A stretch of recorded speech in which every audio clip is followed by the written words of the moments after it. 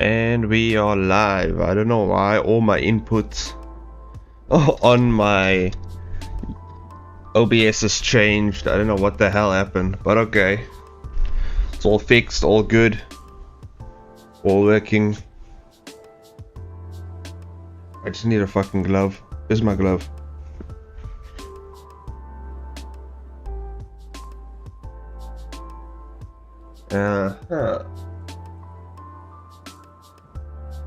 There we go. Okay, in the meantime, shout out to Nitro Nominome. Shout out to that guy. Thanks for subscribing. Guy or lady, I don't know who it is. Carlos Morales. Yes. Welcome to the stream. I mean, welcome to the channel, I guess, because you subscribed. And then Sam Turner as well. Okay, I think those are all the guys that are newly joined and are now fellow maniacs. Yes. So let's head on back to the main screen here. There we go.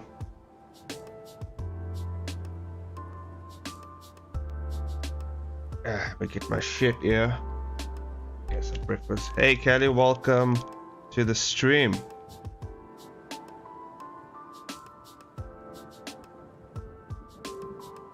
Yeah, getting some breakfast in.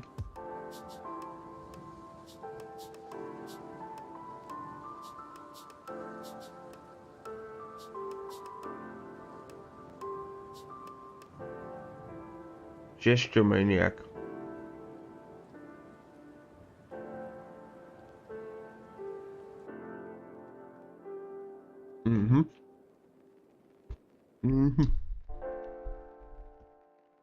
Okay.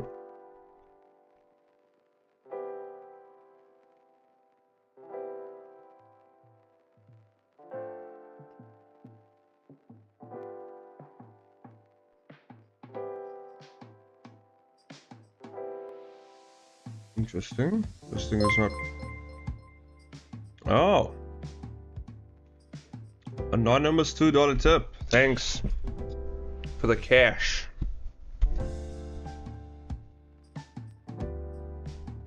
Let me see here.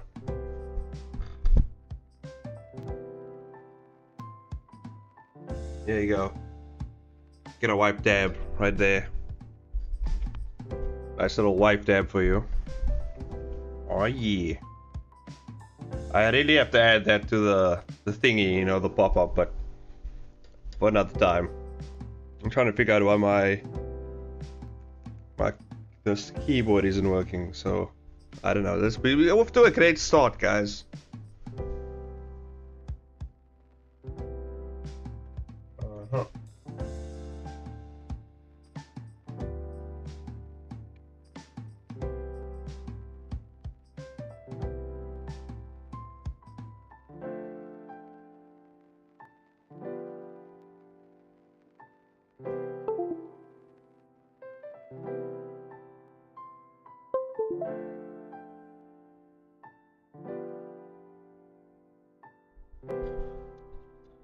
Oh well, this thing is not working.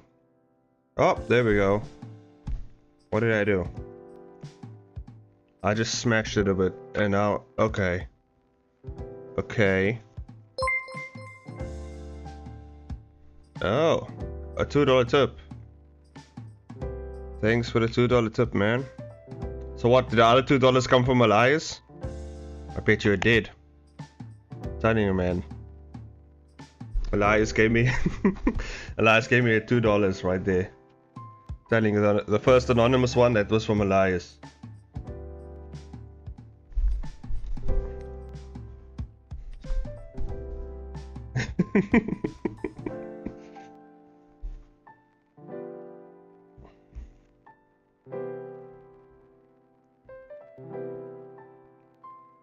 It's alright, Elias. You don't have to say anything. I'll never give you money. Yeah, okay, man. It's fine. It's fine. I'd rather take your money. It's cool, man. We all friends, yeah? I'm pretty sure, you know? It's alright. By the way, it's raining over here. Like, it's raining very heavily.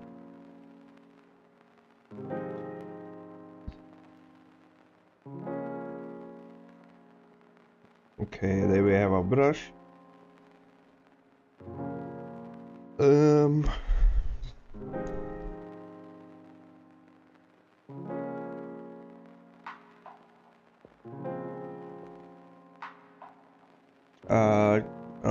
King Mania, do you put those rigs in poses yourself, or do you have some rigging presets? Now, I pose it myself. Because, I mean, it's just easier.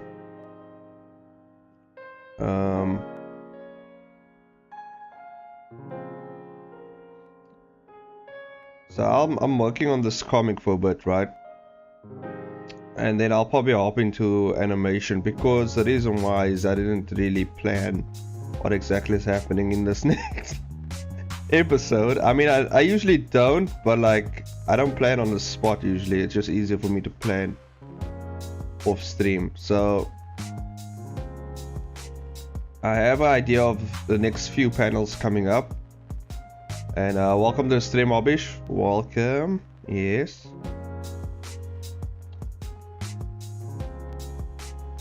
The head has to be... The thing about this rigs is the heads are way too big, because it's supposed to wrap around the face. You just gotta be careful of that.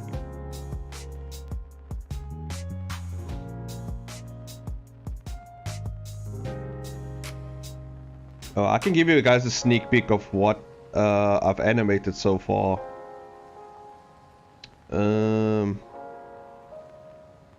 Let me see, where is it? Should be in film, Kilo Heroes.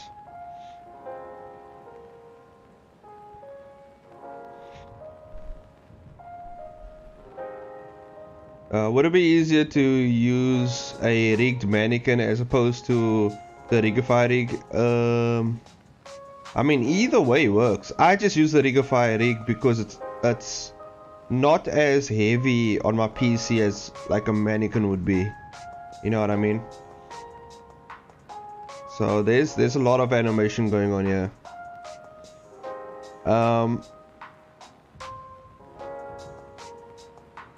So we have like a nice setup here. Basically, the guy's walking down like an alleyway or whatever. This is Nathan, obviously. I gotta give him a nice cap and a nice trench coat like thing. And he comes to this building where he sees yeah, he has to go, he enters the building. There he goes in, he sees, you know, Luna right there. There she is, blood on her hands, smiles because she's so happy to see him. Turns around. Hey Nathan, what's going on? She talks to him. I'm still figuring out exactly what she's gonna say. And you know, they interact here, but obviously you can see the dead bodies on the ground over there. It's just obviously like the rough storyboarding.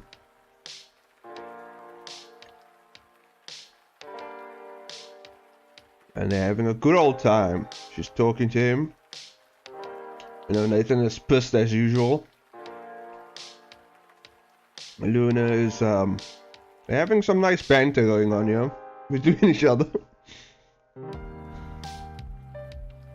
And this is a fun part. Like Nathan says something to her and she's just like, oh well, that's just mean. And then she tries to walk away and he shoots like a beam at her face, and that just pisses her off.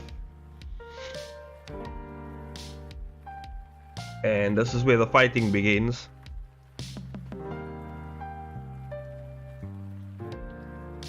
And there she leaps into action, going straight for that guy right there. And then we have a nice little slow-mo going on here just to set the scene, and bam, there, fight starts. Nice quick exchange between the two going on here. And then a clash. Shoots them back. Luna throws a little blast at his face. It comes back. Nice spinning kick right there. And a nice few jabs, and then he gives a nice kick to push her back. And that's as far as I've gone so far. From here, I don't know what's gonna happen, okay. Obviously she's gonna return with another attack, and they're gonna go back and forth from here.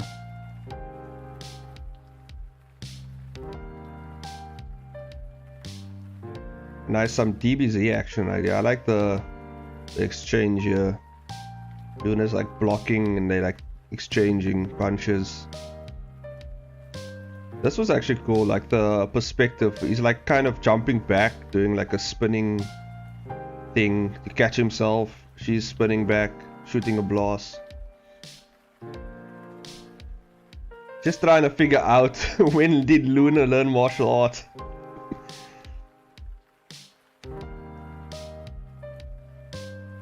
Hey man, there comes a time where sleeping spells just don't cut it, you know. You gotta know some martial arts, you know what I'm saying? You gotta know how to protect yourself, you know. You gotta protect your neck. Gotta protect that neck, as they say, you know what I'm saying?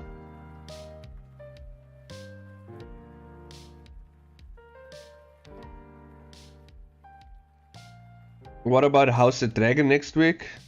I don't know. I barely watch Game of Thrones. I don't know. Oh my god, I didn't even watch Game of Thrones yet.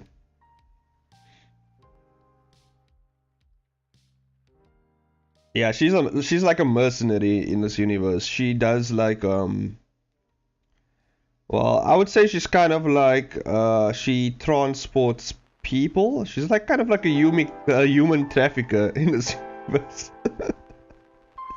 She like traffics people, I guess, like, cause you would basically call her if you needed her to capture someone or bring someone to you, and you would want them alive, like you wouldn't want them dead. Because of her sleeping magic, she can just put them to sleep and, you know, drag them to you.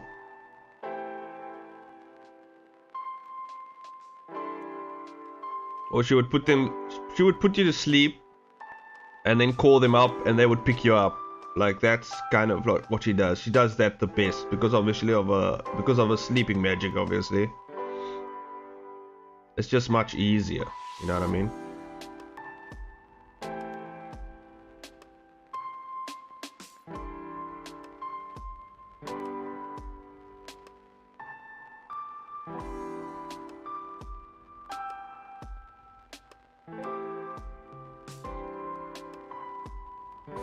Kind of like in a meditation like position over here, meditating.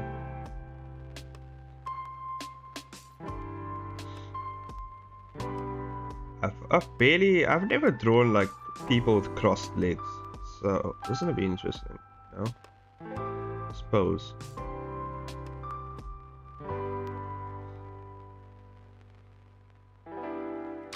Obviously she's levitating, so legs aren't like folded and then pressed onto the ground. So legs will kind of be floaty like.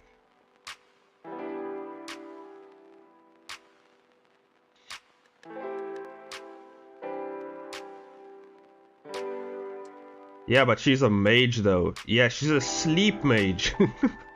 She can use sleep magic. She can also use like illusionary magic as well in this universe. So she sleep, illusions, you know. It's not like she can shoot a hole through your chest, you know. It's not that type of magic.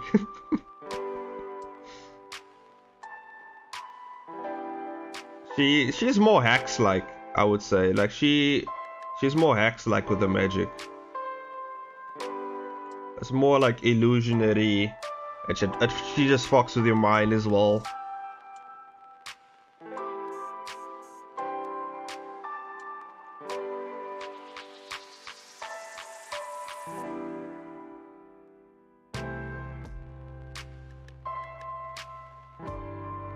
And you what? Do you think I'm just gonna make Luna a bitch ass mage? You know, just stands behind and doesn't fight? Come on, dude.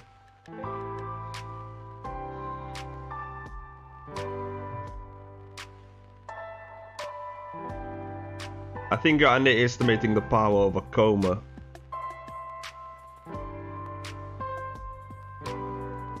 Well, if you knew how Nathan's powers work, she can't just put him to sleep. Nathan's power negates, like, it negates shit, you know what I mean? That's how his power works. That's why he was so, like, his power kind of, like, dampens your power in a way. Like, like, over a long period. It's kind of like, if you watch, or if you see Naruto, like his Baryon, is it called Baryon mode? Like, if you fight with Nathan, your power gets weaker over time. And he can also shoot blasts at your face, so he weakens you and then he smashes your face in.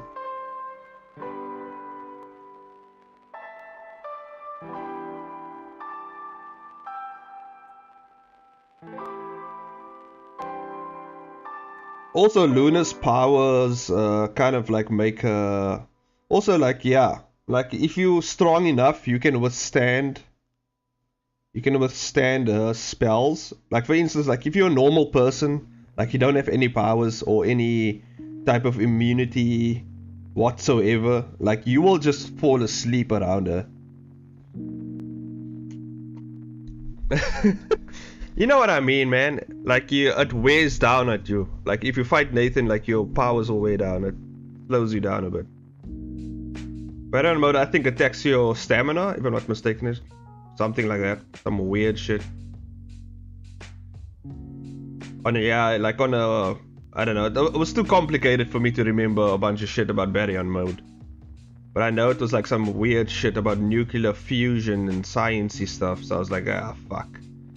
What does it do though? You know? And they were like, yeah, it just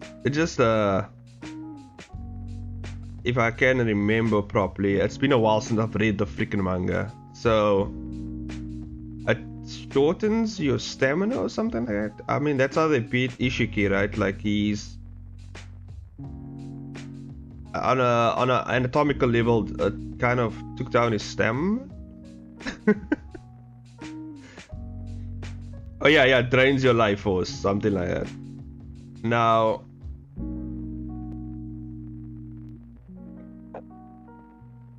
oh, okay, yeah, well, if you put it that way, much simpler to understand.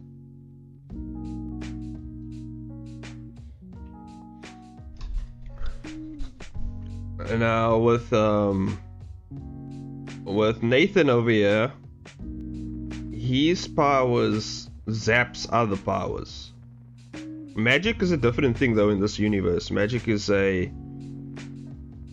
interesting thing in this universe because it's like produced by a certain force in this universe, and it's different types of magic, and it's a whole other thing.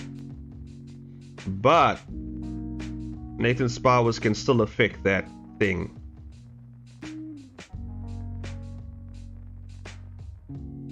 His powers is kind of like a universal power zapping dampener thing, you know? It just zaps your power as like the more you fight with him, with his like while his powers are activated, the more weaker you get. The more weaker your powers get. That's how his powers work. That's how he was able to beat the Falcon guy, you know? Because the longer the fight went on, the more the guy's power started draining, and the more stronger Nathan got, and then he whacked his face in, you know?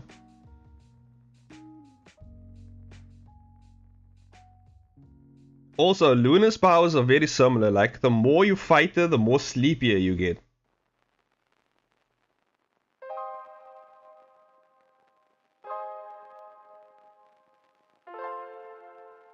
She's like a sleep demon. She just puts you to sleep. But the stronger you are, the more you can resist. And then she has to like really put you to sleep, you know what I mean? And that's what the fists are for.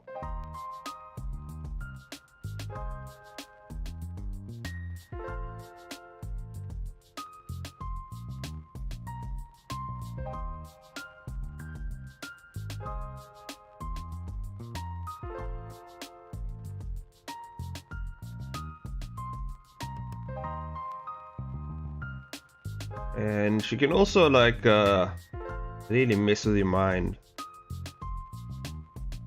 She has also illusionary magic and all types of weird stuff she can do with you. So yeah.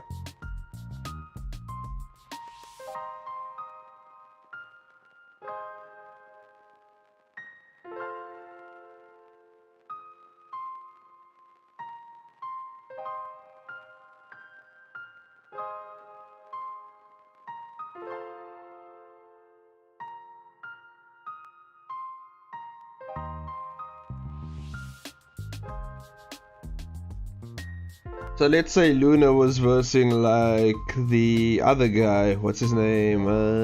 Platinum Falcon. Let's say she was fighting Platinum Falcon. Like she couldn't just put that guy to sleep as well. Like it would take some time because he has some some resistance to certain stuff. So yeah, you can't just put people to sleep. You have to be strong enough to put them to sleep. That's kind of how it works.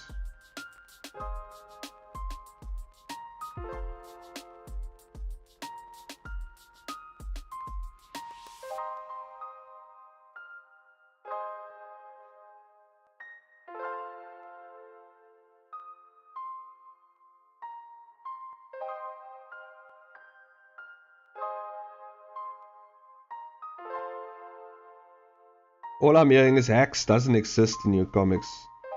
Not overpowering hacks. You know what I mean? Like, there's hacks in my universe. It's kind of like Bleach. You know, Bleach has hacks, but if you're strong, if you have strong enough spiritual pressure, you can just not be hacked. You know what I mean? It's kind of similar to that.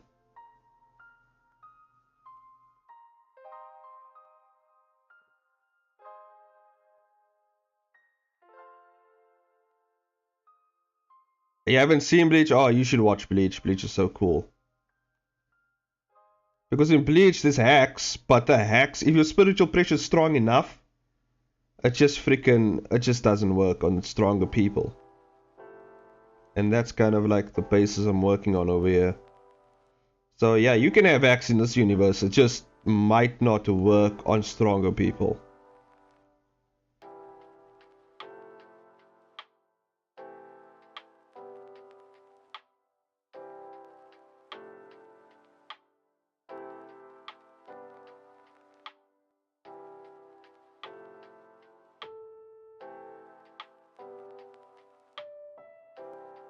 I haven't seen Bleach. It would be a really short animation if it did. Hell. I like the illusionary magic. She has that in your universe too. She just hasn't figured it out yet. Oh, nice.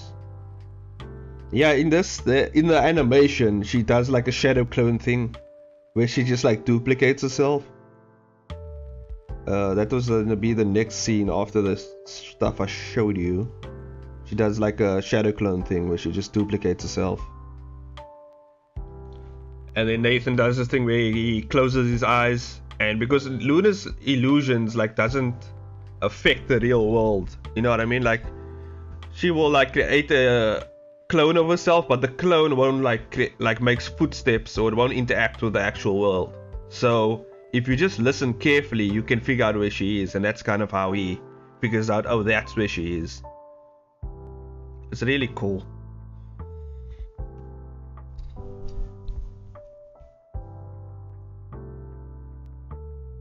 So I'll have to display that in the animation, like him actually like standing there, you know, listening.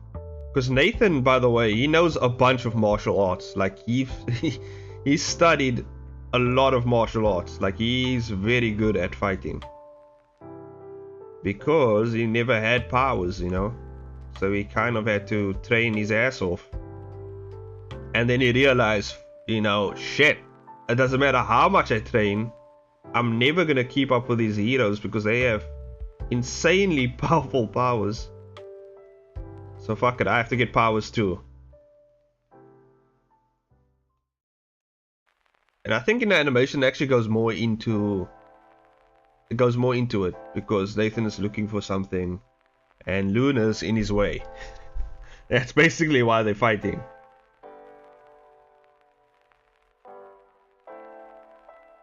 Luna's trying to get the bag and Nathan's trying to get more shit for his powers.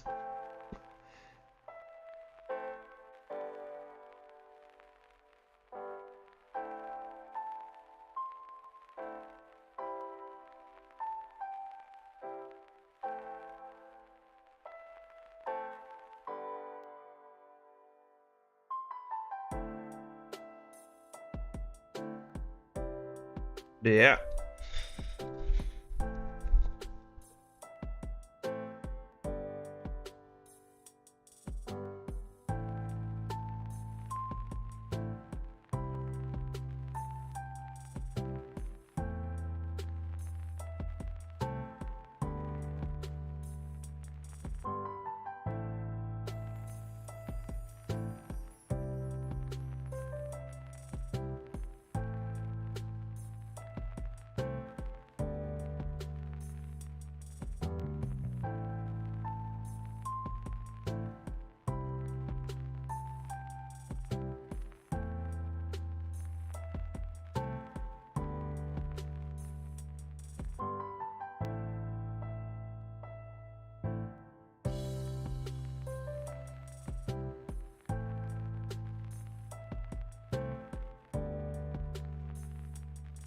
Okay, got the basic posing. Oh yeah, today is interior design in the, what was it, the art jam.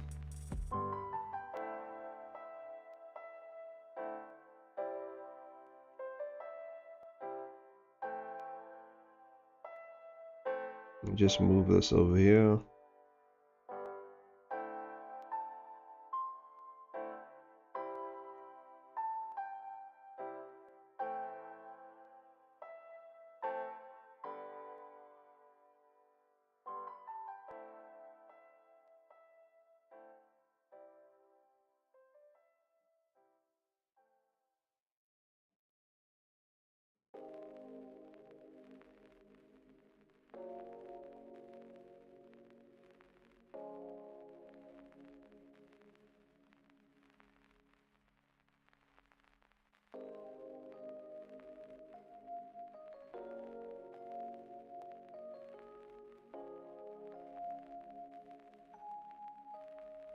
I don't know if I want to design an interior. I mean, you don't have to listen to tuning, you know.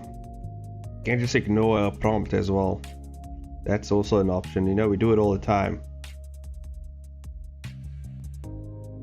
That's the circle of life, I guess.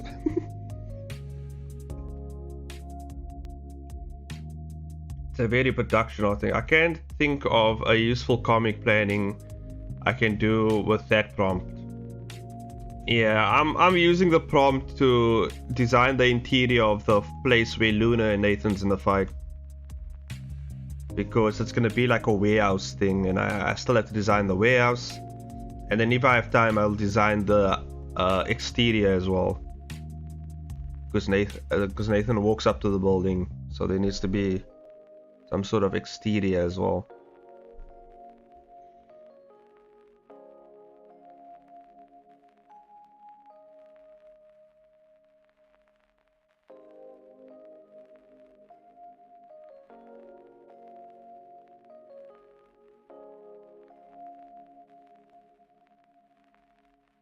I like to model my interiors. Yeah, model your interiors. I mean, you could do that.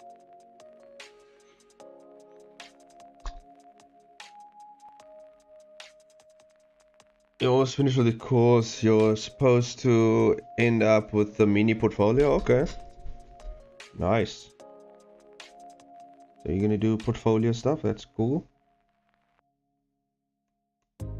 Pop the background, yeah.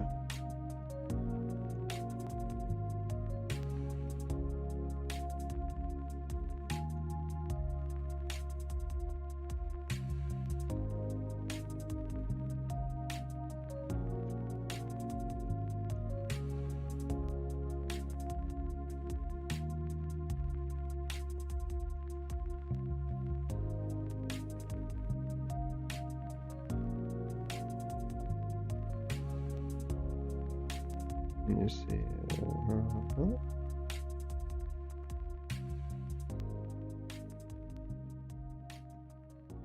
My hand is just such. I can't wait to get my. I'm getting me a new stand for my screen tablet, because this stand is really, it's just worn down now, and it's too low. Like, I need a stand that can actually be extended a bit up.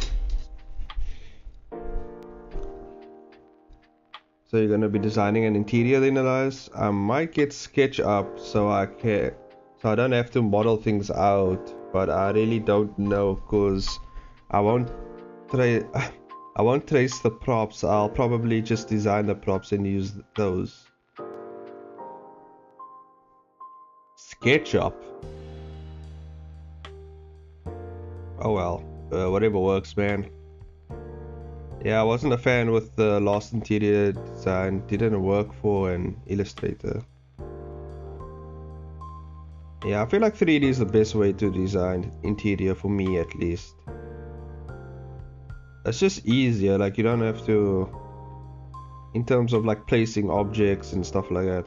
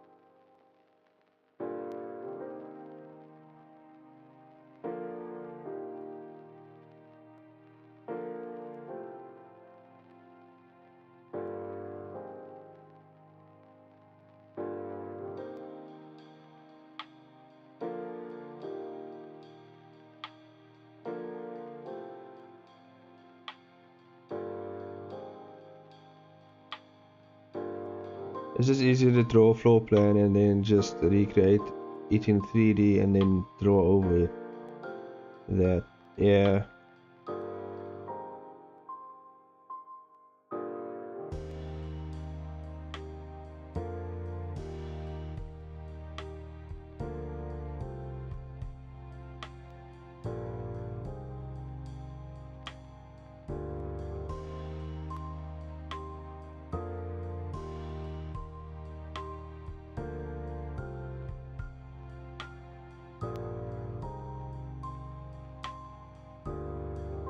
You can model the bones and then draw on top.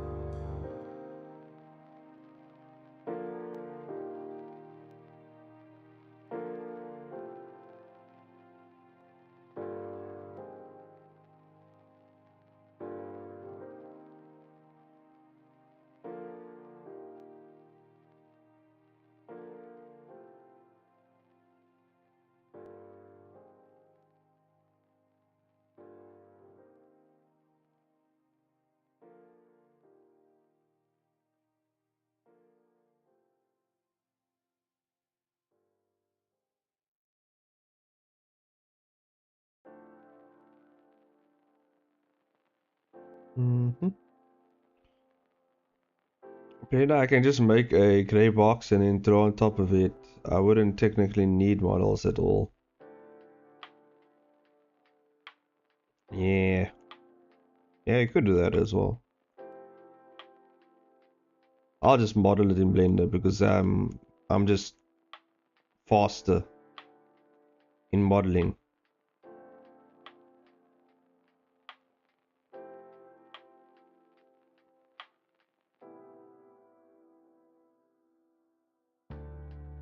Yeah, SketchUp is a bit slow for me. I can't use SketchUp, like honestly, like it's too slow.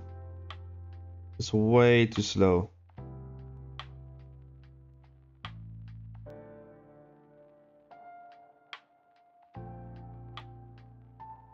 like, yeah, it's just, I don't know. It's just too slow. When you get to a certain point, SketchUp just like lags like nuts. And I can't take the lag.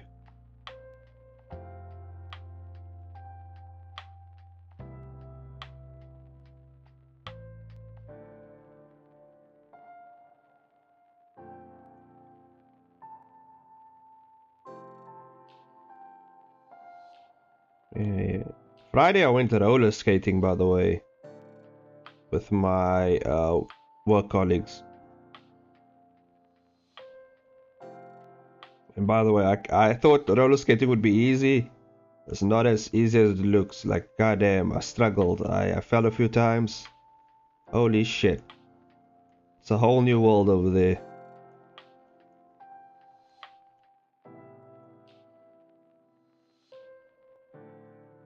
But you know what? I never gave up, guys. I kept moving.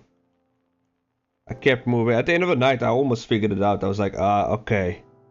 Yeah, this is how you do it. So eventually I figured it out. As usual, you know, I'm just that awesome, you know. I'm pretty sure if I had like another session or two, and then pretty sure I'll have it down, guys. I'll be doing flips and shit by the end of the night. You didn't skate as a keychain, so no, I couldn't.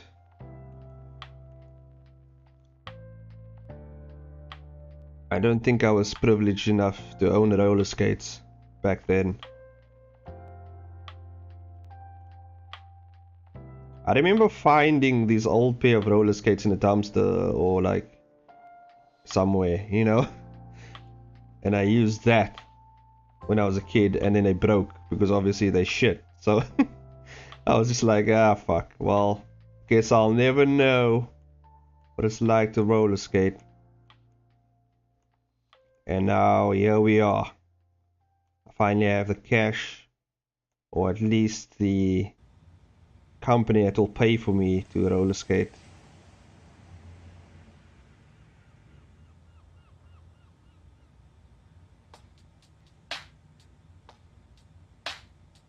It was still, yeah, I don't think skating rinks is a thing here in South Africa. It probably just recently popped up. I'm not quite sure about that, but it's never been like a thing that you would commonly hear about, you know what I mean? So that's just what it is, you know. I'm not even sure if they had like skateboarding, like parks, you know, back in the day.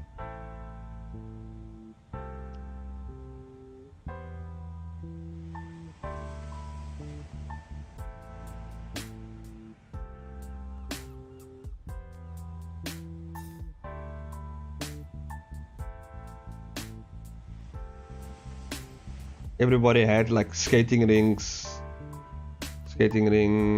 birthday parties in elementary school. Oh, nice. Yeah, no, I would just play outside, you know. Some kids would have roller skates, some kids would have skateboards, some kids would have bikes, you know.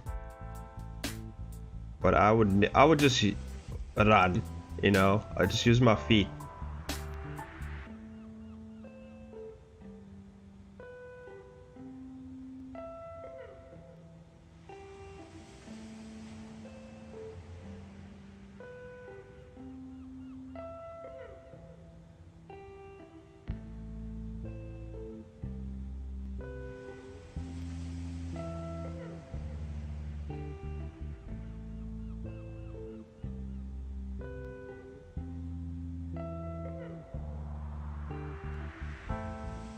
Yeah, my my animation team, most of them didn't skate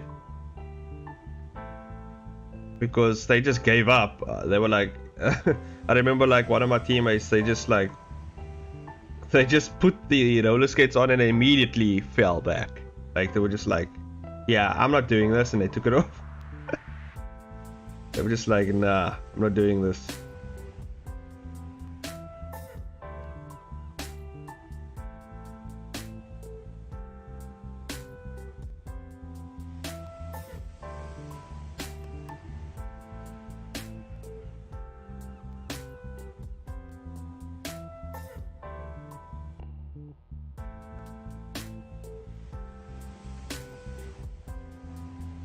But you know why I think they could just do that? It's because they're not paying for the stuff. You know, the work's paying for everything. So obviously, if you don't want to skate, you can just be like, nah. There was other things there, like arcade games and stuff like that. So you could also just, you know, play pool or something. But nah, I was there for roller skating. I was in there, skating about.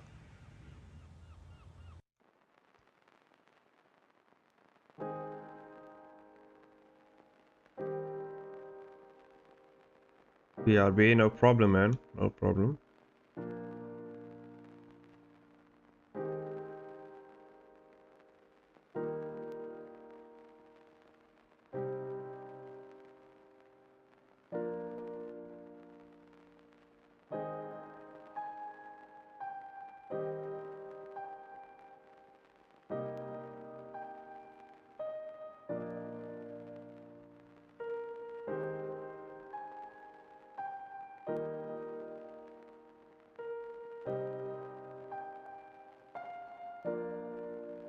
Mhm.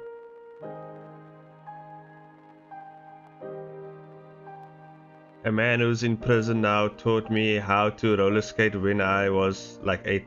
A man who's in prison now? What the flip? What happened? Sounds like a crazy origin story.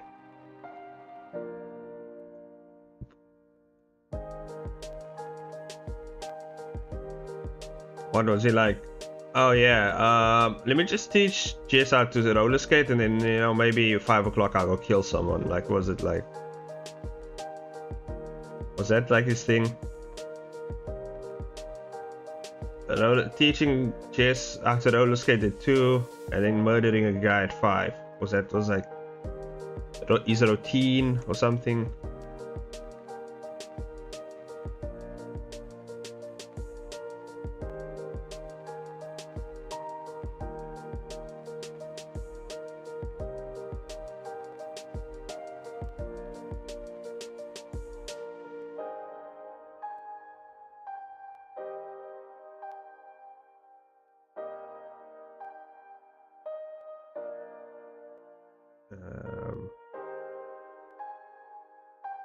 I'm trying to think of like the hand position here. Should have actually just done a rough of it, but okay, we're gonna figure it out here, I guess. Something. Nope. Oh, went all the way back. Jeez.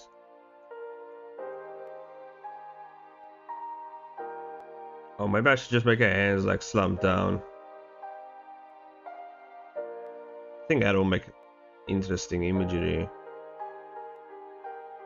Also present the character a bit more.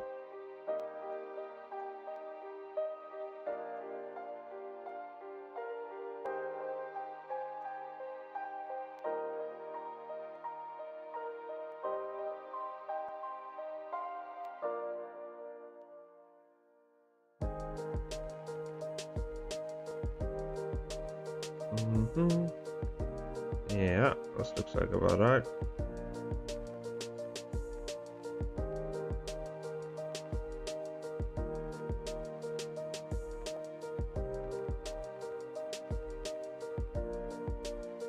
Oh, a knee. We gotta do a knee over here.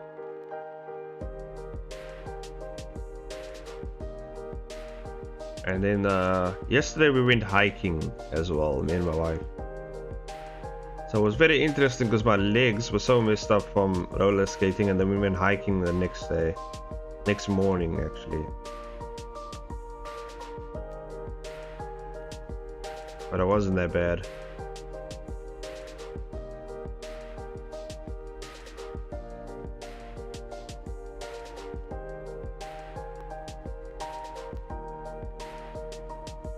Yeah, every second weekend we decided to go hiking on like different types of hiking trails. So that's cool.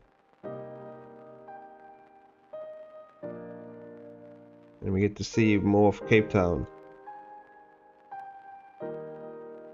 from like different angles, I guess.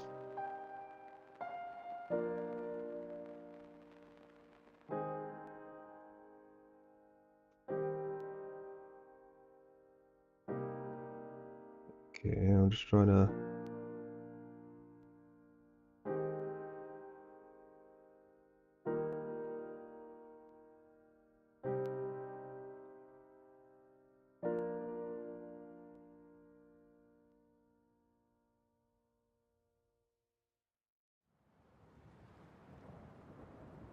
I was thinking like in the animation also, like, obviously if you were to do the voiceover, you would have to do like grunting sounds as well, and like, because she's gonna be like fighting, she's just gonna be like, ha, ha, you know, gonna have to do those type of sounds as well.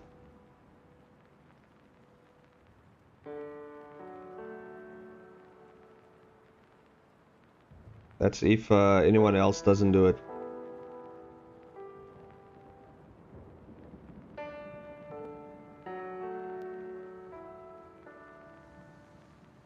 Oh no. Yeah.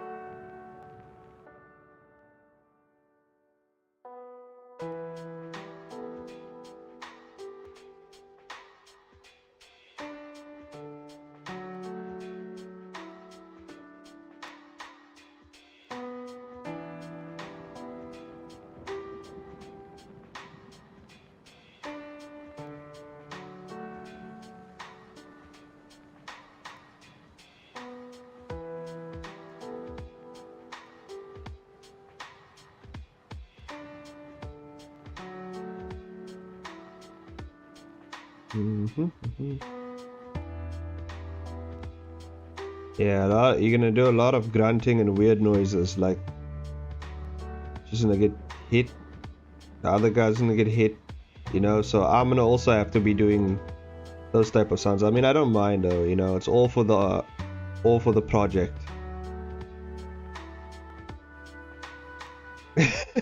My voice and Chainsaws voice fighting, yeah, it's just weird. But you know, you have to throw those in, otherwise you can't just make them fight in silence, you know. It adds more to the animation.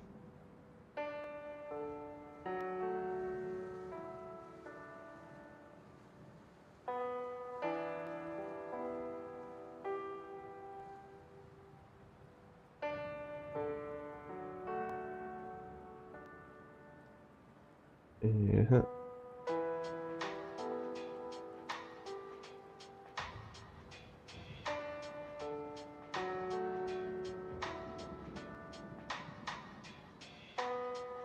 Trying to figure out what type of boots. She's kind of wearing like combat boots here, so.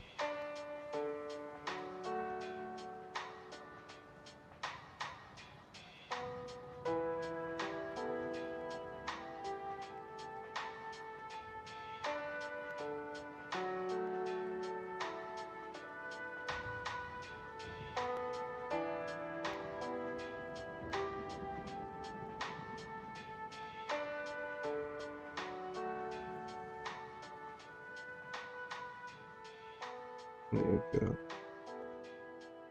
Get those boots in there.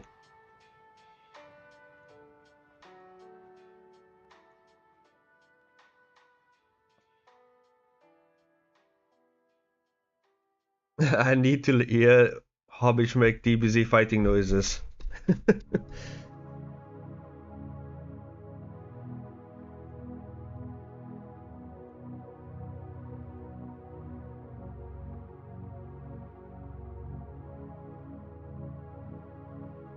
Actually, you know, Luna might not make those much. She might not make that much noise. At least those type of noises when she fights. She'll just be laughing a lot and like very maniacally, like she would just be laughing in this universe like a nutty, crazy person. And she'll probably do like a whole lot of those type of ones, you know that. And then she'll be laughing. Crazy type of, I don't know, type of choker laugh right there, you know what I mean?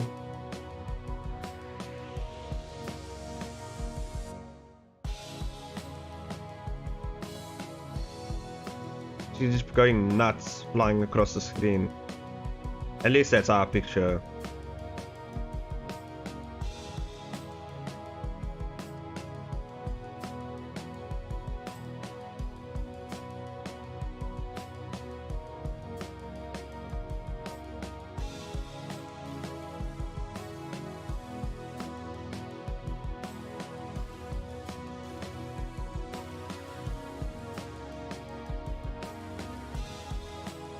This is all Elias's fault. Yeah, that is true. It is his fault. It's all of him. All his fault. It's every time his fault, you know what I mean? Even when it's not his fault, it's his fault.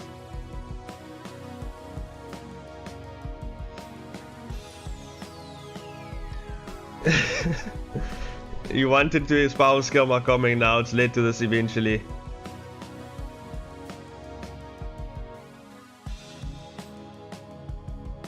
I'm gonna take all the blame.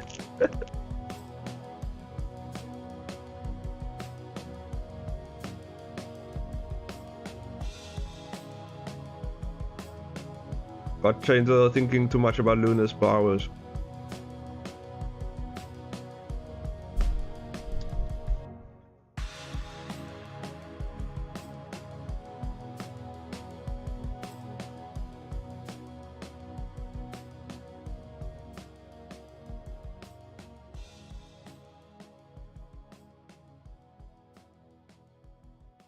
I think it's more so that you made actually a pretty cool character, Abish. I think it's more a testament to your character creation of Luna, because she basically transcends the romance genre. She has transcended the romance genre. You know, she's placed now in action. And also like the power system in the Witcher Stone I found pretty interesting, and how things work in there.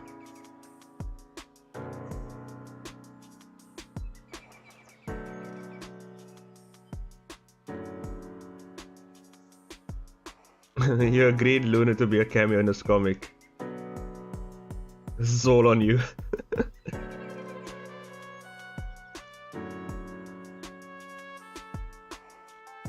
Oh, Luna's just not... She's not even a cameo. She's like one of the main antagonists in this universe right now.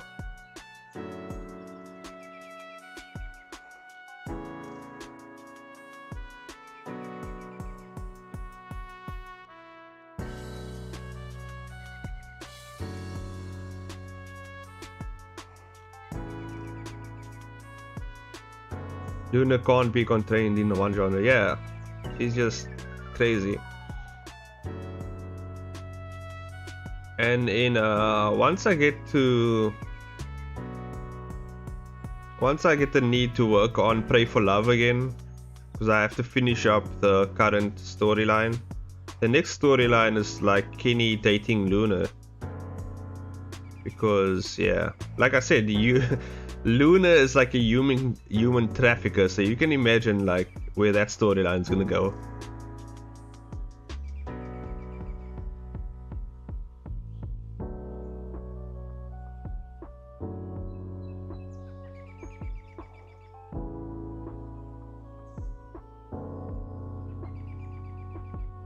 I was thinking about this corruption arc. I don't think she killed Costa.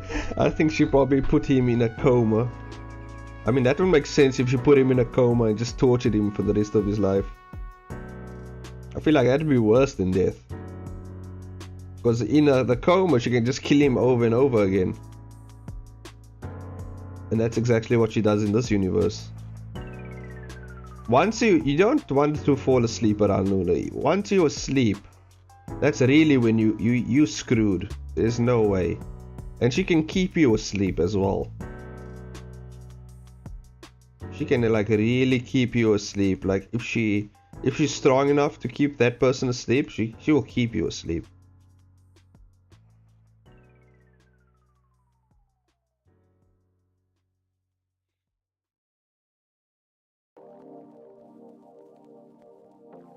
Damn, Costa got replaced with a even wimpier dude.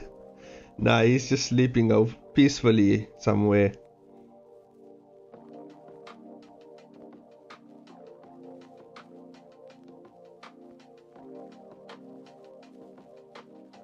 Okay, okay.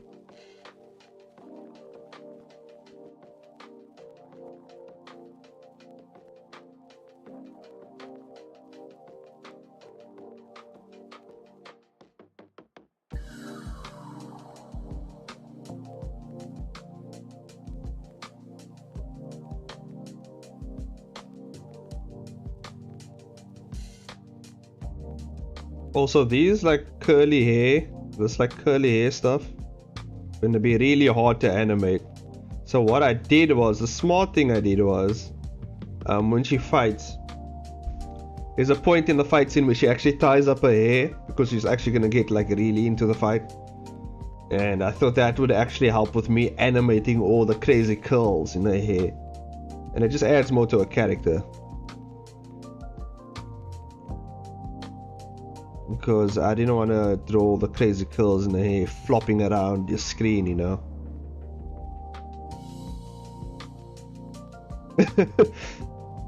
How dare you insult my favorite OC that way.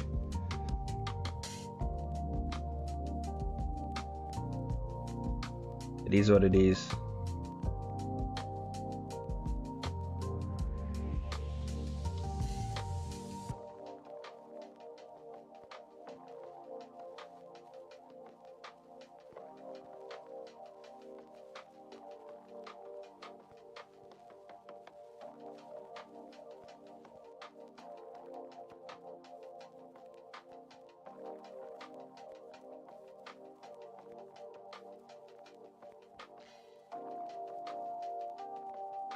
Burn. Oh my god.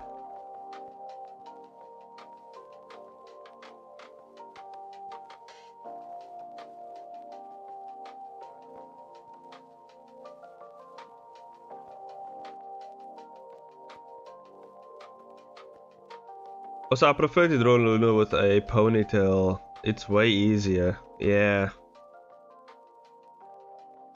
But in scenes like this, where she's like floating and like her hair is all wavy, like, it really adds to the like chaotic and like crazy nature. You know what I mean? It's almost like a physical embodiment of like her personality and how crazy she is. And that's what I like. The visual, those visual cues, you know, really helps add to the character.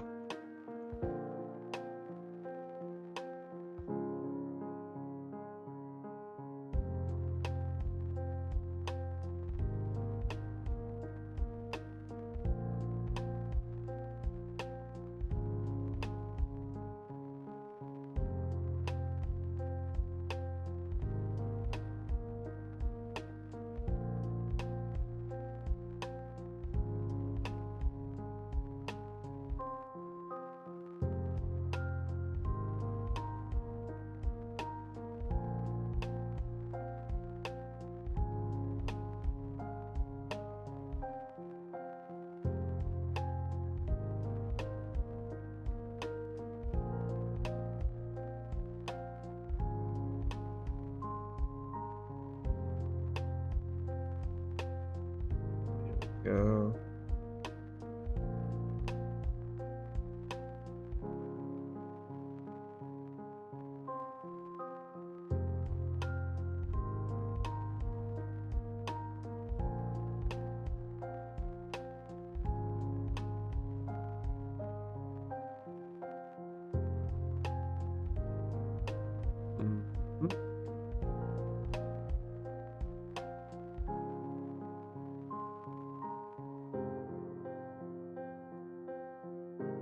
There we go.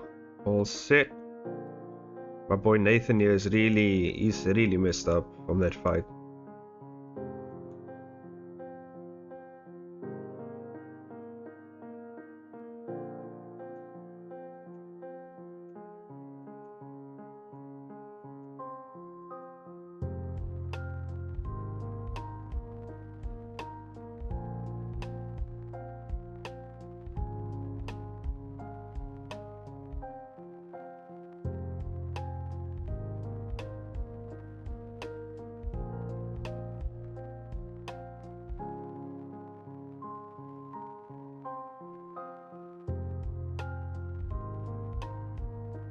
Here we go.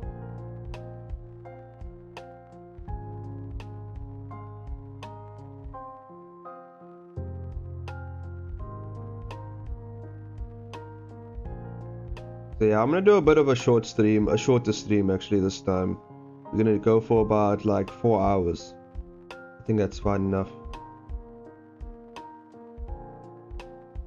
Where is... oh shit, I changed the skin tone thing. It's supposed to be...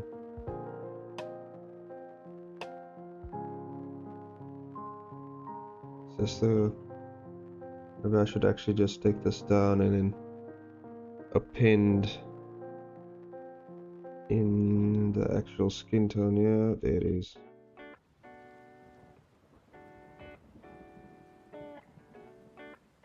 There we go.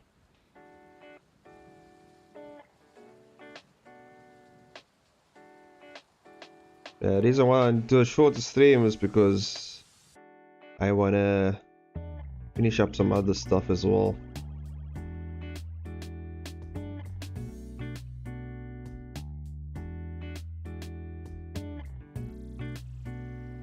And the other stuff I need to finish up, so take a lot of focus, a lot of concentration, so I need to do that.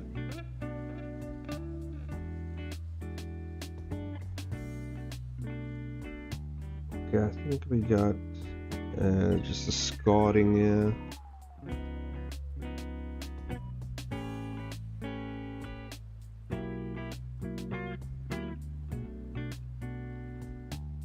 And we're literally halfway. We are what's the date? Today is the 14th, 15th. Yeah, I think the results of the call to action contest come out oh yeah, it only comes out I think the 30th of September. If I'm not mistaken. At least the winners announcements will be then, like the winner announcements.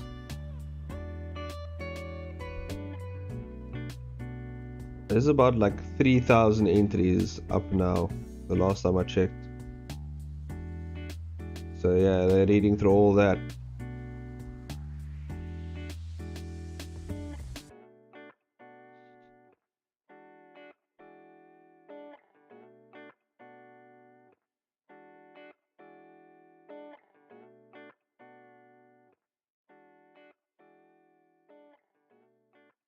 Let me see.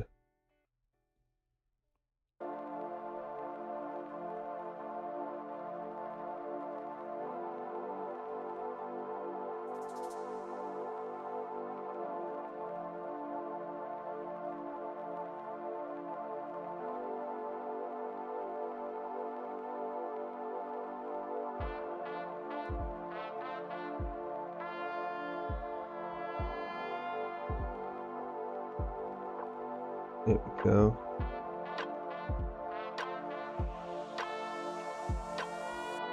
This body is really messed up.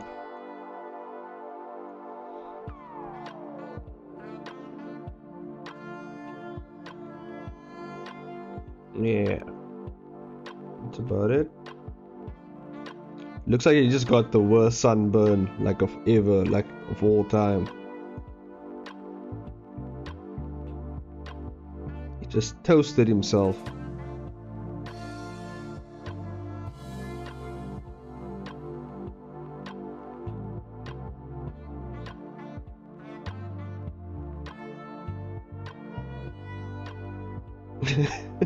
Nathan is not having a good day. Yeah, he's not really having his best day.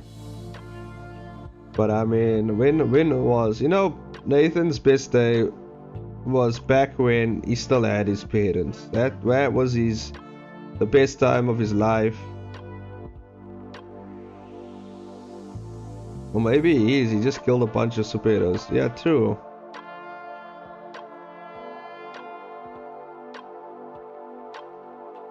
Revenge-wise, he's having actually a pretty good day, you know.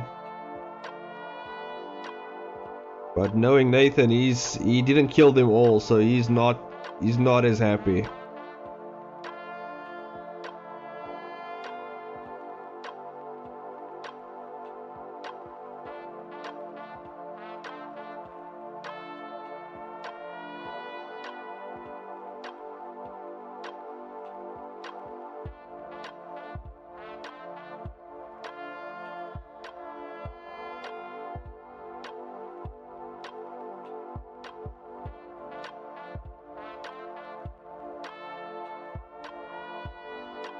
But yeah, back in the day, you know, when he was a kid, he had the best time.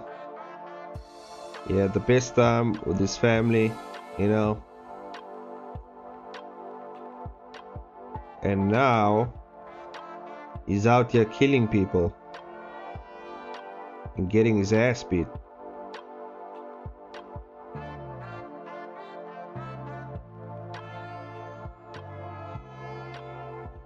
And he is kill all heroes, not kill some heroes. Yeah.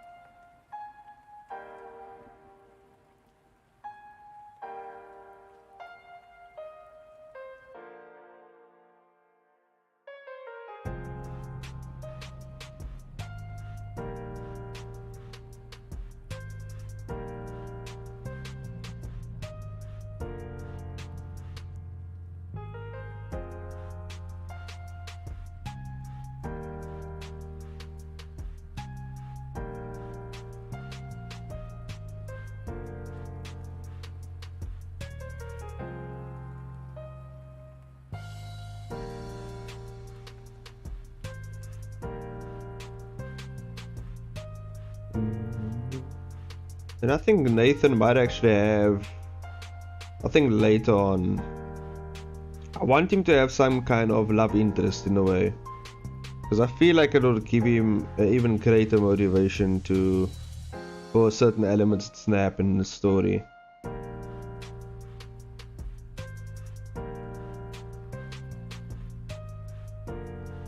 But I'm telling you guys, it's gonna be rough. I might actually kill off that love interest eventually. Let you guys know right now. Anyone can die in this story. Anyone can die. If I feel like it needs to happen, it's gonna happen.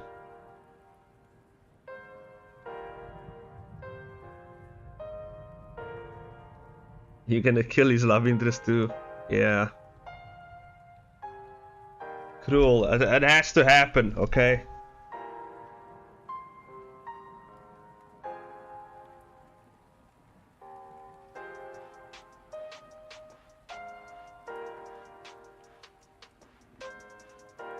But Nathan's character will obviously have some sort of change over the course of the series.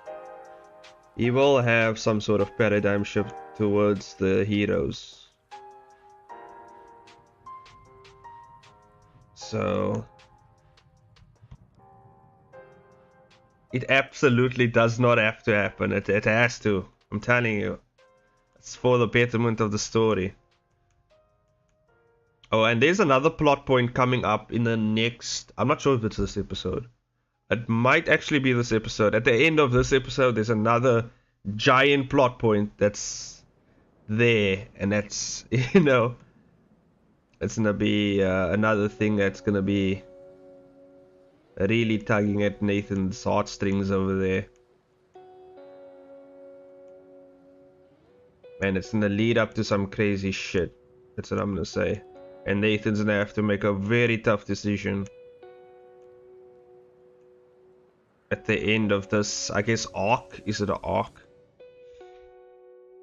Maybe in the next arc he will that decision will happen. This arc is gonna be more so about the heroes, what they have done, why Nathan is going after them, stuff like that. The next arc is gonna be about something else. I don't want to get into it. I don't want to spoil it.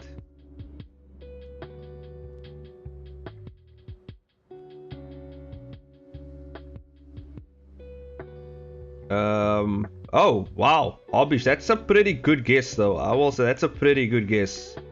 But not really. Damn. Hobbish is good at Hobbish. She knows how I think. I think that's the thing.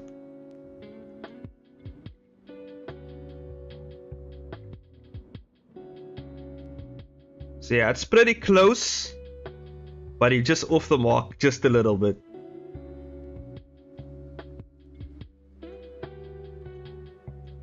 You're on the right track, though. I will say you're on the right track. I will say that.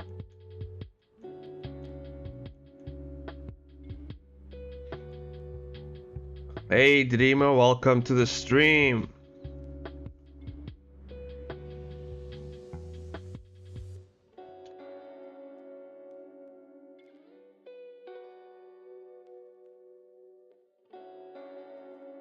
Obviously, just always good at guessing my shit. I don't know why.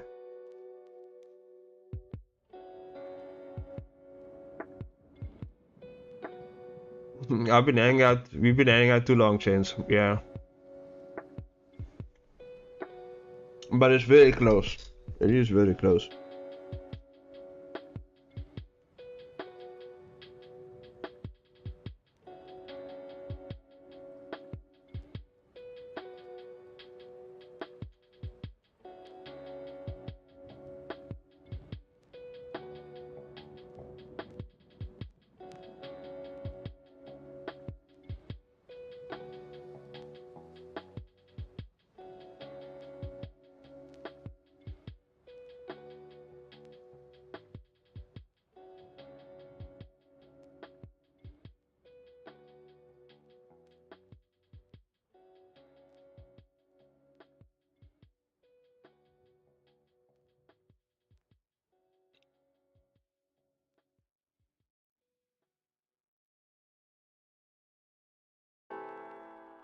Did I add gray to the... Nope, didn't add gray.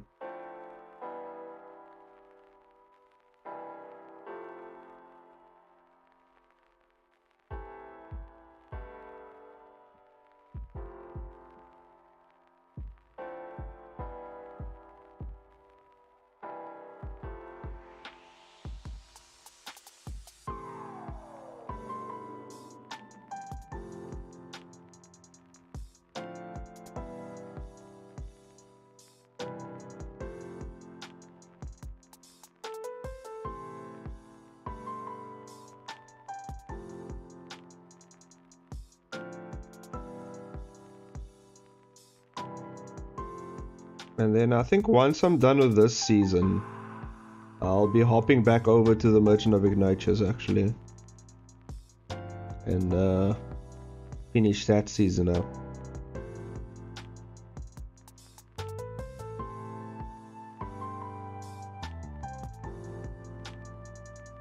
Oh, hit the wrong button again. Hold on. There we go.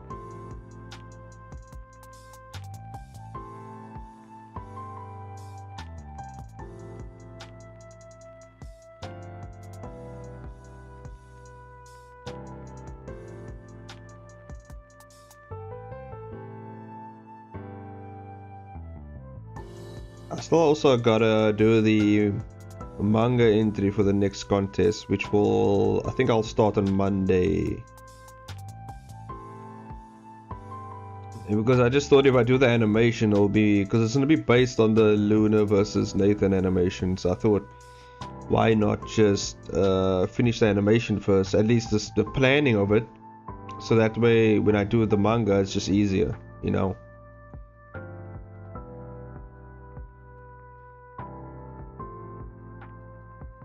But I'm pretty sure I can do the first few panels so far with the planning that I have.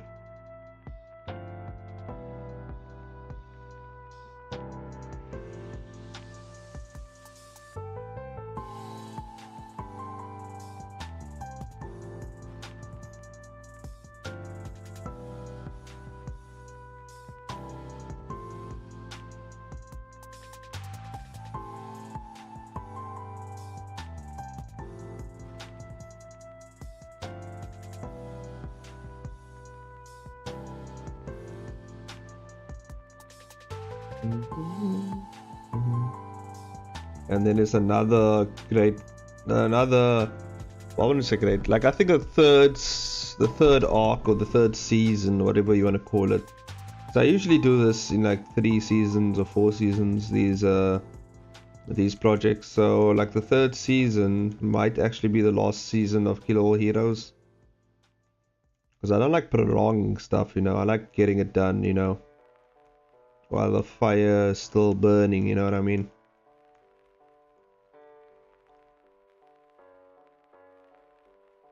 So the third season's gonna be about Maestro, which is the strongest hero in this entire universe right here.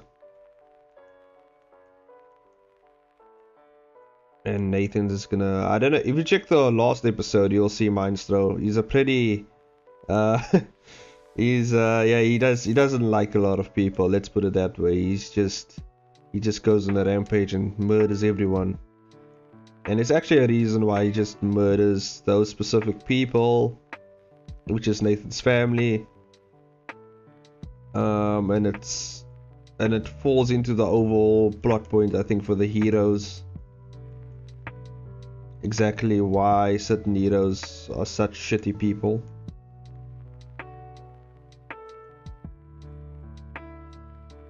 Because there are good heroes. It's not like all the heroes are bad in my universe. There are good heroes. There are heroes who do their job actually. And one of those heroes is actually what was his name again? Let me think. I think I called him. Oh yeah, Steel Emperor, which is the guy who worked the giant robot in the first few episodes. He is actually a good guy, you know. He's a good hero. He does his work. He does what he needs to do to protect everyone, as well as Mudman. If you don't know Mudman is the guy Whyt smashed into the ground. Mudman is the guy who controls like Earth-like stuff, you know. They two are pretty good people, you know.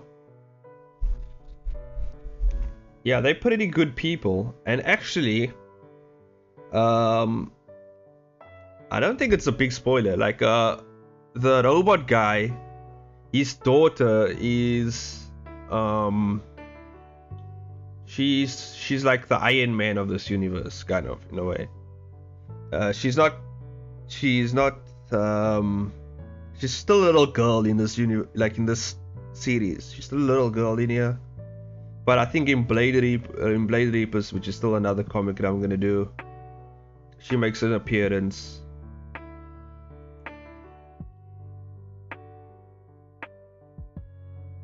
And that character is also based on my wife. So yeah, that's that character.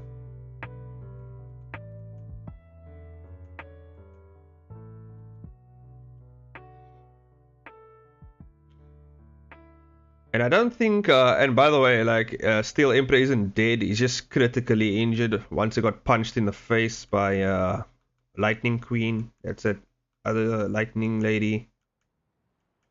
He's just critically injured. They didn't kill him. So he's still alive. He's just really messed up.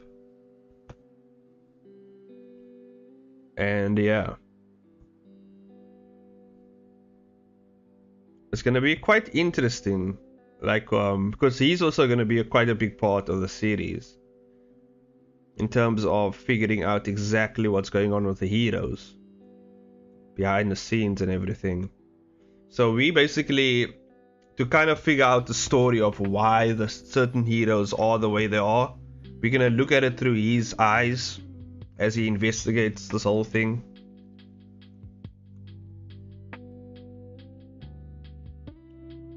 So yeah,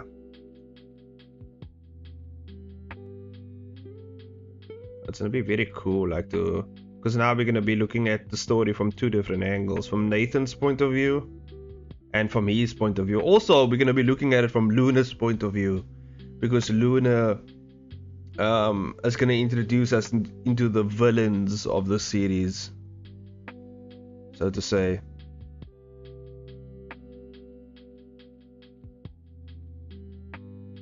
Like because there obviously has to be villains if there's heroes.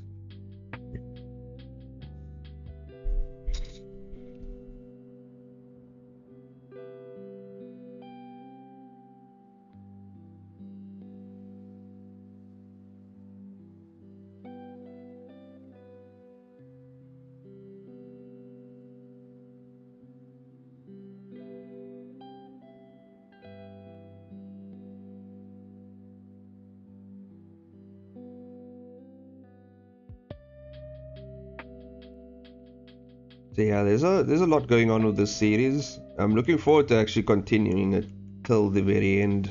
Same with Merchant of Ignatius. There's still a lot I want to put on display of Merchant of Ignatius. And you know what's the thing that's been holding me back in the past for Merchant of Ignatius was the Webtoon thing, where I couldn't show enough, like I couldn't show a bunch of blood and stuff like that. I couldn't show like gruesome stuff. And the next point in the Merchant of Ignatius, there is going to be some gruesome showings. So you know what, I was just like, at this point I was just like, ah, fuck it, I'm gonna do whatever I want to do. You know, I'm gonna just do whatever I want to do, you know, with that series, and you know, and see where it goes, you know.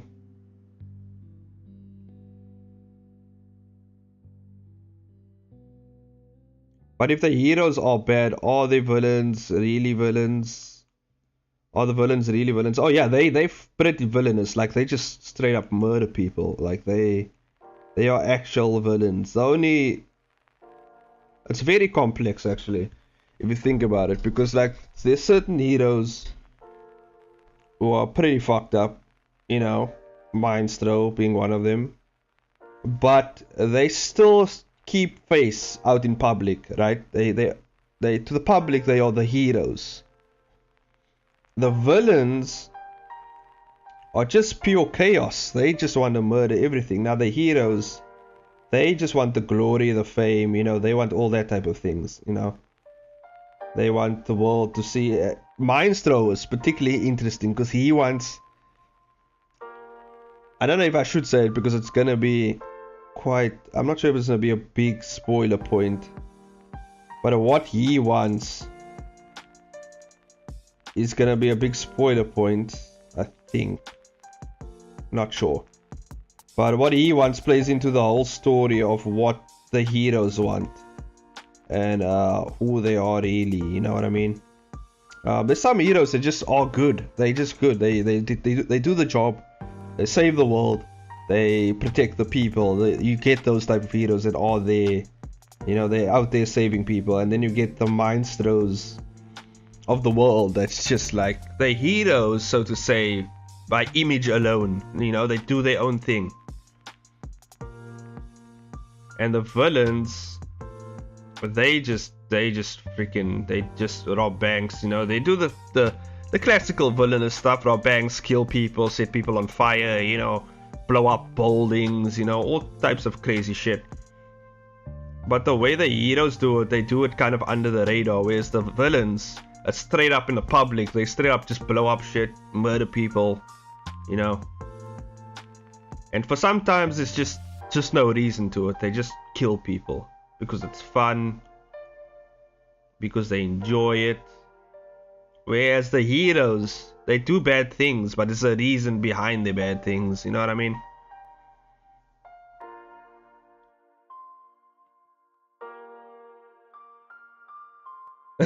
The protagonist is almost a villain.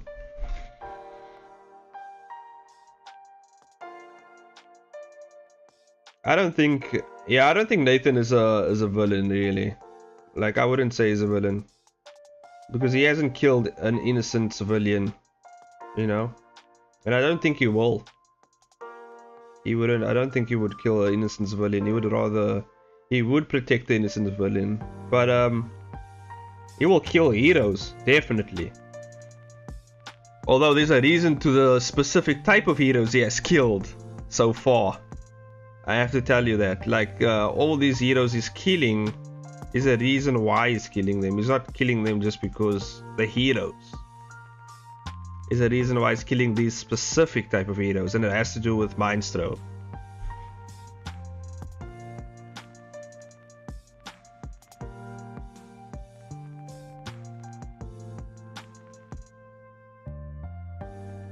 And you're gonna find that out later on when Steel Emperor goes to does he have a list? The green like the green arrow?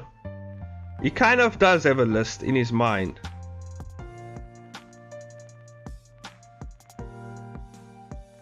You have failed the city. Yeah, there is a list. I will tell you that. There is a list in his mind of heroes he has to eliminate for the betterment of the city. yada yada, you know. Because Nathan, believe it or not, he does his research.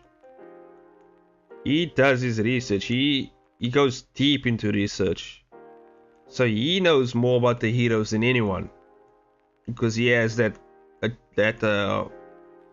like obsessive personality with them. Like he wants them gone, you know. After what has happened, after everything that has happened. Yeah, he's on a rampage right now with like just killing the heroes he's supposed to or wants to kill, you know.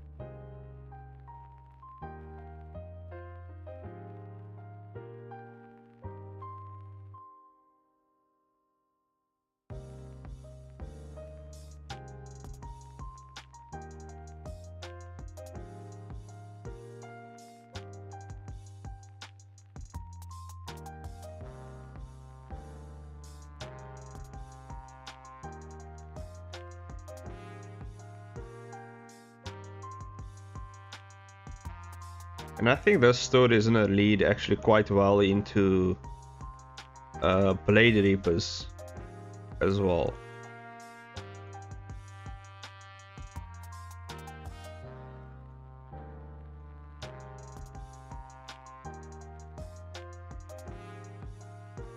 The way I would describe Blade Reapers is kind of like the end game.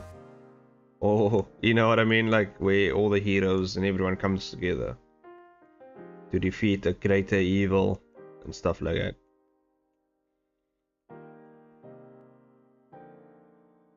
Although it's mostly about like demon hunting, you know, demons and all sorts of crazy stuff.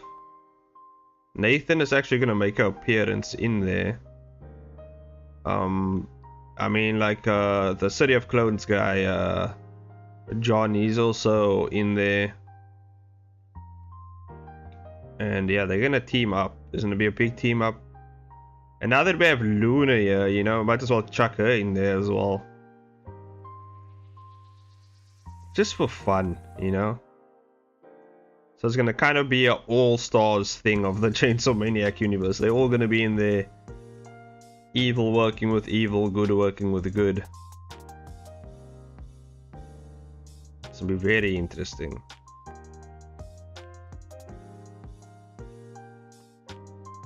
And that's why I'm taking so long with Blade Reapers, because it's a whole, you know, it's a whole thing.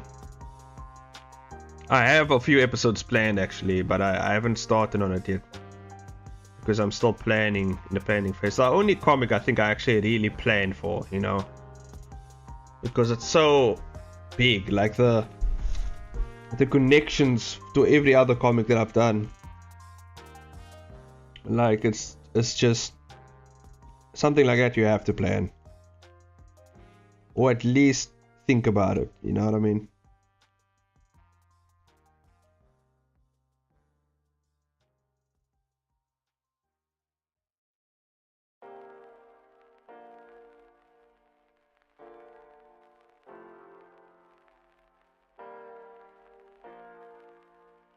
Yeah, but all my series I do in a series of, I do them like in a season of 4, like I do 4 seasons for each of them.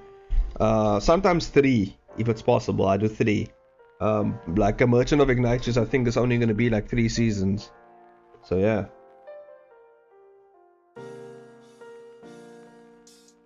Which means I only have probably like maximum 50 episodes left of Merchant of Ignatius. And Kill All Heroes. This is the 6th episode. Once I finish this season or arc, then it'll probably like hit 25, 26 episodes around there. Then the season will end. And then we take a little break to work on Merchant of Ignatius. And you know, so forth and so on.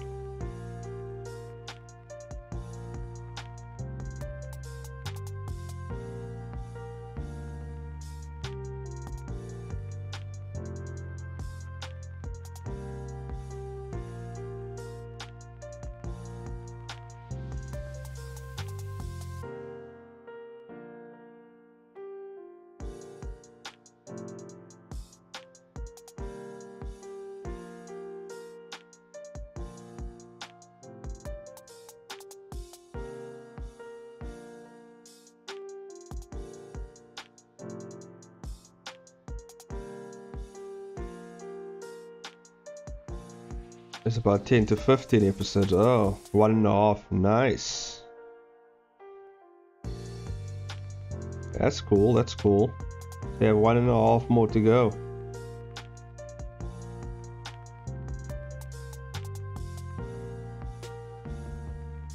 Two and a half. Oh, okay.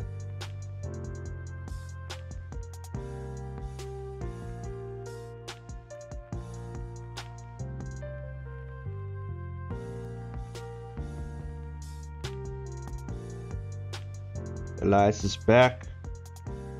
Welcome back, man.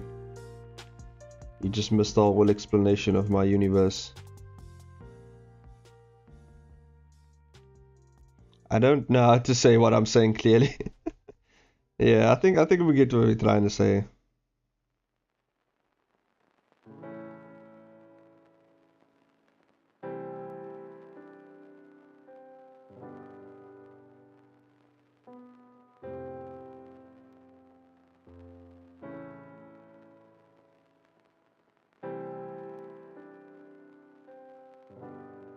Let's turn off the room lighting.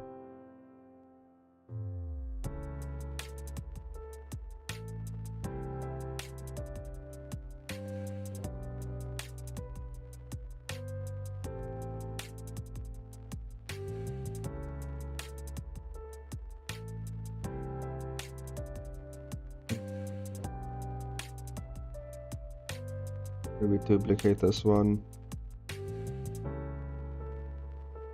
Bring it down a bit. There we go.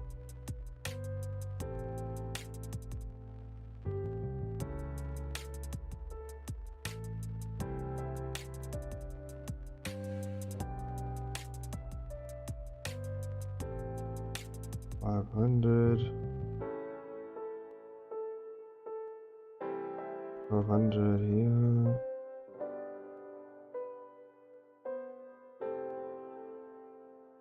Wait, this is on 500. Which one's this? Let me see. Top, bottom. Okay. 500 here as well.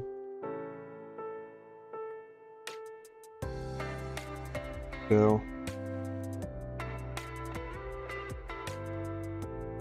Let me just check what it looks like with the background, the lighting, everything.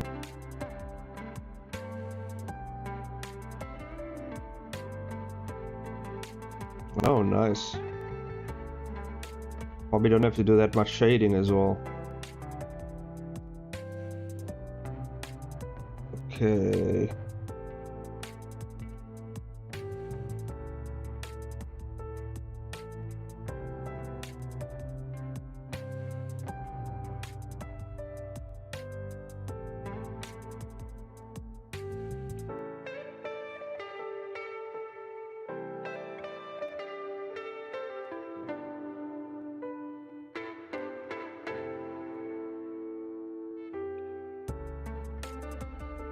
There we go.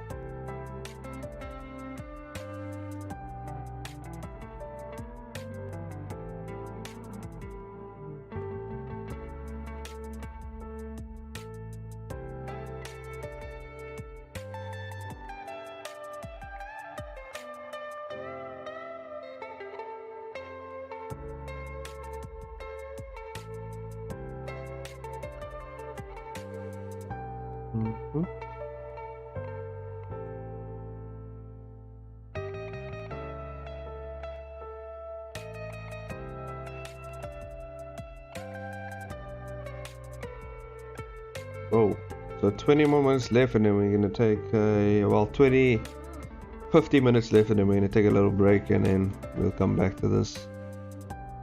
I wonder after the break if I should do animation stuff. We'll see. Let's see what I'm feeling like. But I think I'll actually first finish.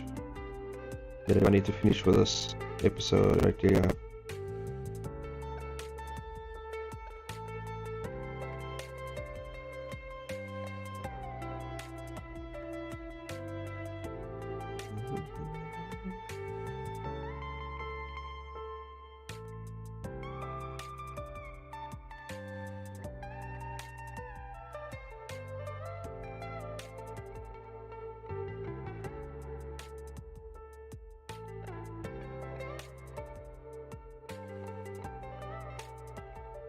I'm tired of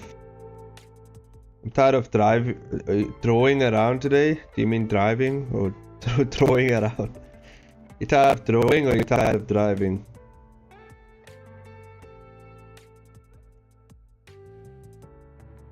Because I don't know, that's something I would assume like Yuning would say, like I don't know.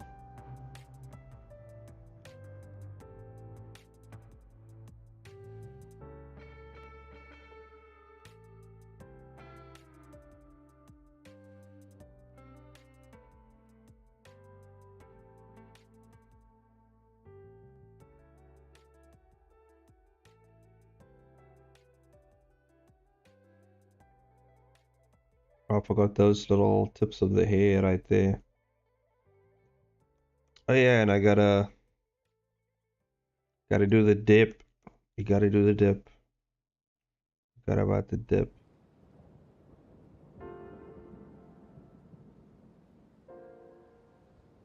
I have no idea how I'm gonna do the dip like in animation. I think I have a way actually. I don't think about it.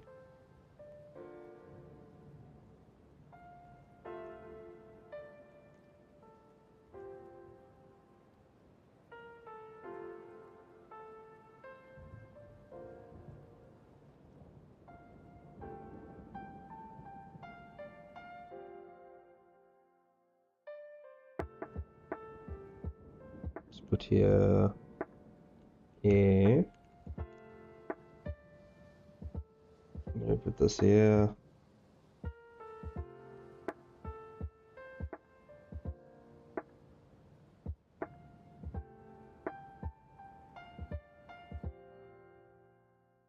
I think I'm gonna use black for it. It's be easier. Maybe I should use a different color. I think I'll use red. Just to mask out the hair tips.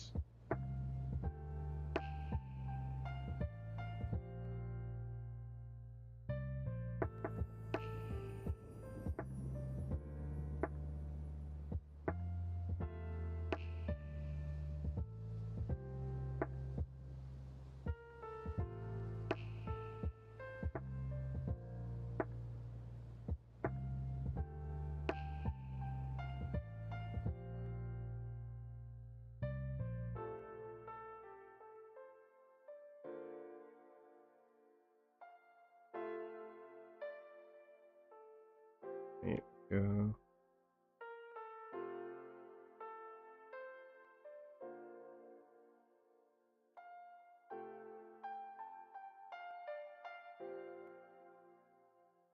Just masking out the. Gotta mask out the hair. I'm also getting into like compositing in Blender, trying to figure out how to composite. And also some video editing stuff, you know.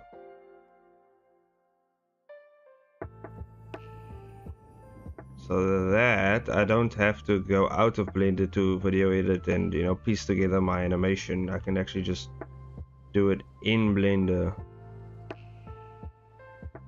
That'll actually speed up my process a bit, for the animation at least. Maybe I can figure out a way to use it for the comic, but so far not really. I don't think I need all the complicated compositing stuff for my comic, you know.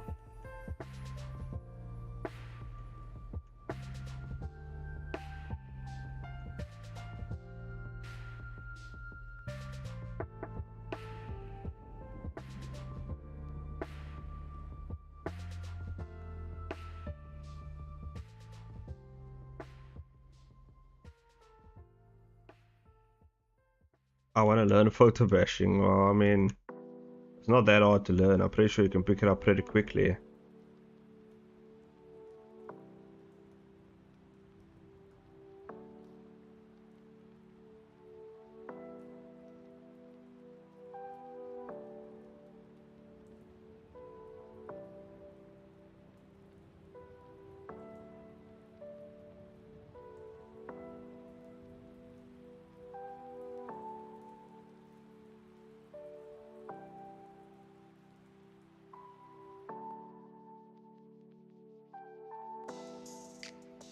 go.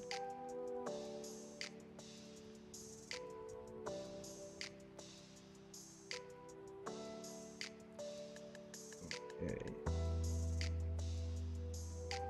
Okay, blocked out the corners.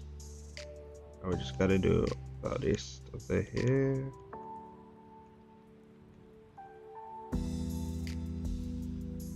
Probably, but I wanna make good photo bashing painterly art, not something that being clearly photo bash. I want people to question the eyeballs. Ah, I see.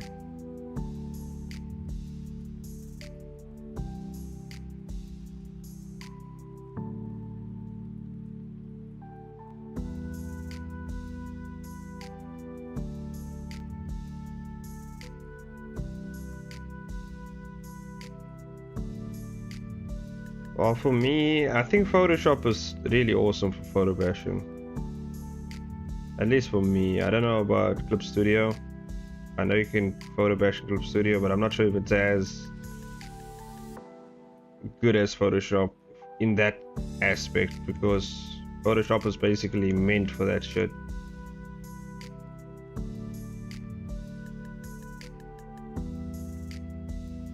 By the way, my cat is meowing like nuts downstairs. I don't know what the hell is going on with that guy.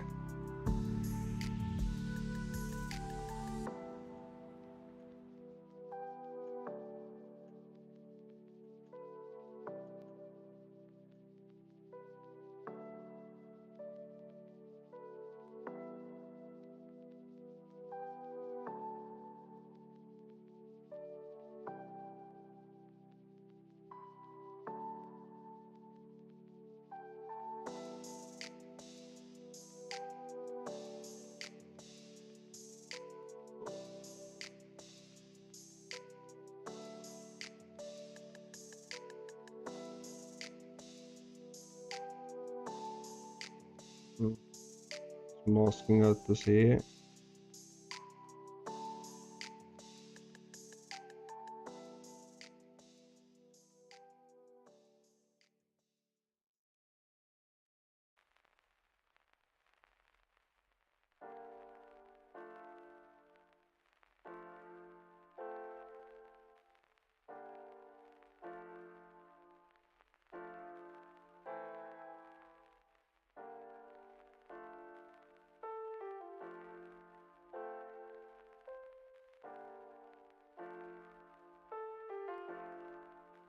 Luna looks really weird with red hair.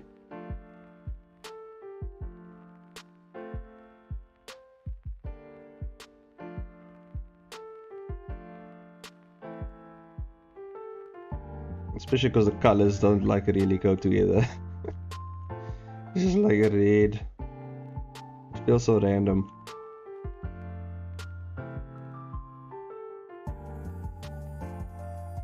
But yeah, this is just to mask out the hair because I'm gonna do the dip. And I need unfortunately for Blender there's no selection tool where you can actually like select you know what I mean, like just select the area. You kind of have to paint over it and then use the painted the painted over thing as a mask, and that's how you would kind of do it. But it works.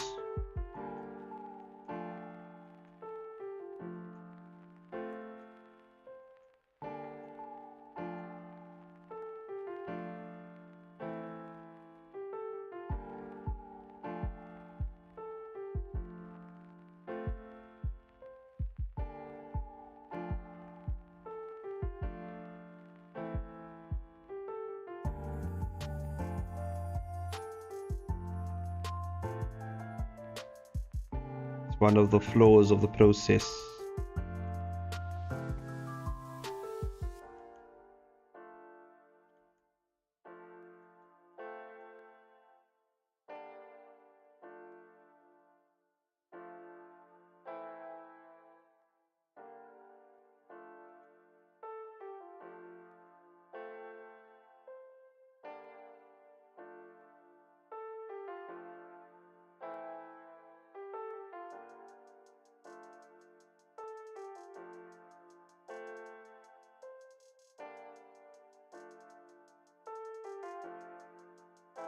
See you for the I have to go to bed, guys. I'm very sleepy. See you for the art jam. Yeah. We'll see you there. Yeah, I think Luna's putting a spell on Hobby. She's gonna get to sleep right now. That's what happens. See ya. We'll see you at the art jam, which is soon, I guess, for me. It's actually quite a long time still, because it's like it's going to 6 a.m. over here. So it's still quite long.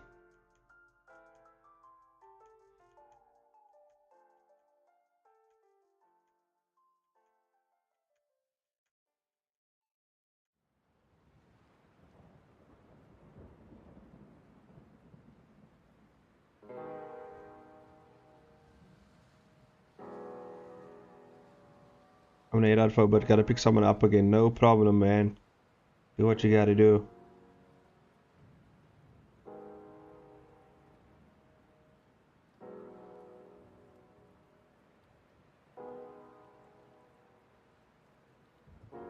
Okay, here's this type of blue, I think.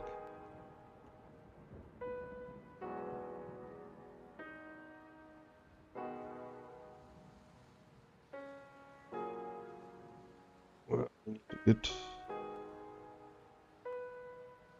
Oh, other way. There we go. There we go.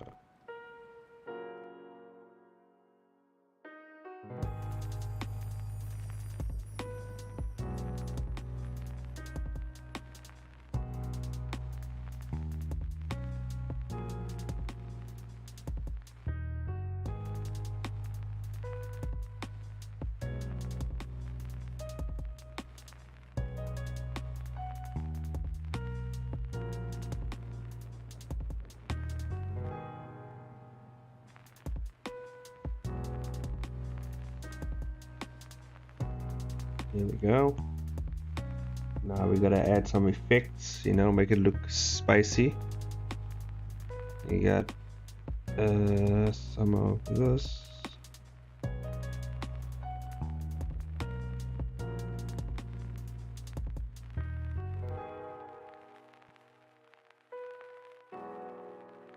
This one. Oh, that one.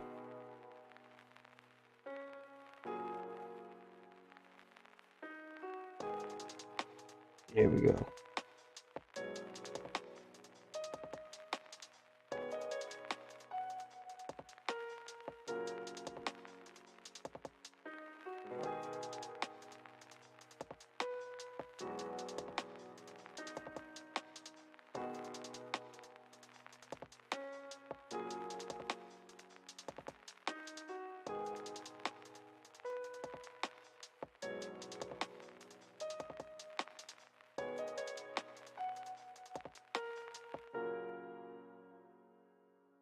Good.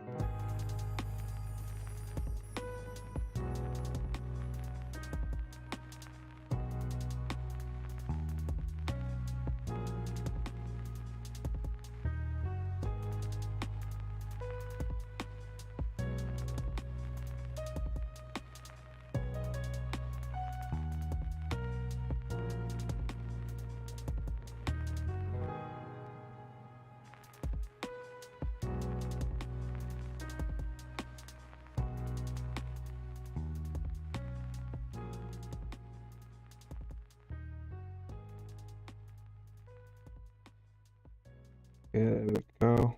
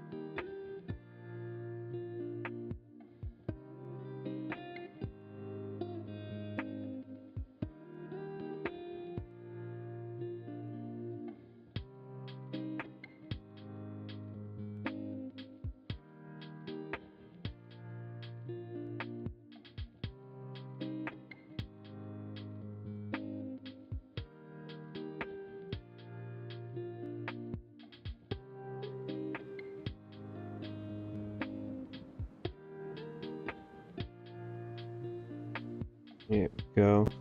You know, I actually watched this movie the other night. It was actually last night. I watched, I think it was called Day Shift with Jamie Foxx in there.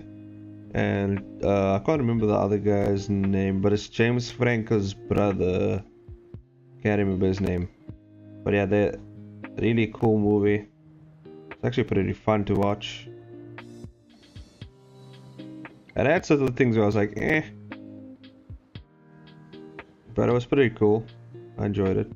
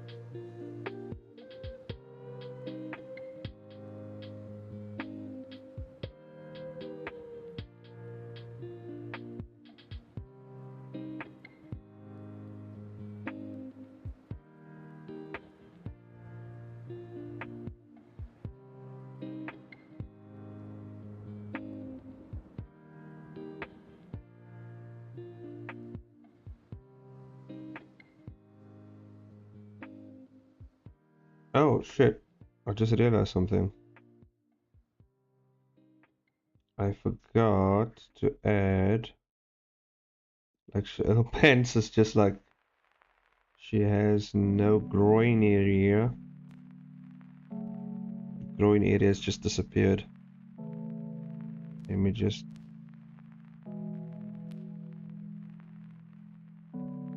There we go.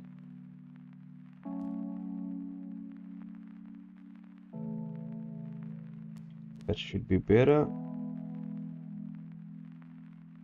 Oops. Okay. Might actually drop this. Behind here. Stand behind. There we go.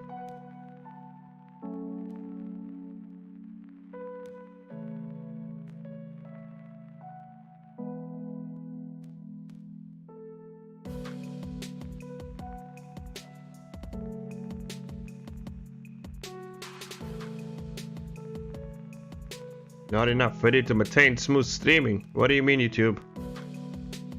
YouTube is like going nuts here on me.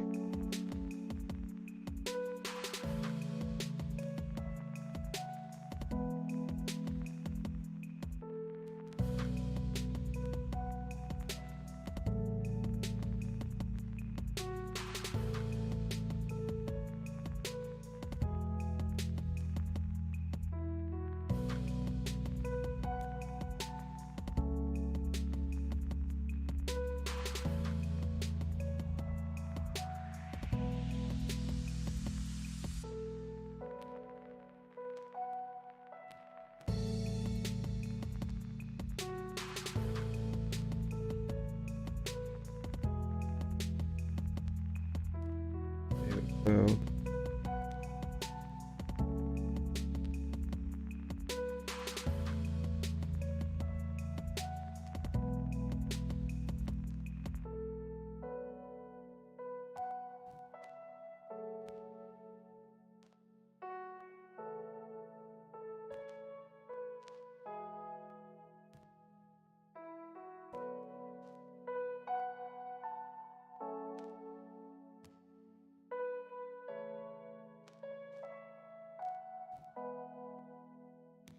okay, it's done. Let's render that image out. There we go.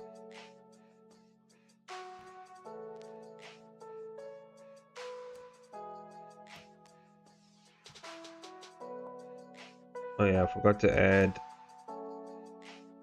special effects. There we go. Anything else I missed? What's this?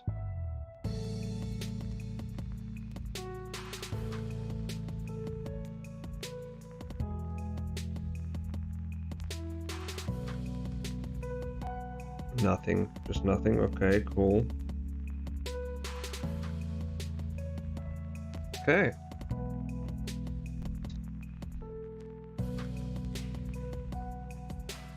That's our next panel.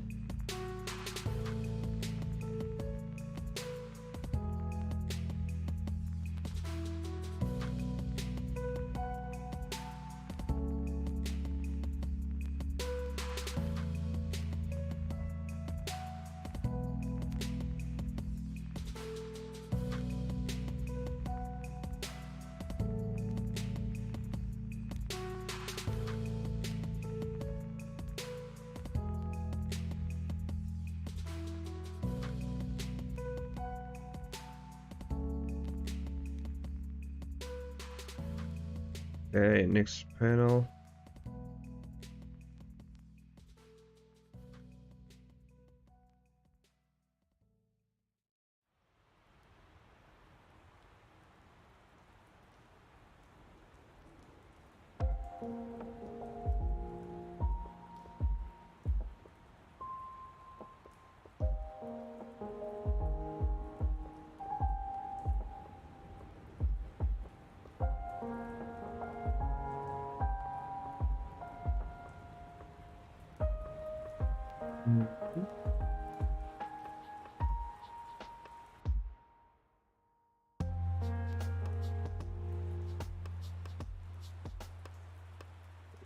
Drop this code here.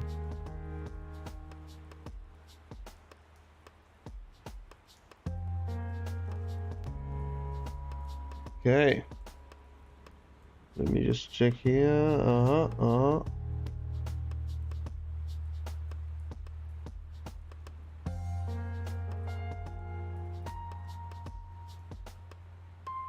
Okay, now we gotta get set up that next panel. And I think the next panel is gonna be Nathan talking to Luna here, so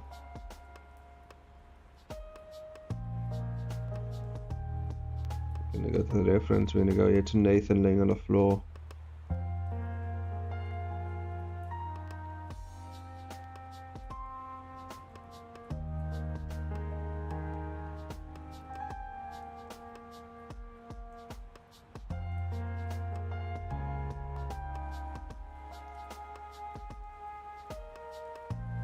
So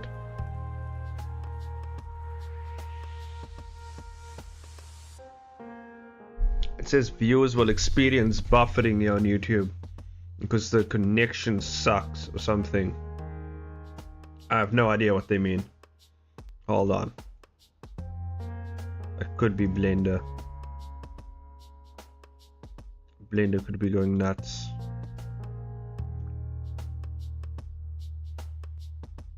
Let's drop Blender for now. Let's open it up again. Let's see how much my CPU is actually grinding through right here.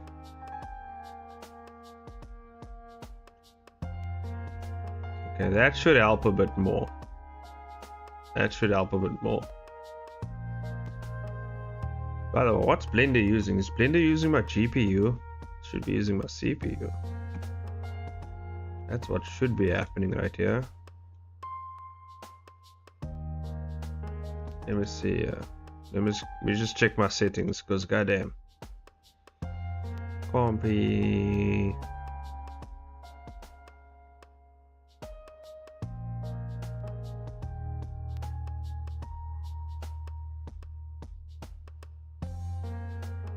Oh man, I just realized I think I'm the only one here. Hello. Hey there, welcome to stream. No problem, man. I think there's one other person here, but like, it's cool. I usually, what's this? Maker installation your default. Interesting. No, that's fine. Oh, video sequencer. Oh, interesting. What the hell? Memory. Like, what the flip? Was it taking like why for 49C? Oh my god, like why the hell? I think I'll bump it down to 2. Let me think. I'm also working on my comic. I like to watch your live streams while I work. No problem, man. Is it? It should be 2048. I mean 1024 is also okay. I'll leave it at 2048 because. Oh, but that's video sequences though. Oh yeah, everything is fine here. I thought it was like. Okay, I thought it was something else. Never mind. We good, guys. We all good here. All the settings are fine. Let me see. I think all my settings are alright. They're all good. Okay.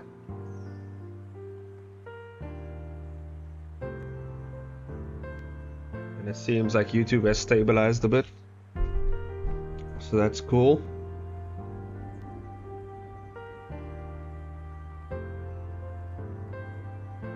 I mean, I just do a few little strokes in blend and like YouTube is just like, I can't handle it.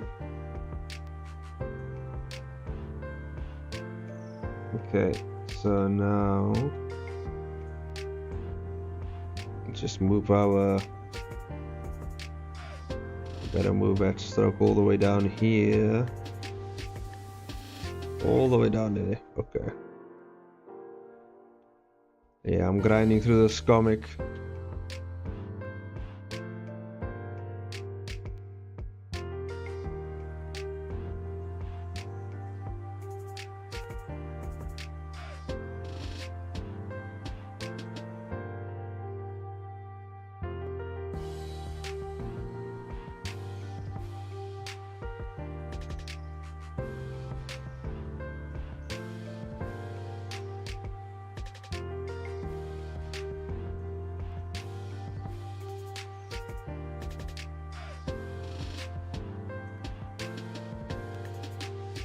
Okay, let's get these.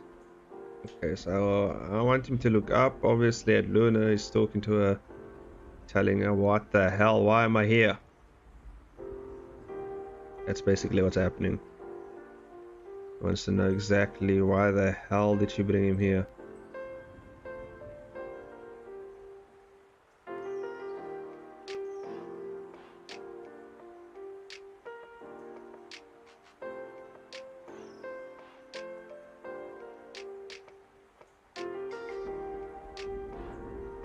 Okay.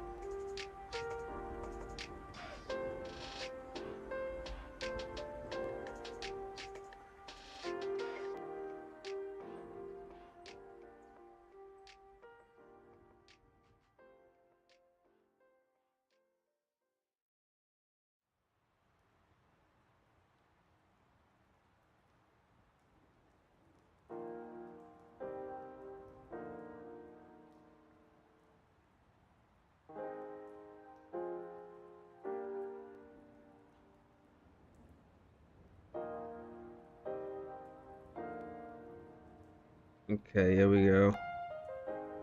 Do this neck right here. There we go. Okay, I don't think I need the reference anymore. Drop the reference. There's the guy laying. I wonder if his shoulders should be propped up actually. Because he's laying with his arms out. His shoulders should be propped up a bit. Just a little bit. Come down.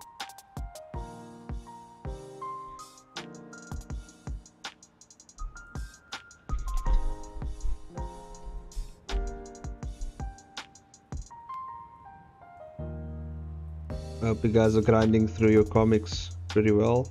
Doing pretty well in your comics. Oh yeah, he only has one eye, so...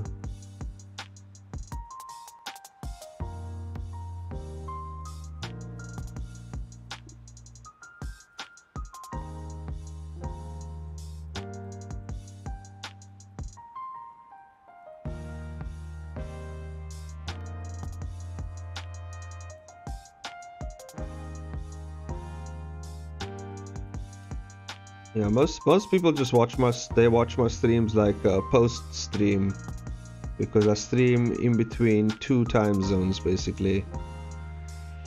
So like for some people, they're just waking up. For others, they're going to sleep. So it's right there in its sweet spot.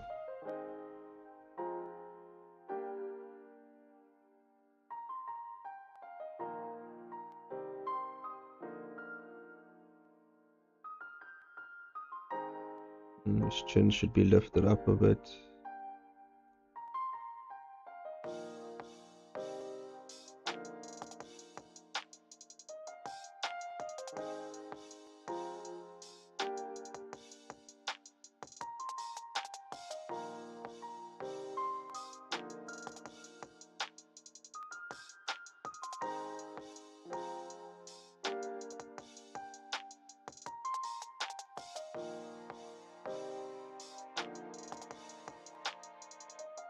There we go. There's a nice forehead going on here. Let's see, it's going to the back. And then it's doing that.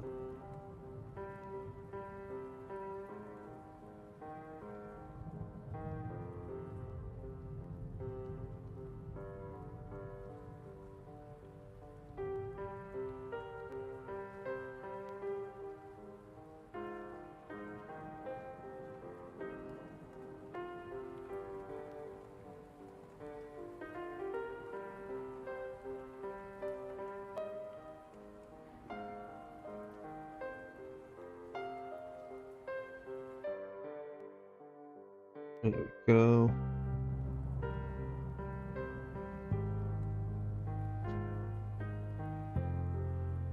There's a scar going on here.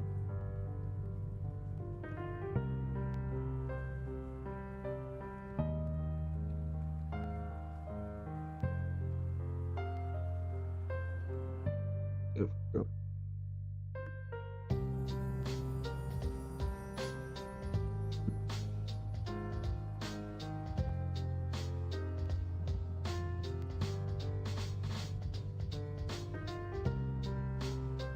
Yeah.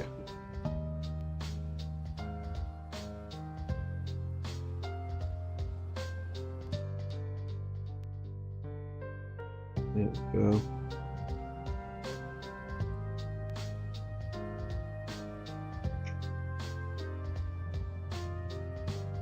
Yeah, I've been grinding through some animation also lately. Been getting that short form done.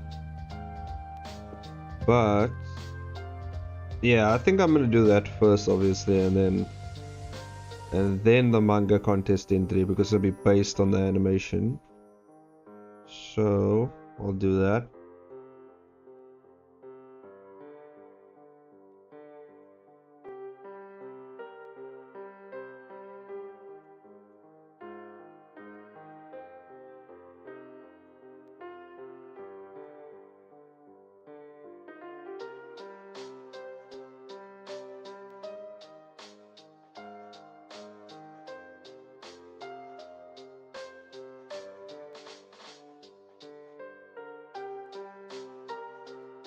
Oh, uh-huh.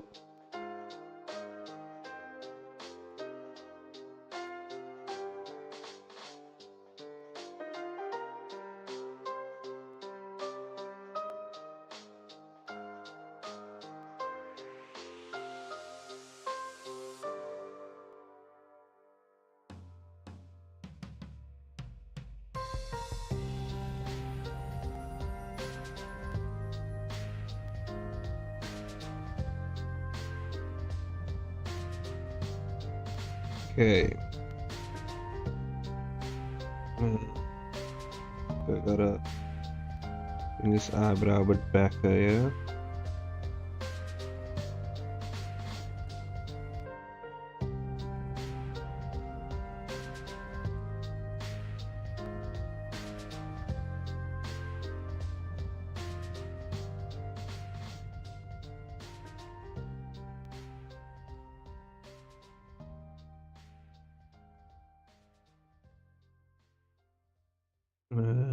His nose should be lifted a bit, actually.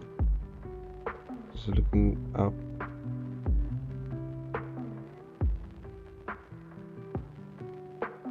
but not too much.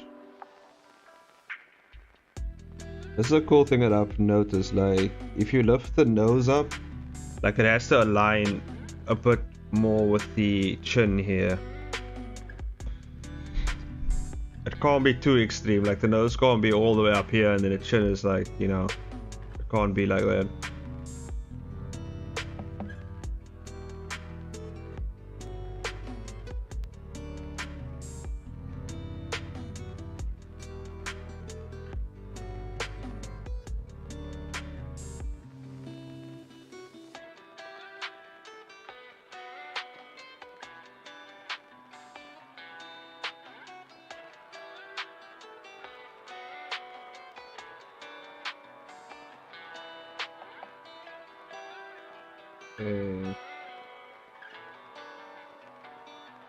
Chin.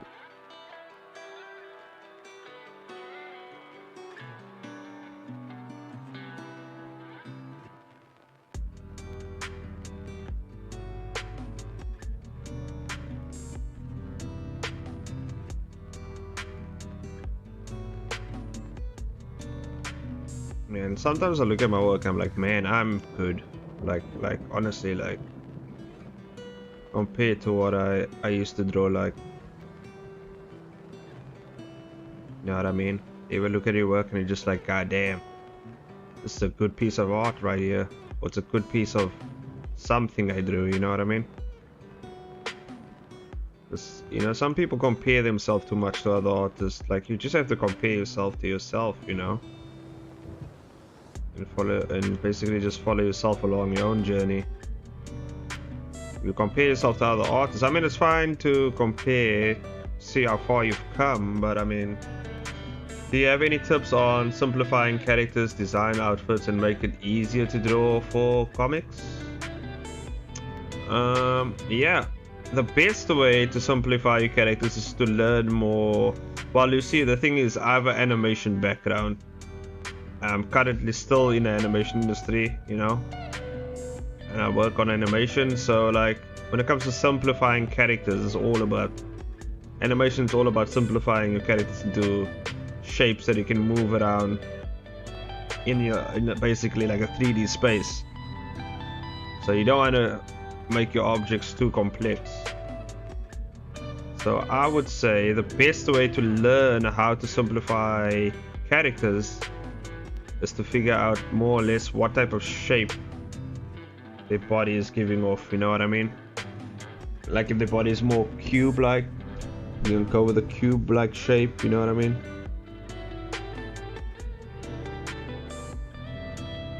When it comes to simplifying, like how you would get to simplify your characters, like how do you improve that specific skill? It just takes practice, and you have to kind of learn like some form of shape language, you know what I mean? You gotta figure out exactly what type of shapes your characters are representing or protruding outward. It also has to do with your story, I mean your art style as well. What art style are you going with? Because only simplification can only work for like a more stylized approach. Obviously, like when you go more realistic, you gotta actually know what like anatomy and, you know, the muscle groups and everything.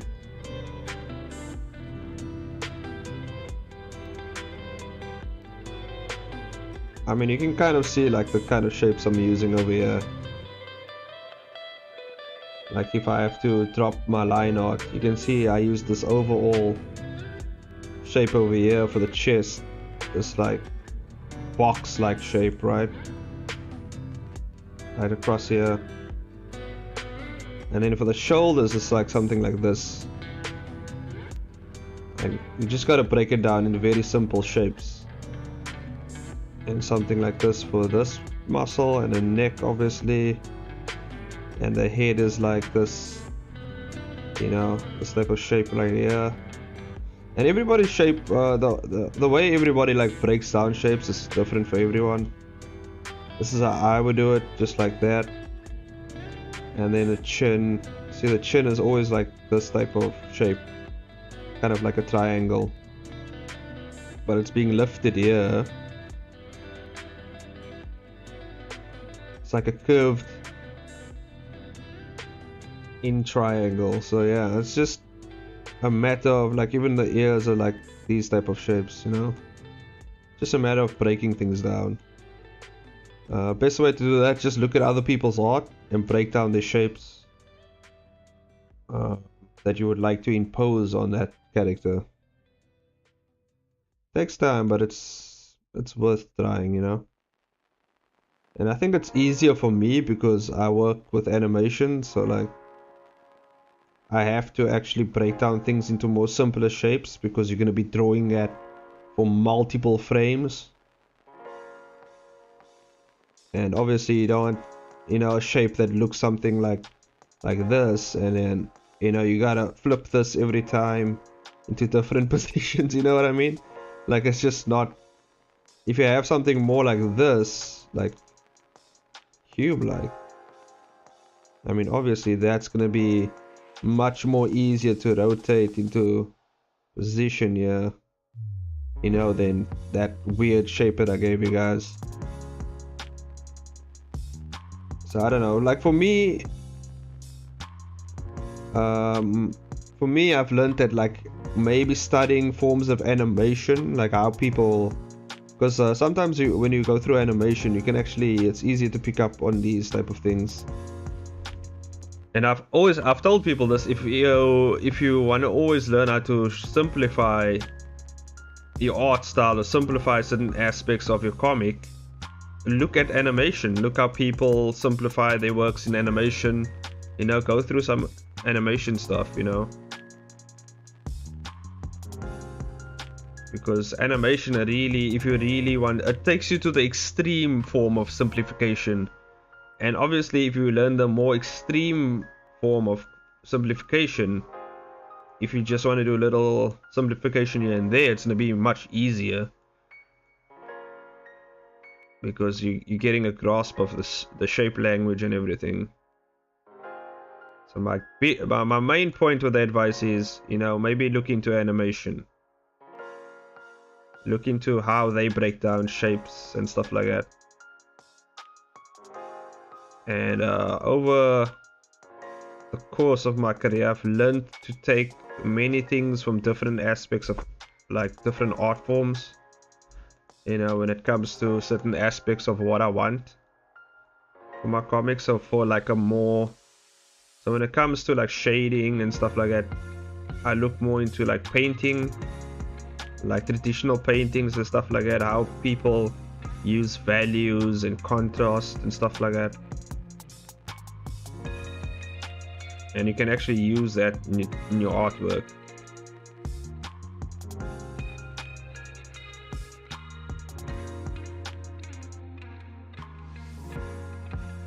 And I do that with many different things.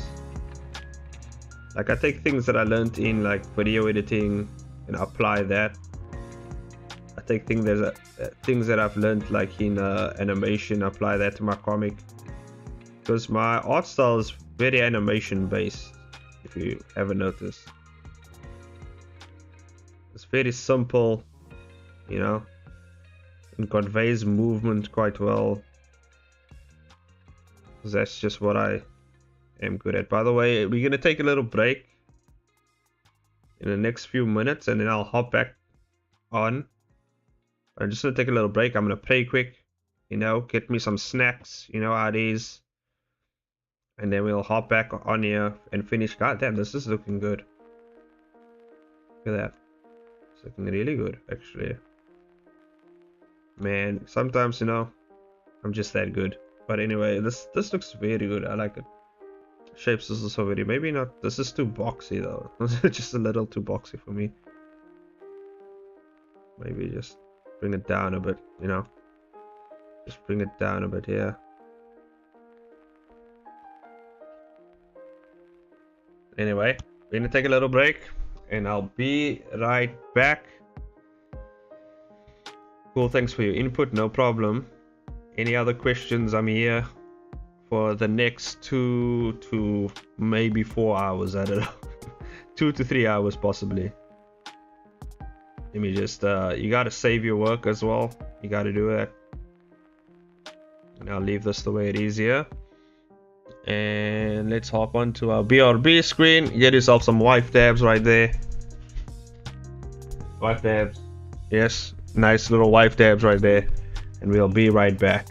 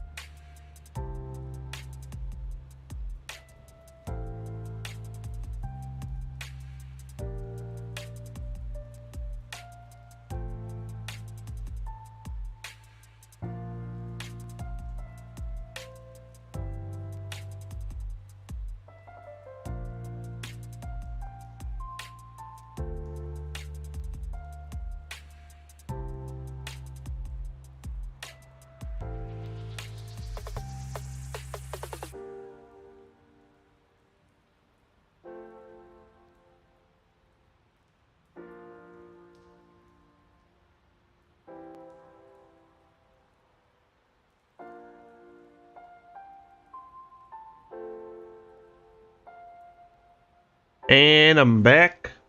Got what I need. Let's get right into it.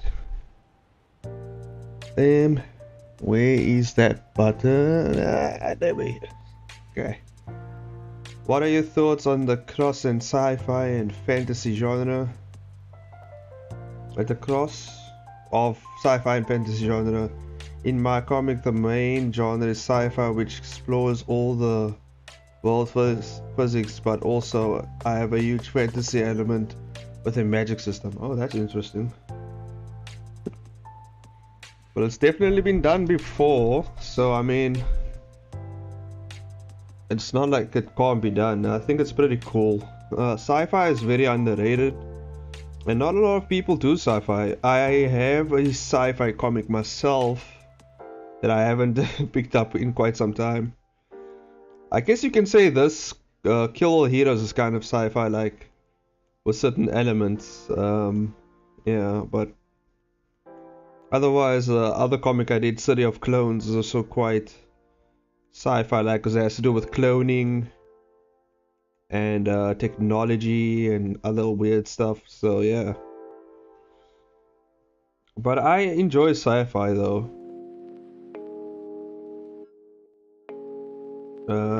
Yeah, I think the thing I enjoy most is like more of a cyberpunk like feel. That's what I enjoy the most, kind of like the Matrix, you know.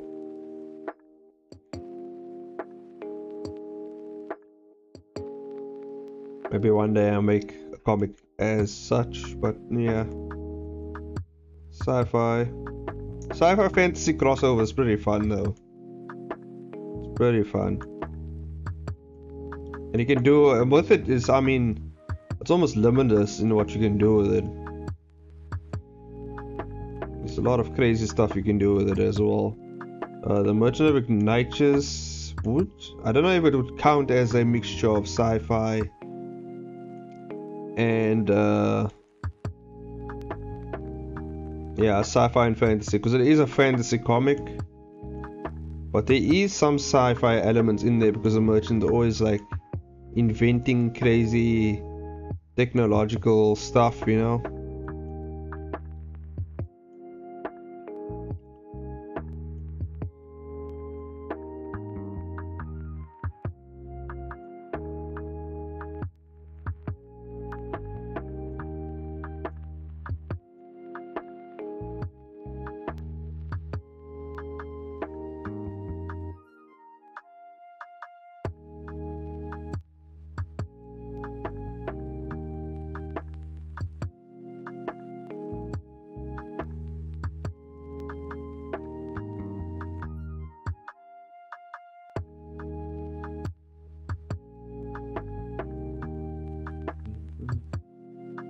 But yeah, so far I'm enjoying this comic though,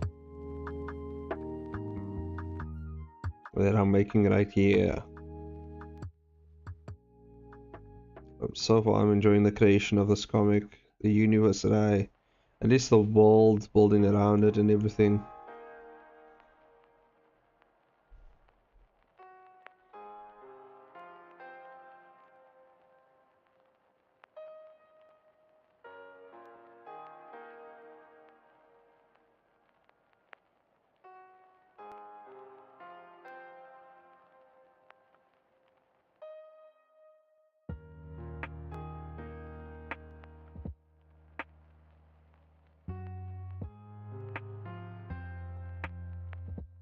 Uh,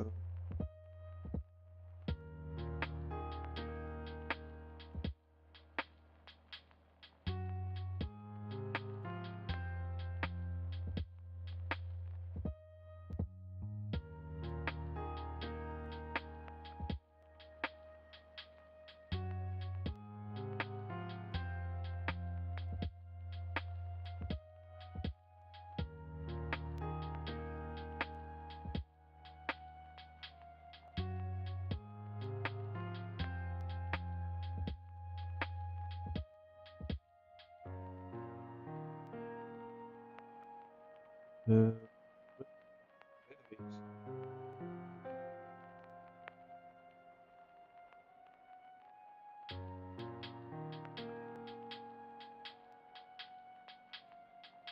But I feel like the superhero and sci-fi genre usually cross into each other somehow, you know what I mean?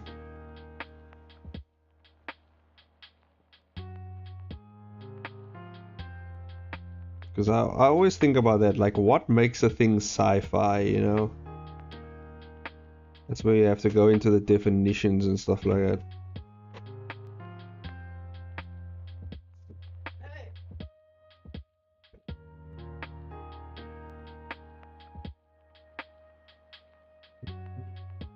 But all my comics are basically action based though. Not sure about definitely action based, like, but I also want to hop into, I also want to do some horror, you know. Horror is like one of the things I also want to try out.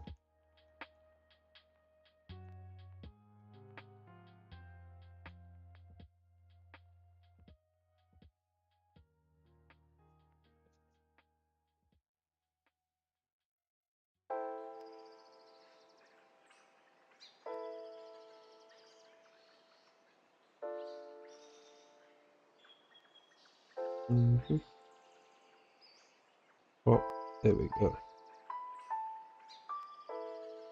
Man, I really need to get me like a... Oh wait, tomorrow's the day I get me a new stand.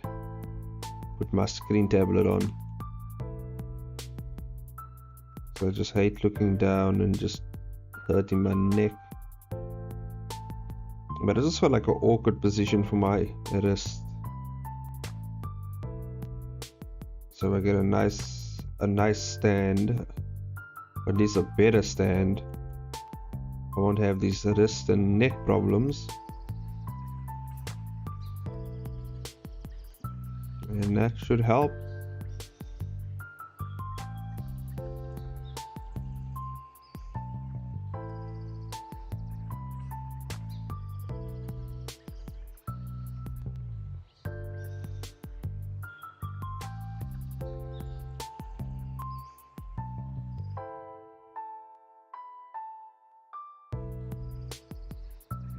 Oh.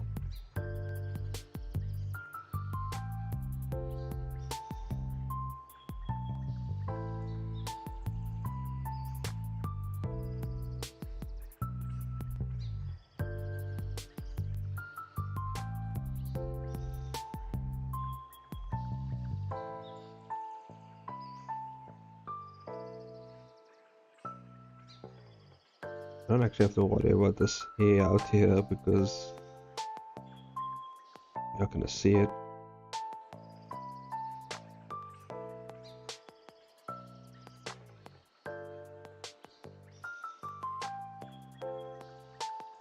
But oh, I am quite a completionist, so let me just do that.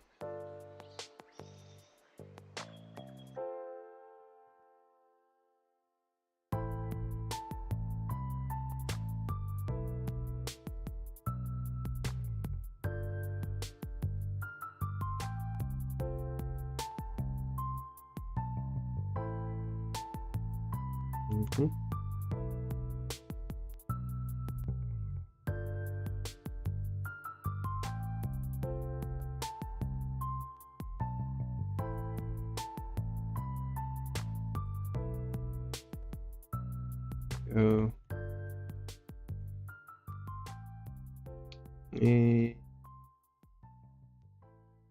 oh, did I select the wrong material for this? Let me see. Yeah, I did. Oh yeah, I forgot to draw his there's a scar around his nose. Let me just select this. Select and make this. There we go.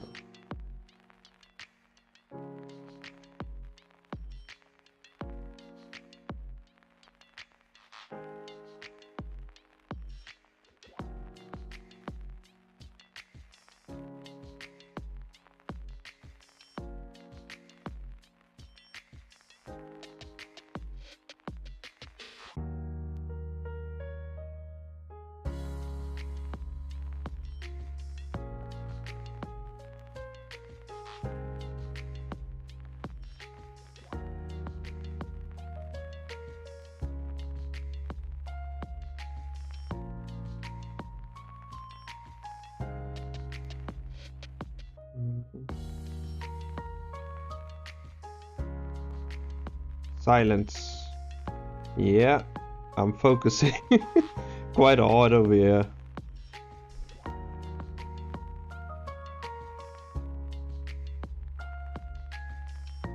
It's mostly because yeah, it's the 4 AM.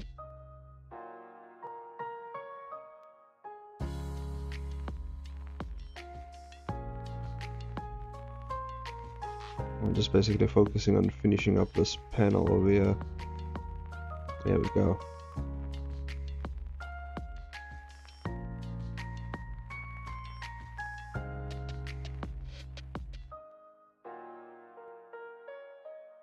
Why do you miss my voice, Elias? Do you want me to do some ASMR for you?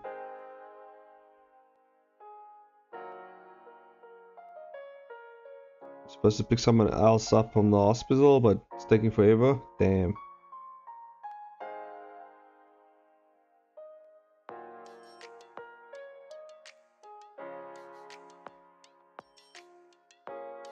Hopefully you get to them in time, and you know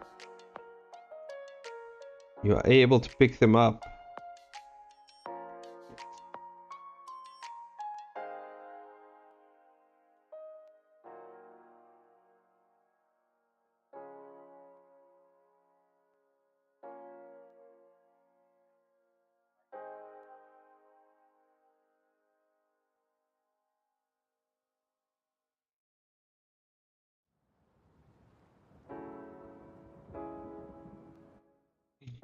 Change, how many times do I gotta reject your advices before you realize your crush on me isn't reciprocated? Goddamn, I really fucked up that word right there. It's too early. Reciprocated. I'm losing it, guys.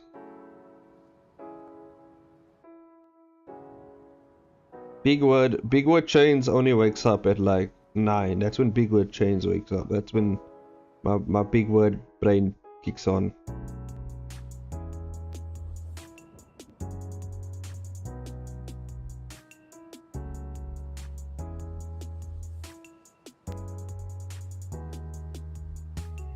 But we all know Elias is down for it. You know what I mean? Like he's down for us. You know, he has our back. We all know this. If ever you find yourself in trouble, just message Elias and he'll be there for you.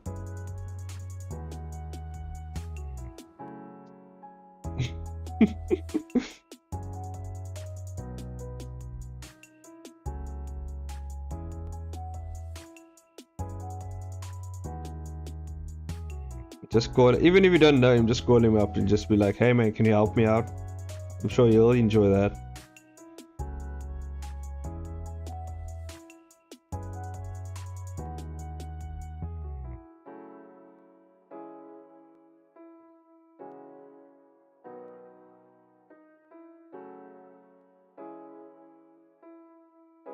I love it.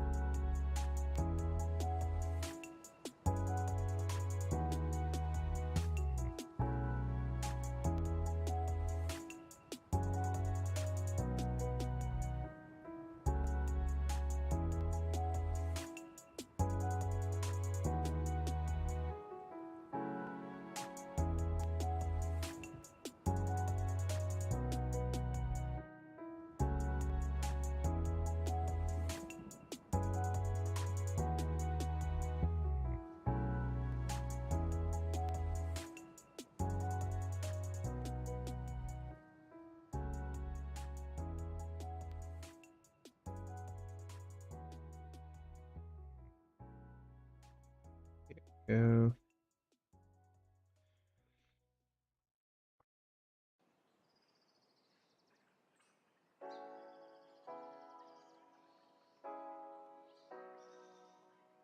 Yeah, this is like my overall expression right now. This is me right now. Just waking up in the morning. Although I enjoy actually being up this early, I do enjoy it because I get a lot of stuff done.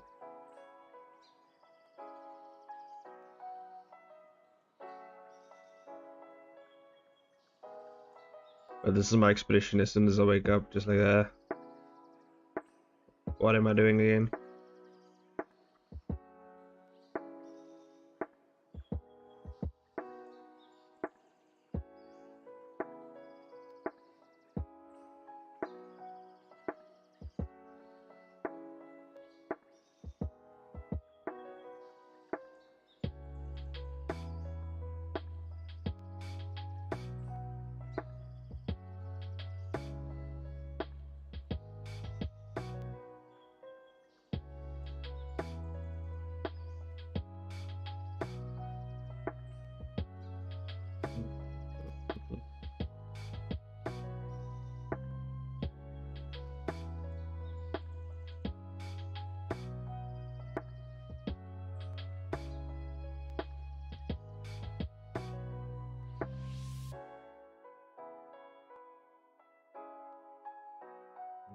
We just gotta do the bruises. There we go. Just make it all bruisey like. There we go. Because this guy's body is just really messed up. And then maybe some.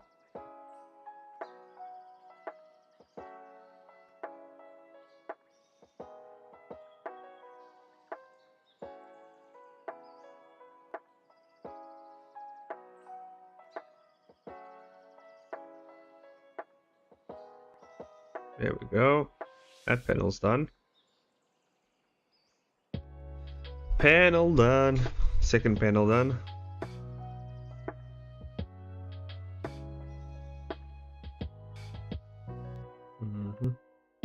Maybe I should add more to the ground here in the back. See, he's laying on the ground. Or maybe I shouldn't. I don't know. I think I'll leave it the way it is. I mean, who really gives a shit, right? We know he's on the ground.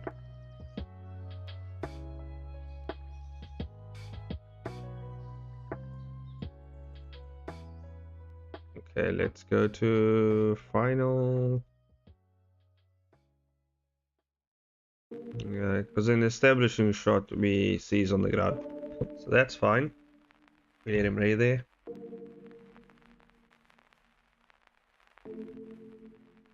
Actually, I should actually add a light source in here because that might add a bit more to. Add a bit more to it.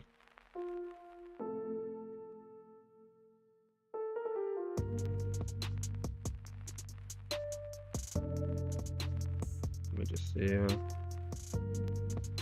There we go.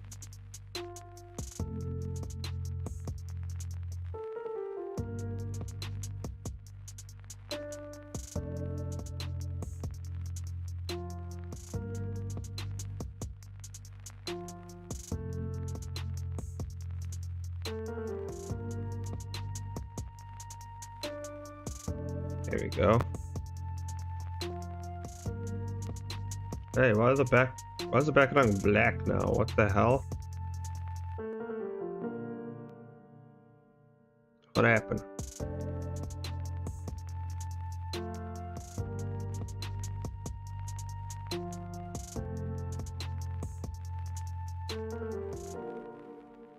The background's just like black now. What happened? I have no idea. Is it the light source? Maybe it's the lights. I have no idea. It should be working fine. Or is it not picking up the materials? Oh, I see what it is. Goddamn. I see. It's because there's no light source on the floor. And that's why it's giving off that. Okay, I see. But now you see that it's too blue. We don't want very blue. I'm gonna bring it down to maybe like 100. That should be fine. Yeah. And then the other lights. This one I'll maybe do 100 as well. And maybe 100 for this one as well. Maybe 200. It's fine. Just a little more. Just over there. Oh. So there. And this one over. Yeah, in the facial area, maybe. I'm gonna shoulder. Yeah. And then this one maybe on top of the head. Wait, is it this one? On top, yeah. Yep. And then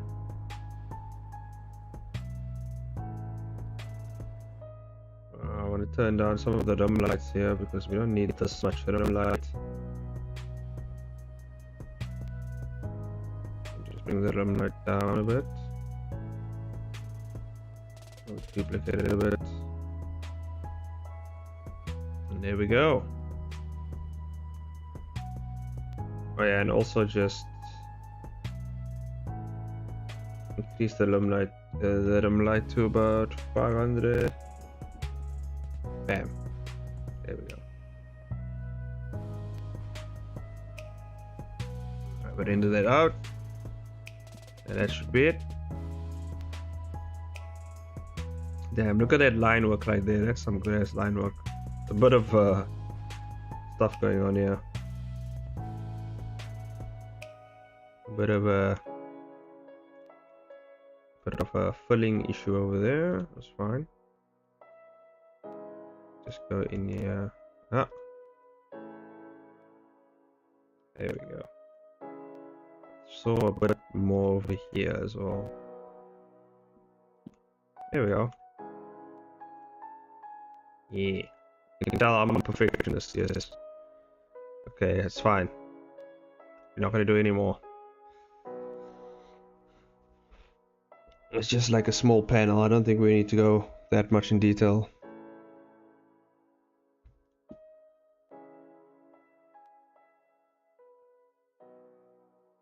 Okay.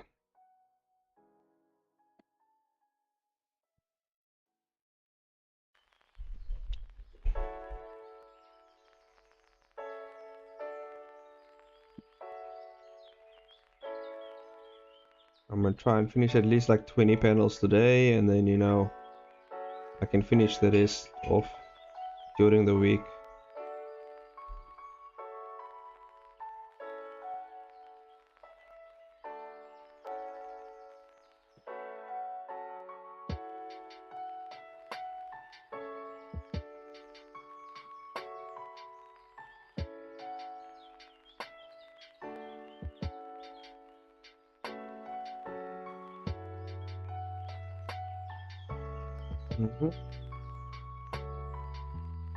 Okay.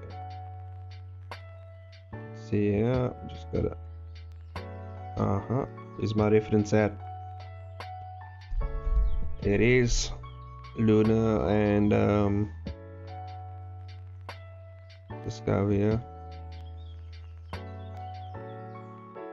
Just move the light out of the way.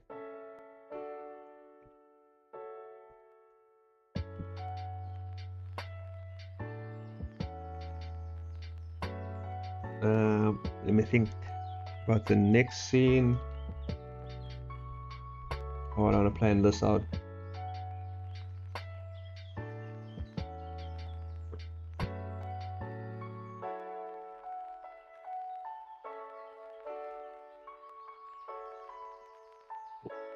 Okay, I got an idea. Okay, so I first wanted to drop from a position. So we're gonna do a foot drop. What that means is just a foot like dropping to the ground. So, I mean, we don't need to draw a whole body dropping to the ground, because why would you do that, right? To make things quicker, we're just gonna draw a foot dropping to the ground.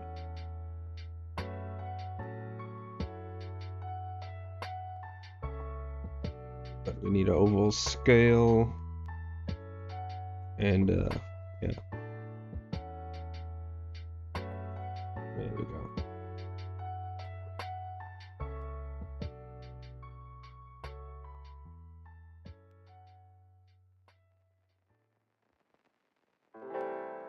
Here we go.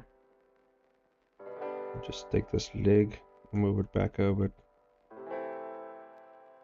Something like this. That's fine.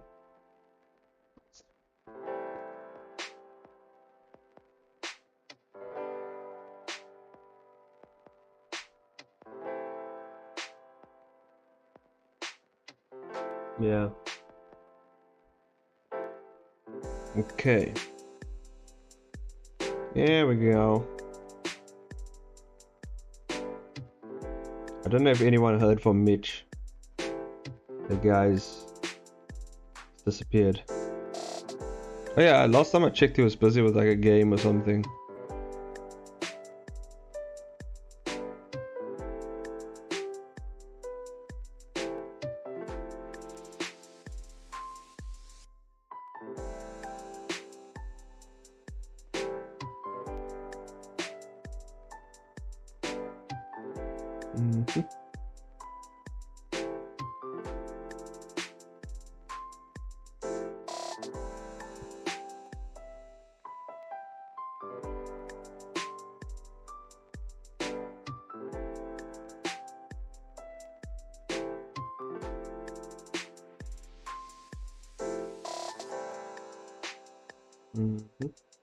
So we go turn down the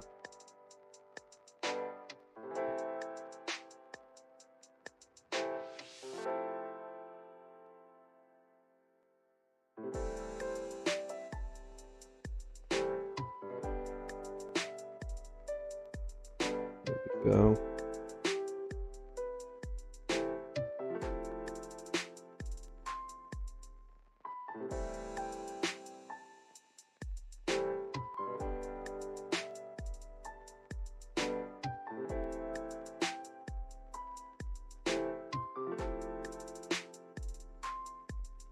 Go. Good.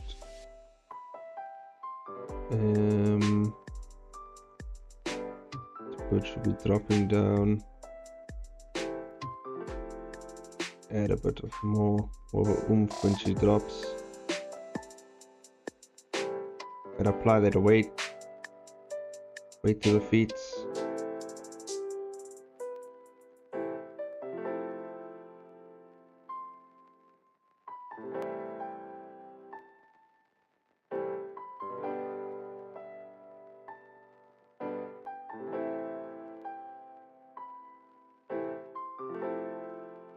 There we go.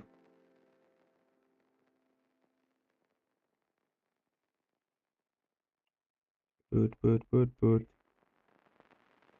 That's a boot.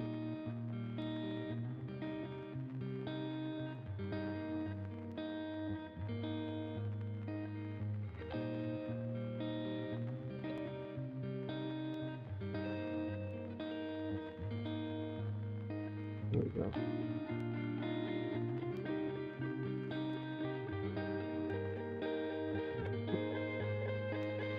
Ooh, we're 3 hours in. Nice.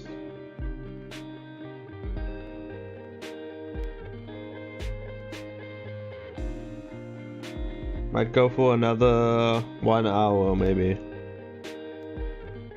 Or 2. We'll see how things go.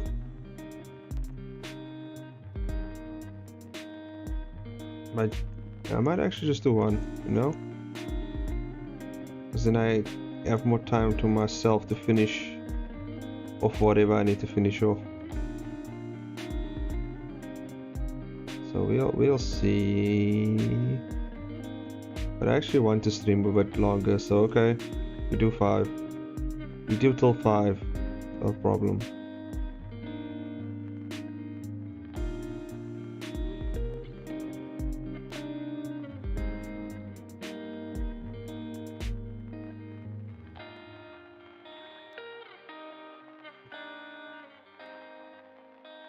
My cat is very restless. I don't know what's happening with him this morning.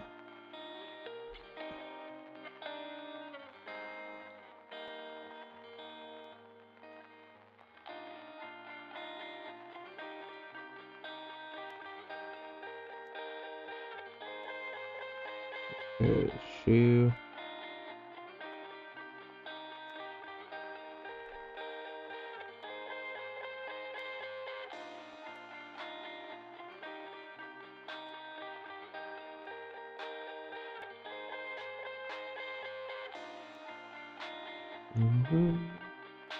Yeah, the other day we had like a meeting at work, and then like this guy, like we're having our meeting, and then we were in the call, and this guy was like just I think it was one of the newer guys that just joined our company, and he had like a parrot sitting on his shoulder, and I was like, what the hell? Or some bird. I'm not sure if it was a parrot. It was like a little bird.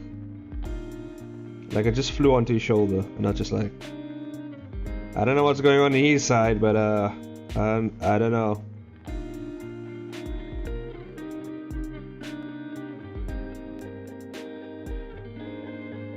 Parrots, birds be flying. Birds be flying on people's shoulders these days.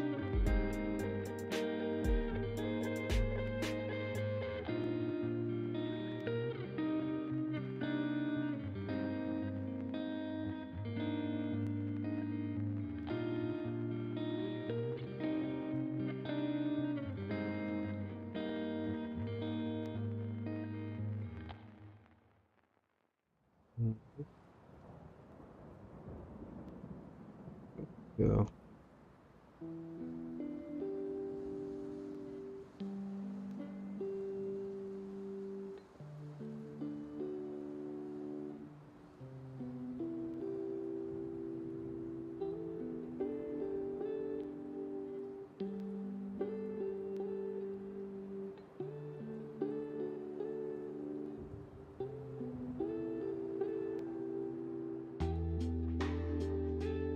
Let's see, do this.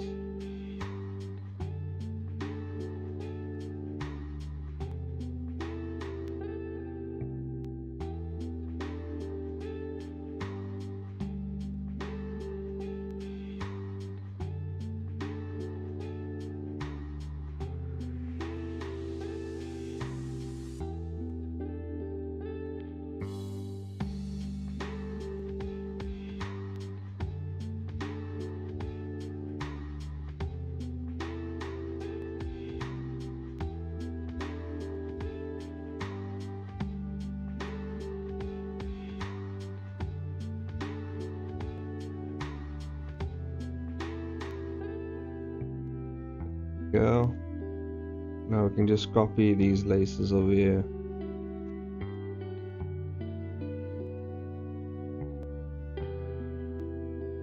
Oh yeah, they got a cross as well, so okay. You gotta make them cross.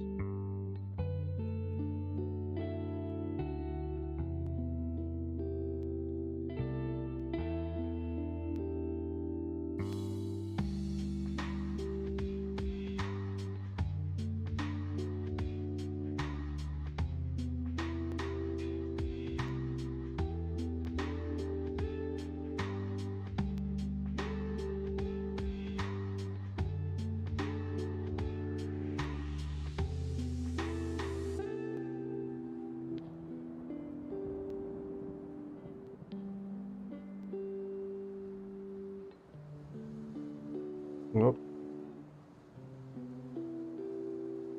I gotta actually figure out like how to create like brush presets in Blender. That will be cool. Because I know you can do it.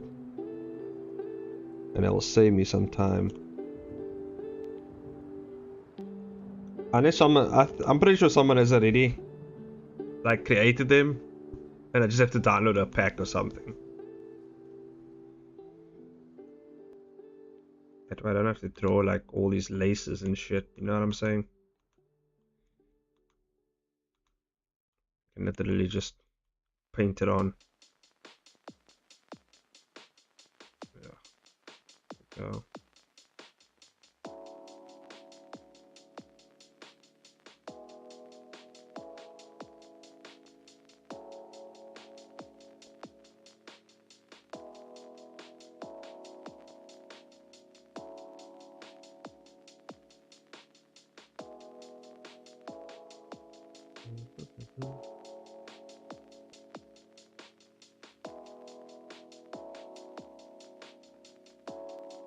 Go. Take out that. Take out that.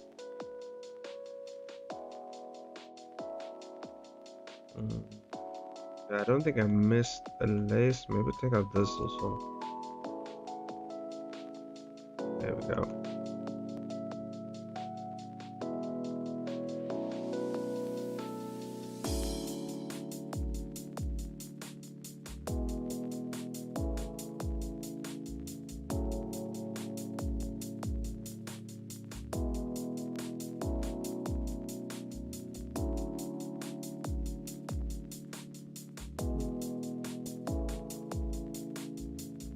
No, I was actually planning to do a stream where I just read through call to action entries. You know what I mean? It's just I was gonna do a stream actually like reading through them. But yeah, I decided to go with this. Decided to work on my comic because I need to get this episode out.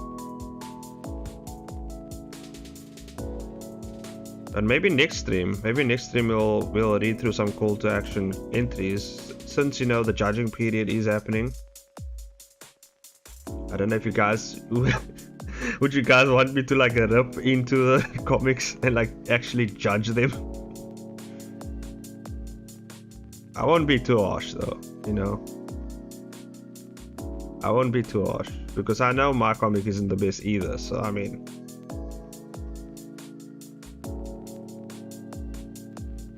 And yeah. So anyone up for crushing some kids' dreams? No. Because I mean, it's better. I mean, if I do it before the judges do it, I'm pretty sure it will soften the judges' blow more. What do you? Oh my god! Or will it be doubly as painful when the judges release the results to the peeps?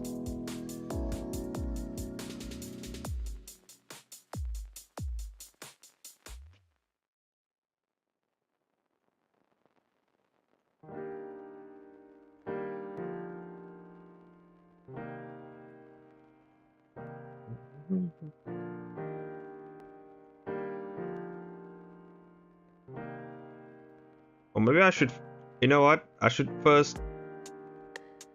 Would it be better if I just put my own comic up on the chopping block and, you know, criticize my own comic?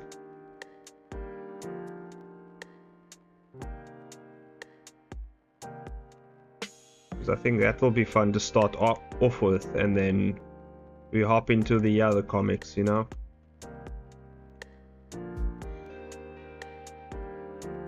And in that way we can get a decent idea of where mine stacks up with everyone else's. And I think it will be, you know, fun. It will be a fun learning experience. We all get to learn, you know? And I mean, honestly, it's just gonna be a more subjective thing, you know? Because I like action stuff, and, you know, and my type of action that I like is specific, you know, like darkly, like more darker type of action stuff, darker type of storytelling. I enjoy those themes more. So I'm gonna have some biases. I will say that I'm gonna have some biases.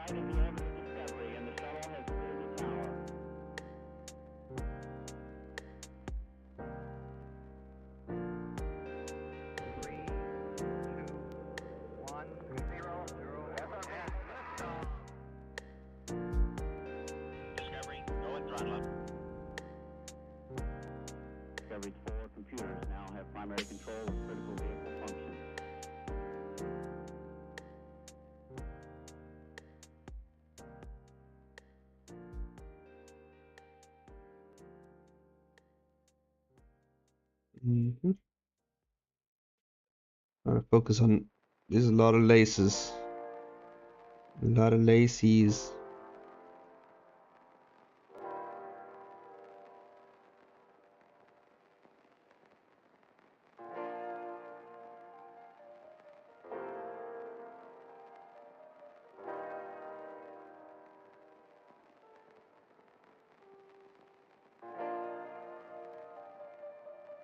Maybe I should actually, I should delete these lines. And then actually just take these lines over here.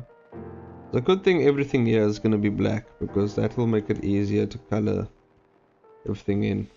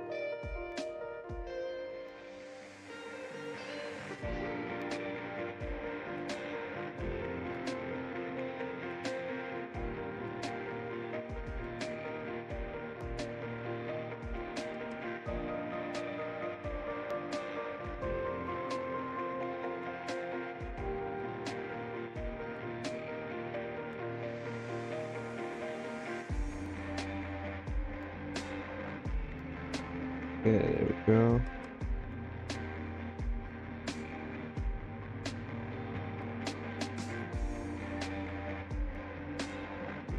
Oh, maybe I can actually put up a poll on my community tab and say if you guys would want me to read for the next live stream, read through some call to action entries. I feel like that'll be fun.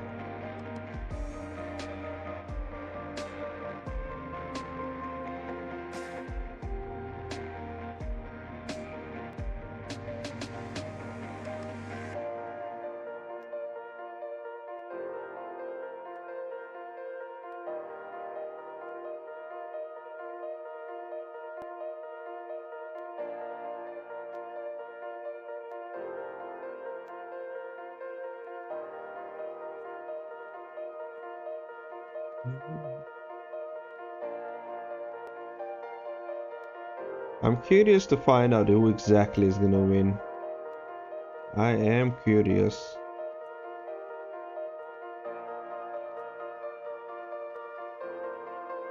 Because I wonder if, because like I know 40% of it is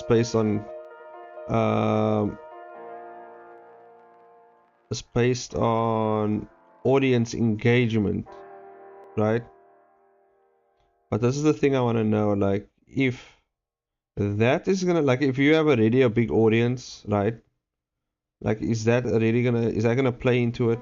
You know what I mean? Like are they gonna take that factor into consideration, that like, because for me it will be more fascinating if someone without a big fan base drops a series, right? And it gets like a large amount of audience engagement, and I mean, would it work better on a percentage scale? So like you would like take the percentage of what they already have and then put it up towards their series, you know what I mean? It's gonna be interesting to see how they judge us. I know, hopefully they show. I would like to see like the judging results, like why they made the choices they made, because that will be insightful for the next competition. But they might not actually, release that because people's feelings will get hurt. But me, I don't care about my feelings or whatever. Just give me the results and stuff. That's what I say.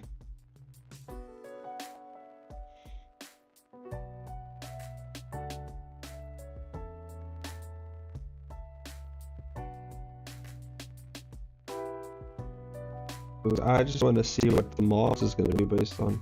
But that's just me. That's just me though.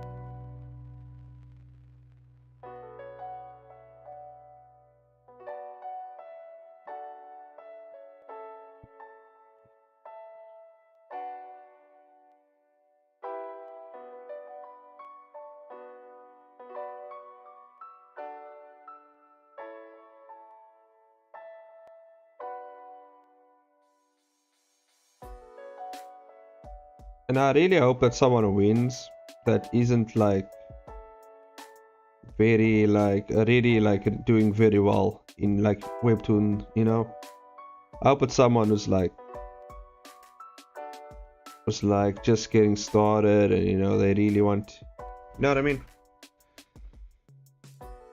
I want to see some underdogs win over there.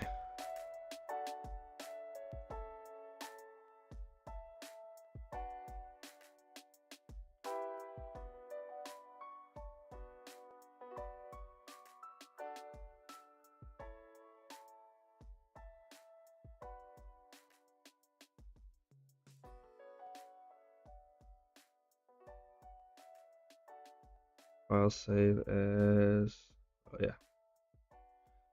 Now the panel done. Now the panel done, guys. Look at that.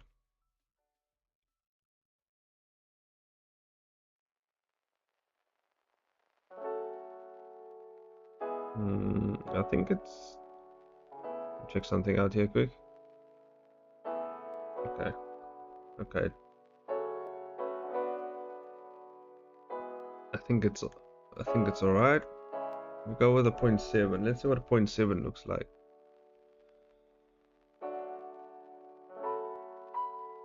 I think keep it on a point. Maybe just go with 0.6. Let's see what a 0.6 looks like.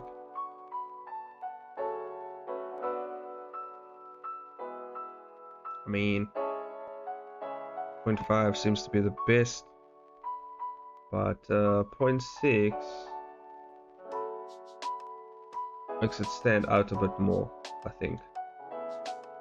I'm just moving it around onto different screens here to see what the color correction will look like, so I'm going with this. Yes. Next panel. Remove the panel 6 already.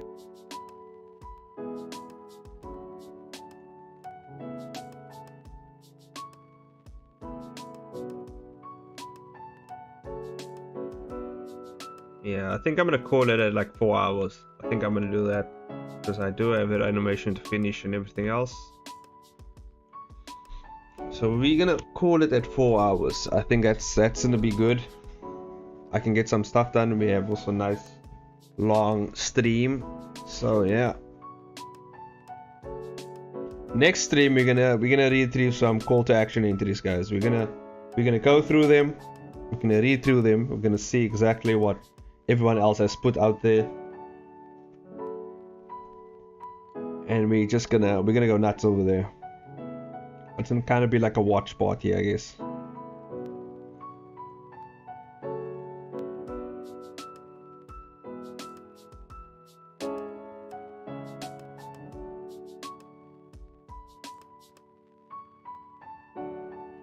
Oh, then it's actually gonna fit well with the stream title, Webtoon and Chill, you know?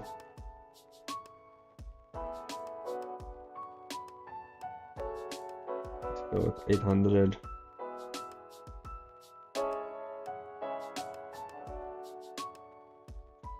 Also, I haven't been rendering this in ×2 resolution, so that it's nice and you gotta render out things in double the quality. I don't think I rendered out anything in double the quality. Let me just check. Nope, don't think so. So we have to double the quality, guys. We have to render out in double the quality.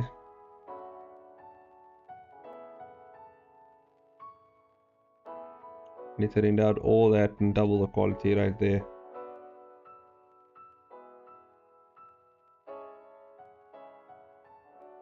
Double the quality, double it.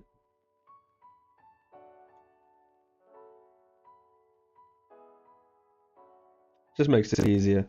Also, like piecing things together in Clip Studio.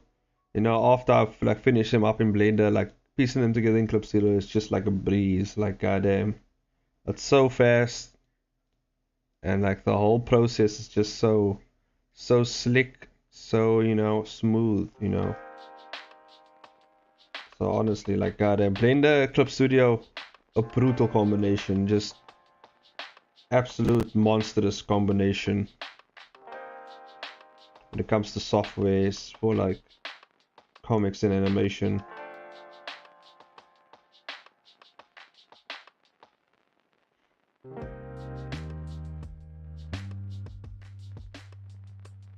I wonder if Clip Studio has like a compositor for animation. I wonder if it does actually. That would be interesting to find out. Because if their compositor is better than Blender's compositor, I'm not sure. I don't think it is. It's just if it's more easier to use than Blender's compositor, I might go for it. But I feel like moving forward, I would have to know how to composite in Blender, because we're gonna be using it for work as well. So I might actually just go with Blender's compositor there.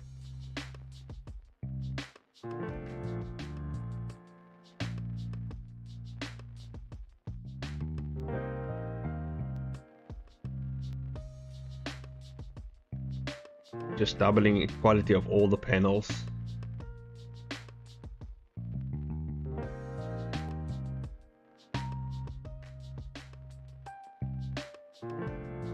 Okay. You gotta do it. You gotta double that quality. I also found out, like, in Clip Studio, when you drop the quality for what the hell, where's my boot? Where's my boot at? God damn it, did I save over it? God damn it. Let me just grab it from the recovery section and just recover that file again. Okay. Yeah, it's this one.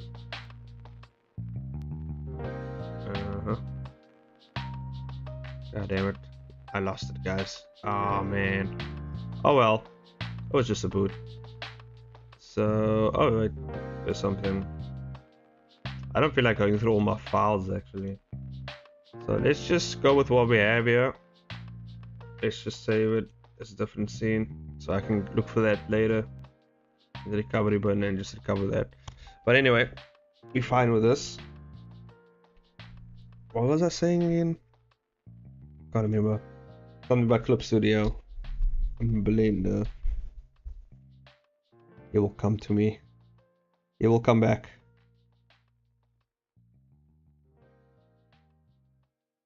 Let me just pose this character out. Posing the character.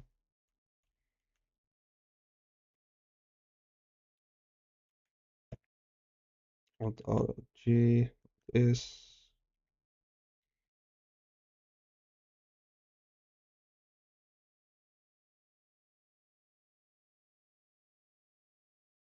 Yeah, I think she's gonna be walking forward here.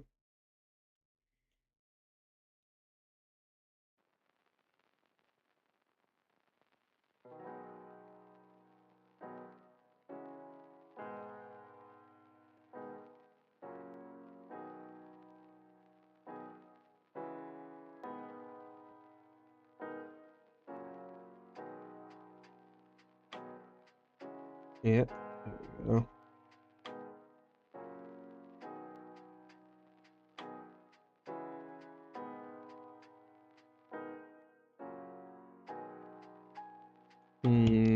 Maybe a different pose. I want her to be kind of surprised but happy at the same time.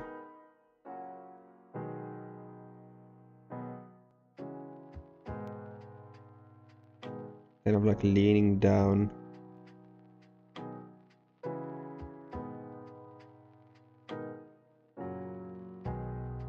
With her hands behind her back. Like this, such. You're doing 3D? No, not doing 3D. I'm posing. I'm posing characters for my comic. I'm getting a nice pose in.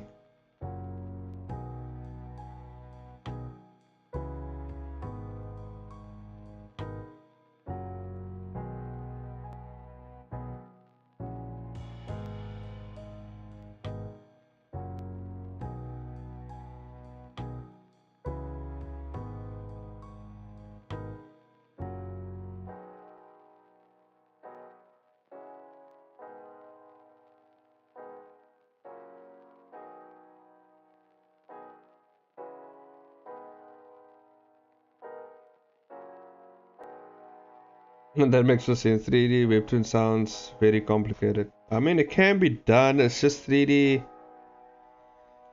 3D isn't as dynamic as 2D, so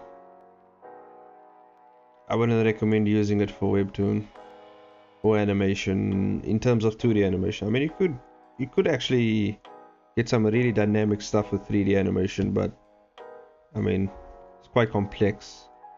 You have to be like on a Disney Pixar level right there.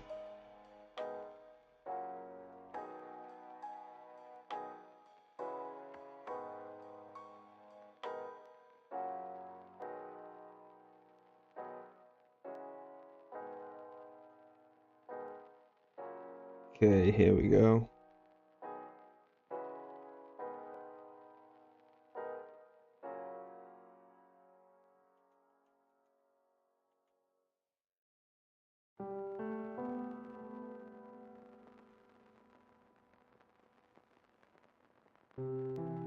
Mm-hmm.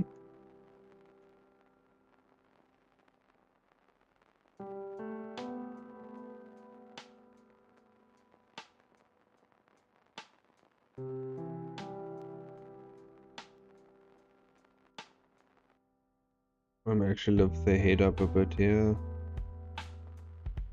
Bring this a bit down.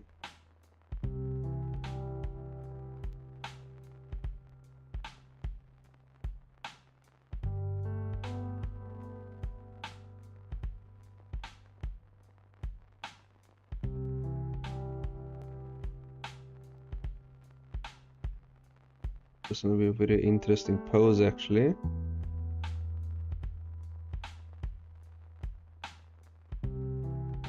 Yeah, like a clev was gonna be around here. Bend down here.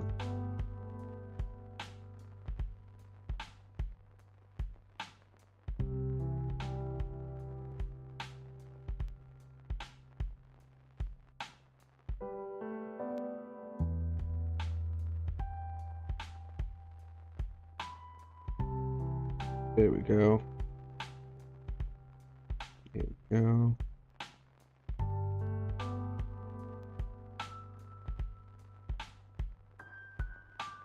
I have to exaggerate the pose a bit though. Okay, let's first get the main shapes in. And then we can kill the reference.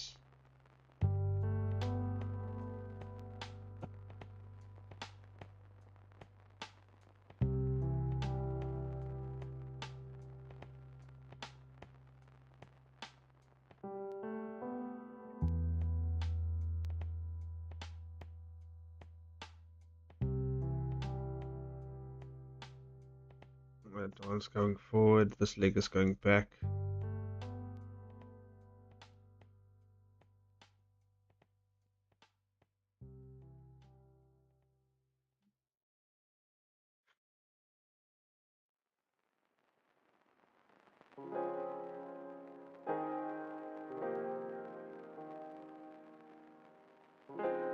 Yeah, once I'm done with this panel, we're gonna call it.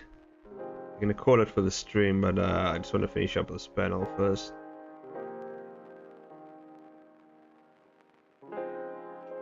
But yeah, hopefully you guys are grinding through some panels as well on your side.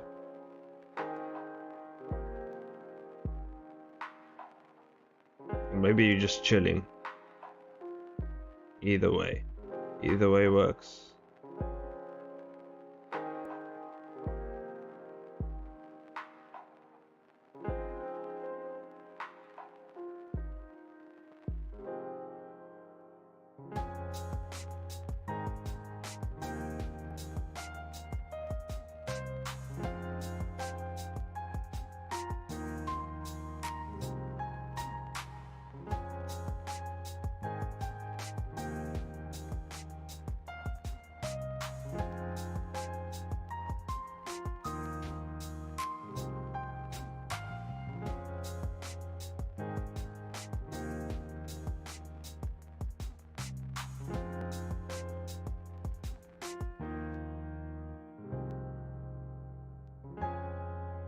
There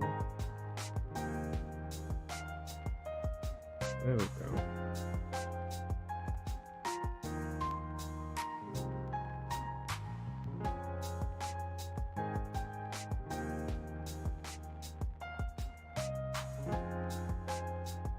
It's actually the same pose in the animation.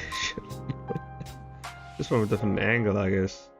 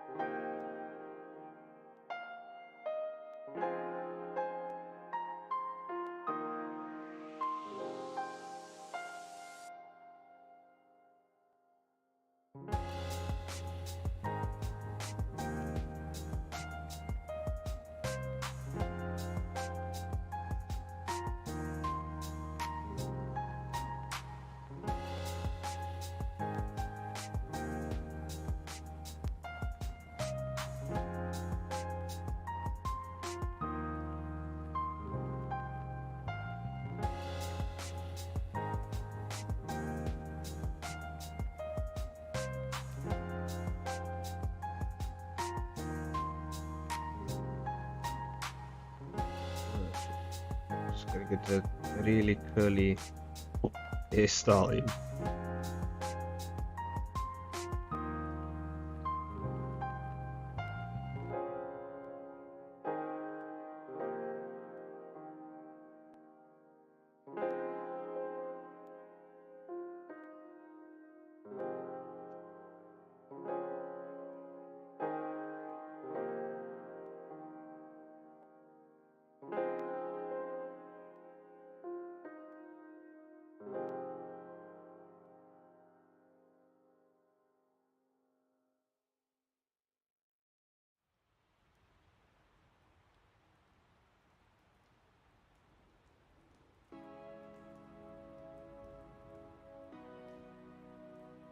Go.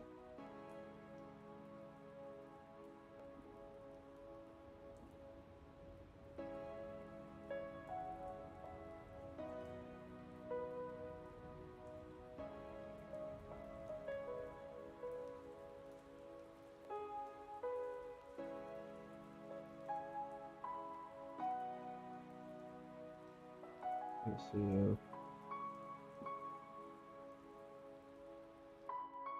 Oh, that's gonna be a this is gonna be a creepy image to wake up to. I can tell already.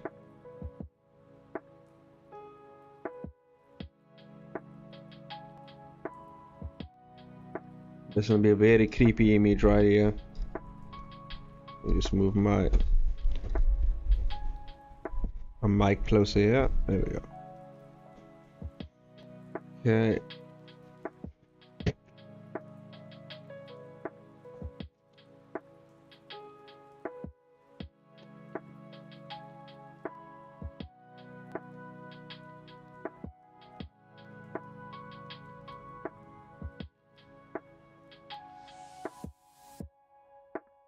Oh, I wonder if I should do her smile first, because that's gonna influence the cheekbones.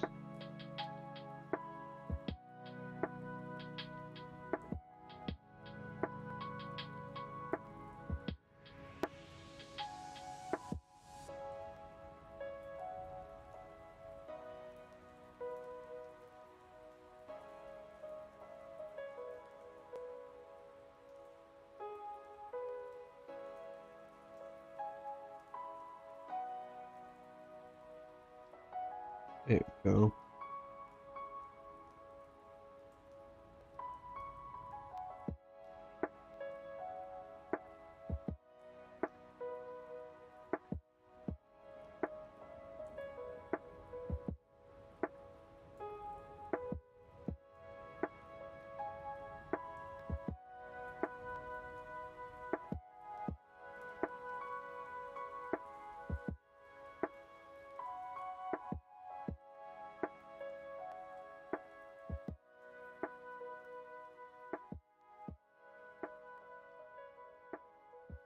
Let me see, around here maybe?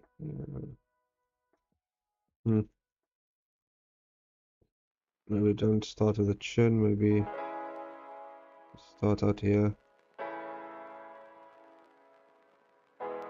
Kind of giving an uneven vibe here. I'm trying to just line it up properly.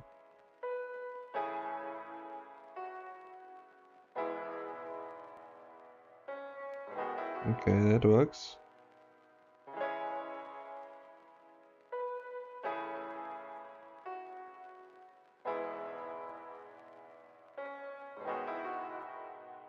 I mean, the hair does cover ears here.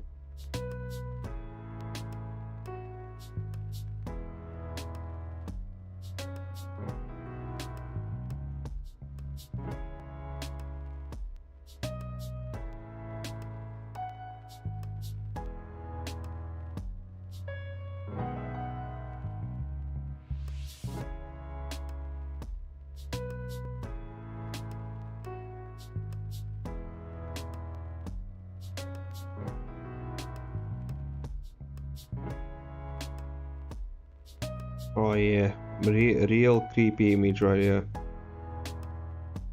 Just kind of what I was going for. Maybe if I really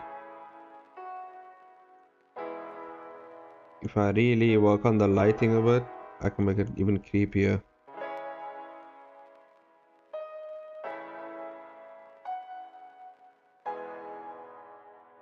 I don't want to make it too off-puttingly creepy though. Want to be kind of creepy, but like in a cute way that's possible.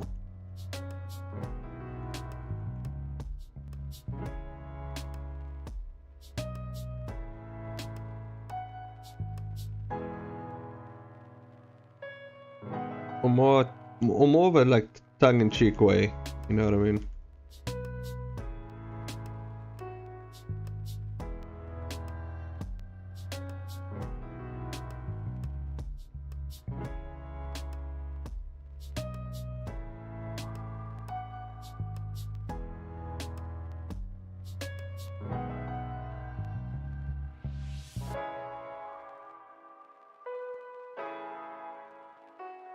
Well, raise her eyebrows a bit.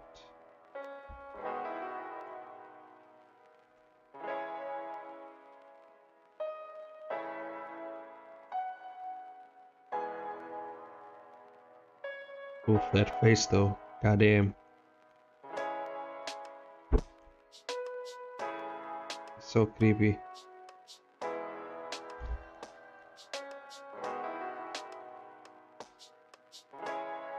I think it works actually pretty well for this scene.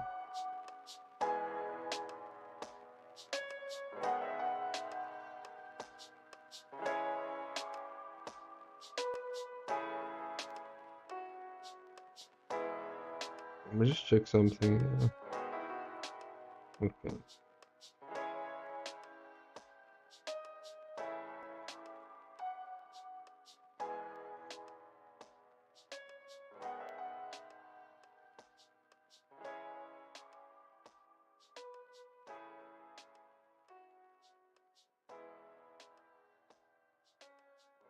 Yeah, just bring it down a bit. Up a bit here.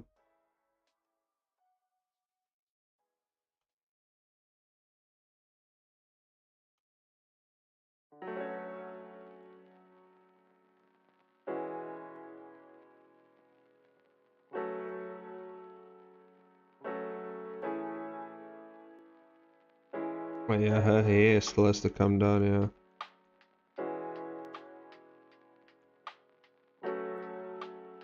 So like, yeah, take those lines out. Because her hair is still gonna come down. Yeah.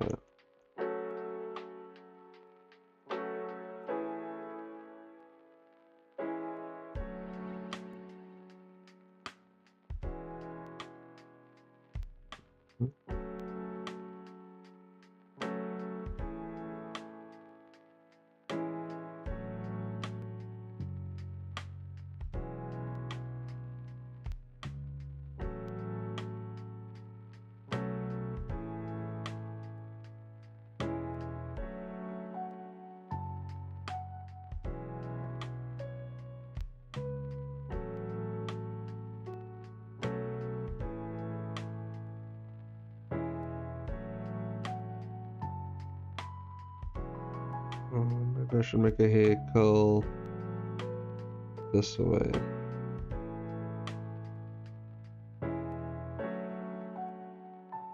Yeah, I think that's gonna be better. Just motion wise.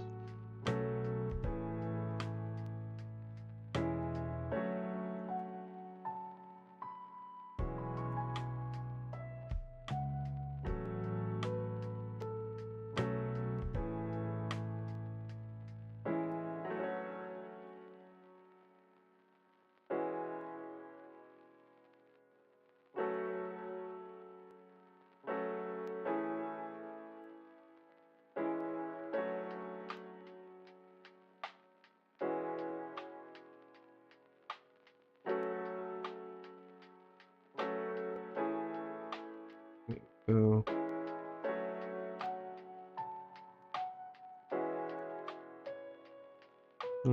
Be this way.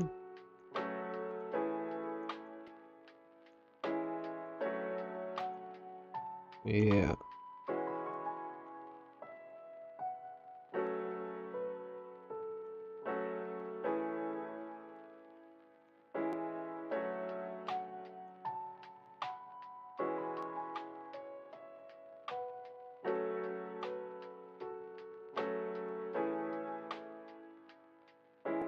There you go.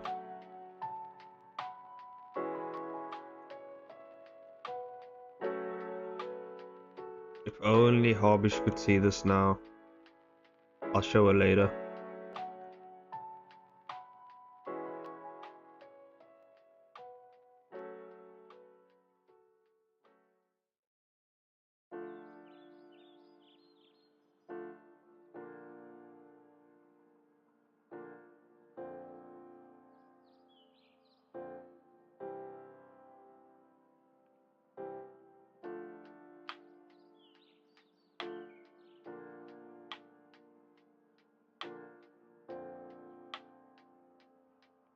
Okay, there we go.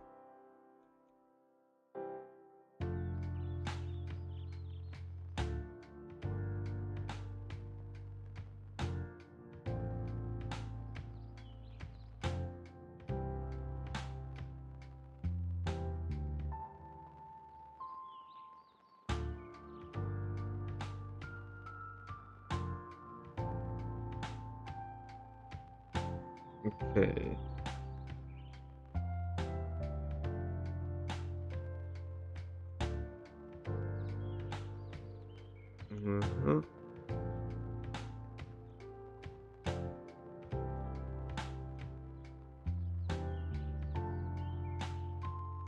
This is like, I mean, it's not challenging. It's just hey, by the way, I didn't notice like a hair. It's actually gonna play pretty well into like her powers or like the things she's gonna do later on. I just noticed now aesthetically it fits quite well with her.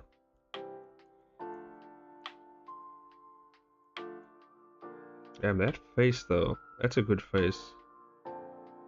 I have to admit, that's a good face right there. It's almost realistic like, in a way. It has like some sort of semi-realism to it.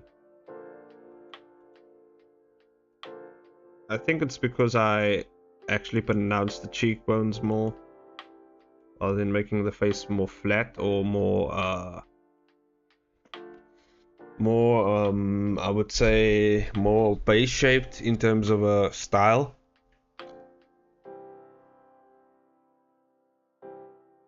Well, actually not style, but you know what I mean, like more to a base face, you know, more to what a face is normally shaped like. Just cool. And you know, most of the time I do cool stuff like that without me even noticing.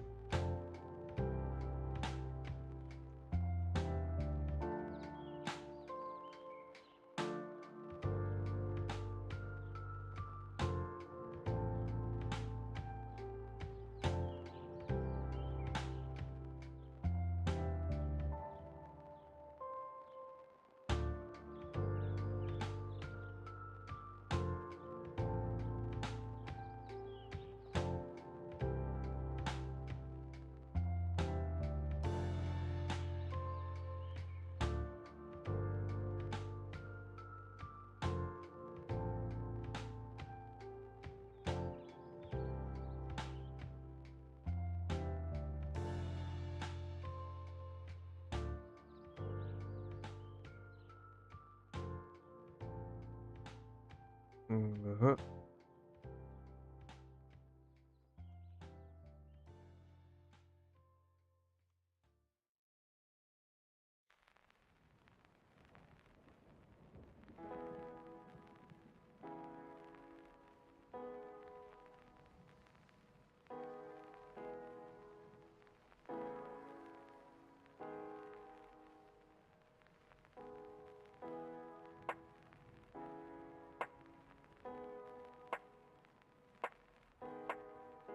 Go.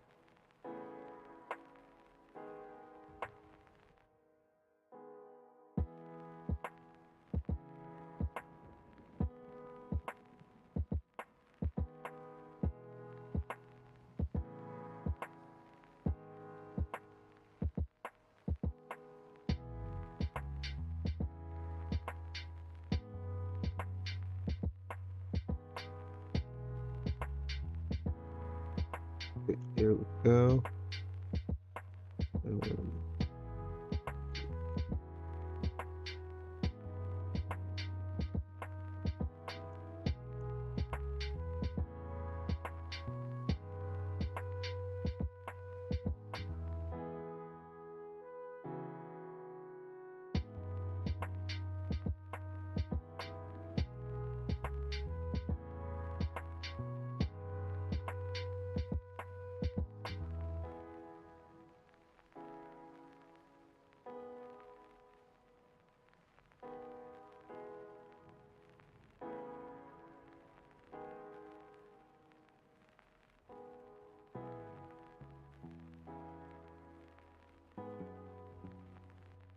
Maybe I have to bring the eyebrows a bit inward. You know what I mean? Just gotta bring it a bit down or more. Just a bit more down, like that. Yeah.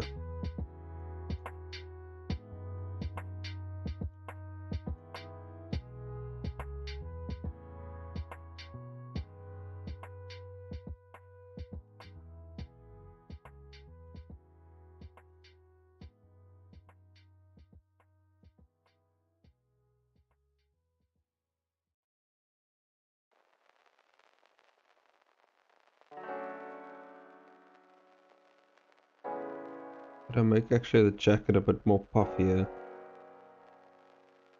I'm gonna puff it out here in this area a bit more.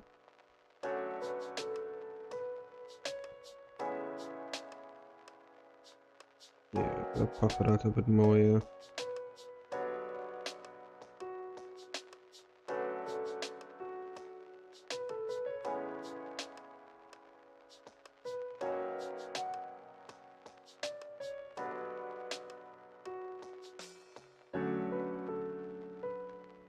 There we go.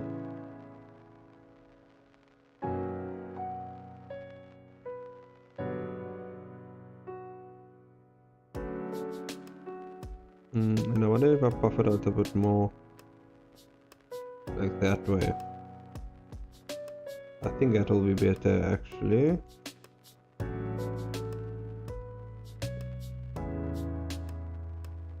Just buff it out a bit more. The sides here.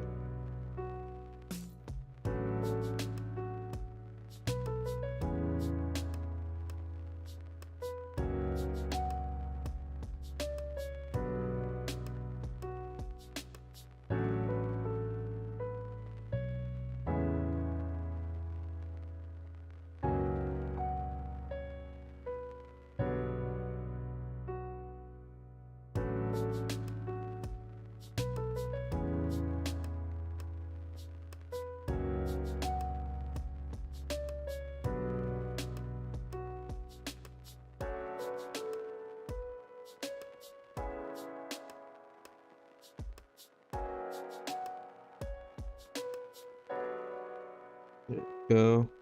Let me just bring this down.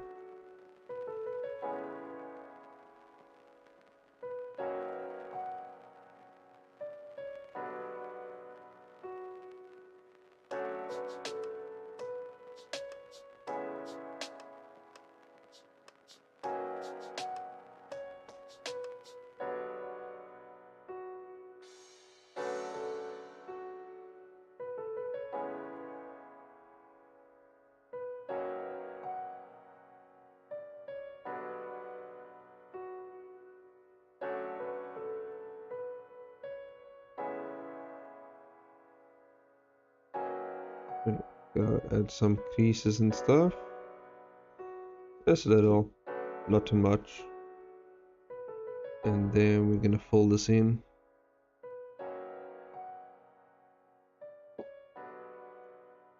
Do the pants first.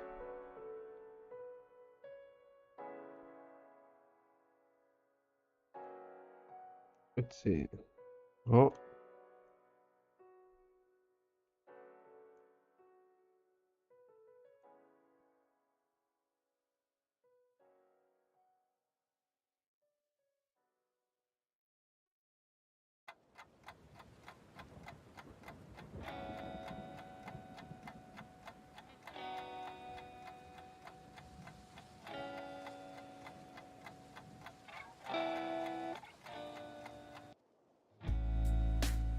Go. Now we just gotta color this in, finish it up.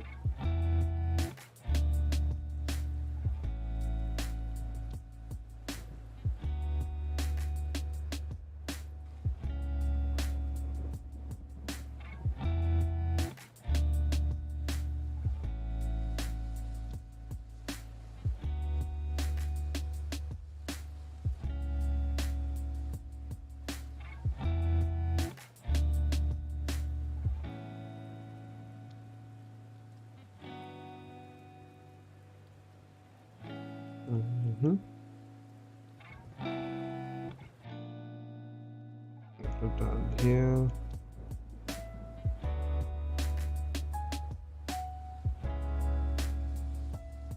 Go.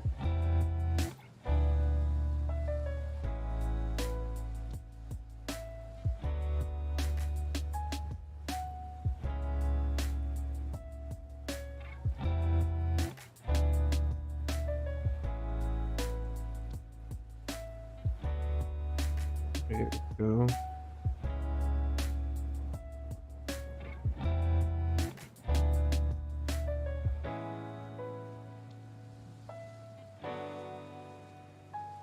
Just gotta do the purple.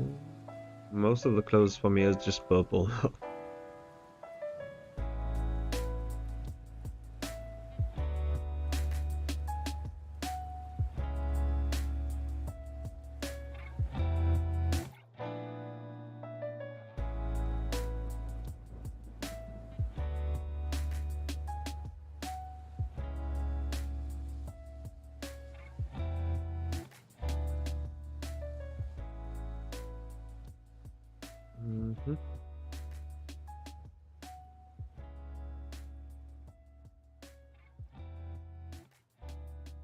There we go.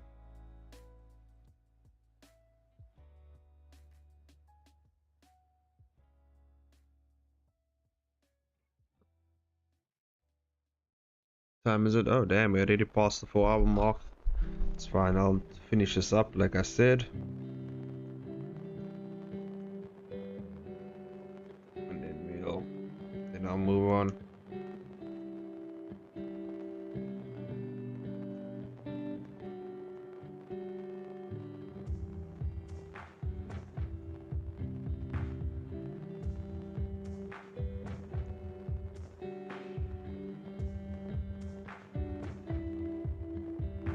There we go.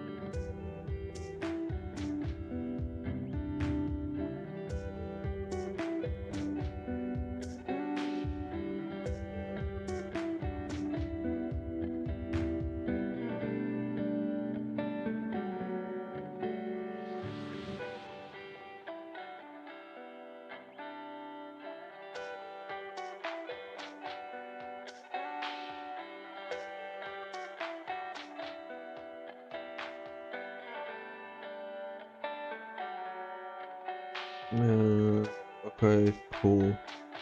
There's no crossover with the hair over here. So I can just do this. It makes the dip easier. If her hair isn't dangling in the face, I can do the dip quite easily.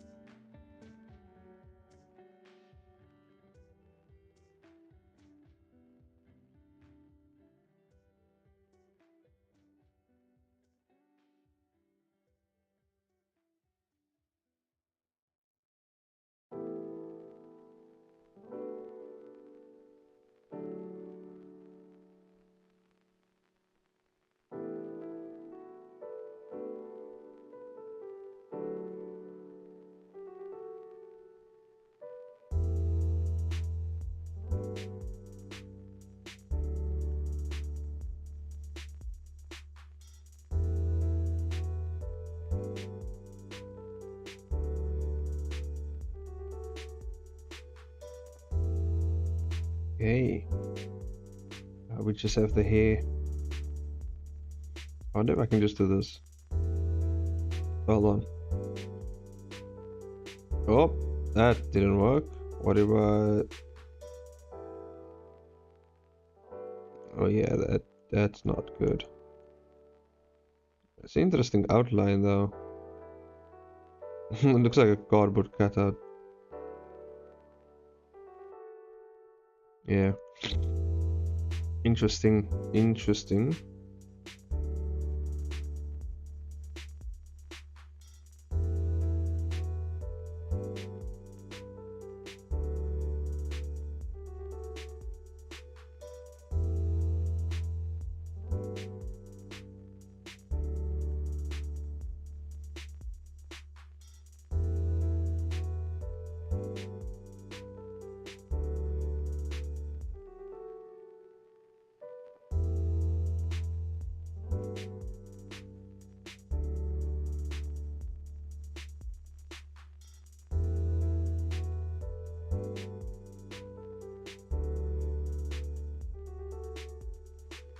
There we go.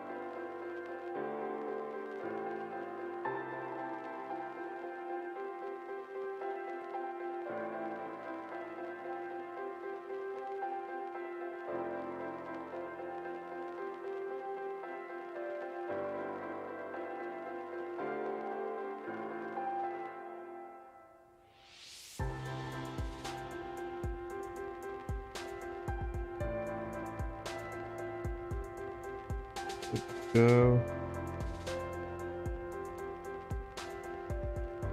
Let's get in there.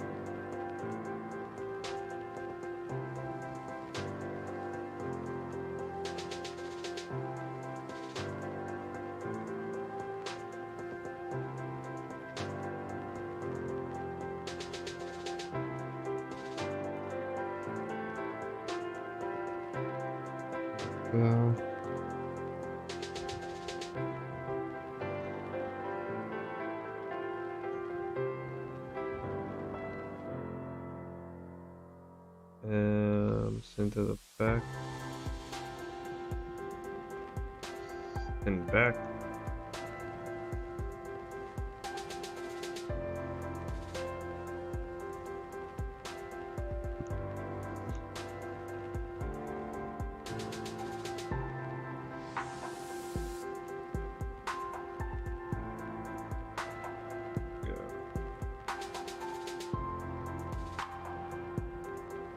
Okay.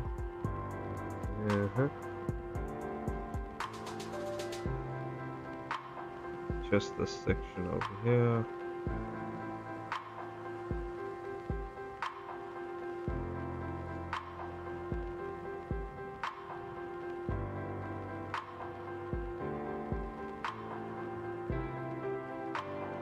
Hell yeah.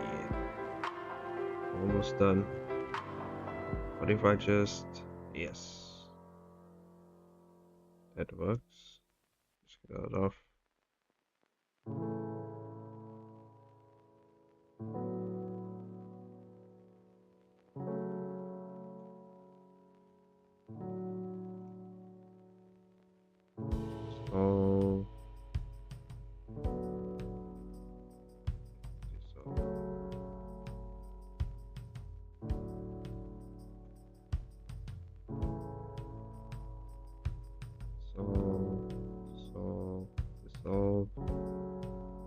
There we go.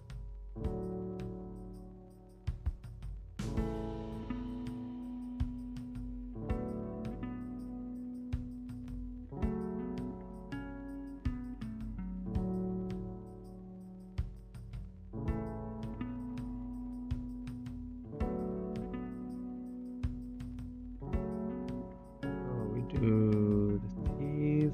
I think this is it. Yeah.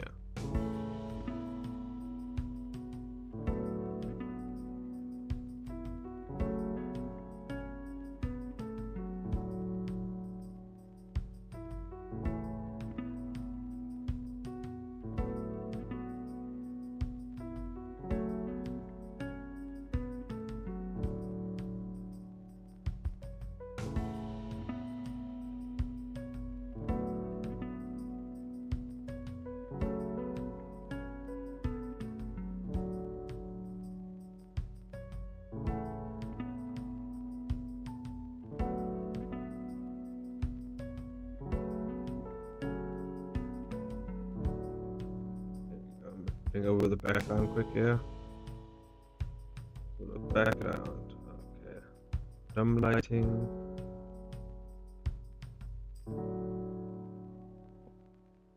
Zero. Like that. Let's go with the 50 and 60.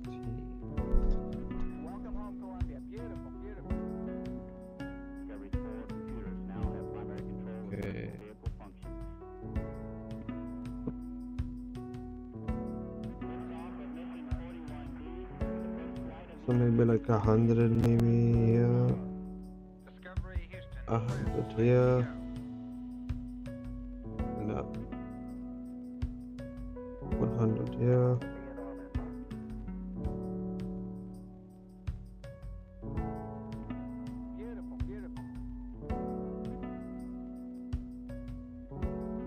Oh.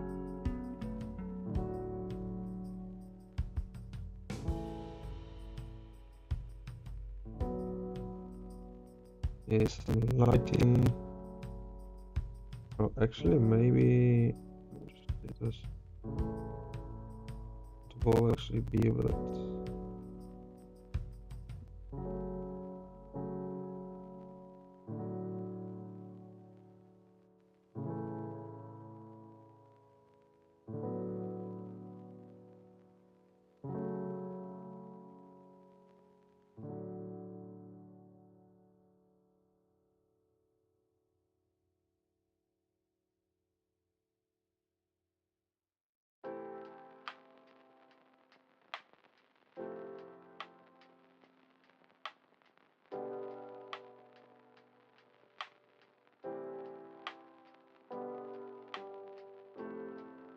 There we go.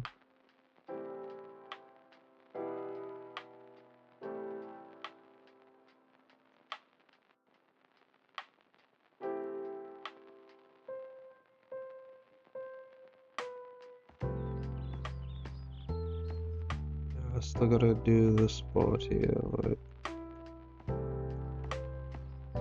Get this spot.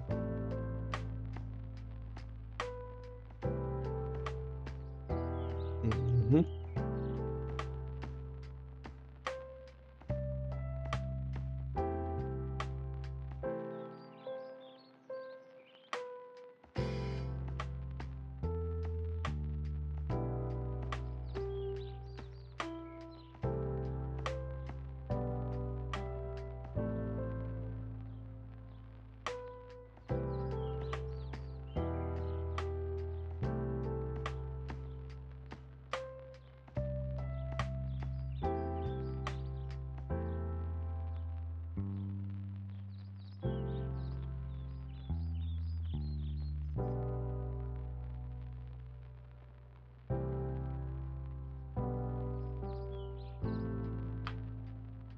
Here we go.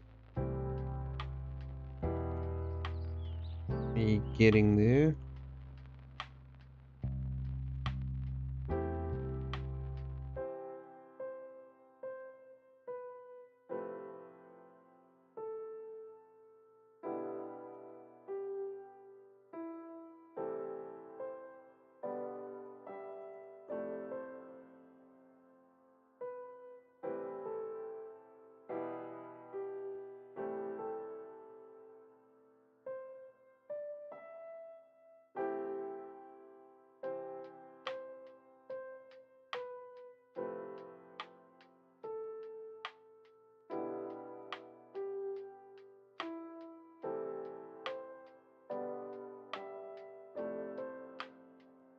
.8. Here we go.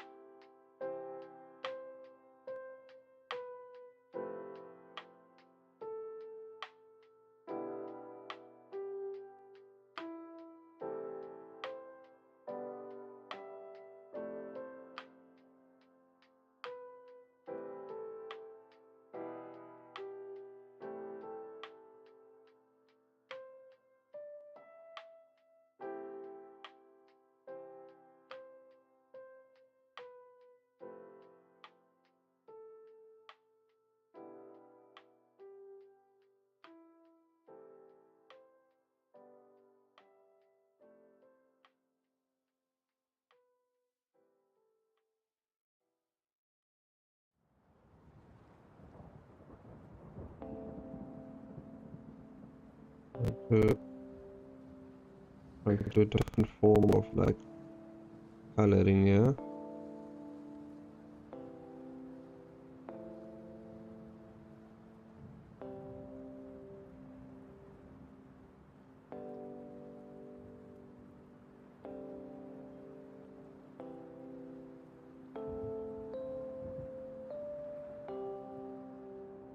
It's more of a, yeah, this type of color right here.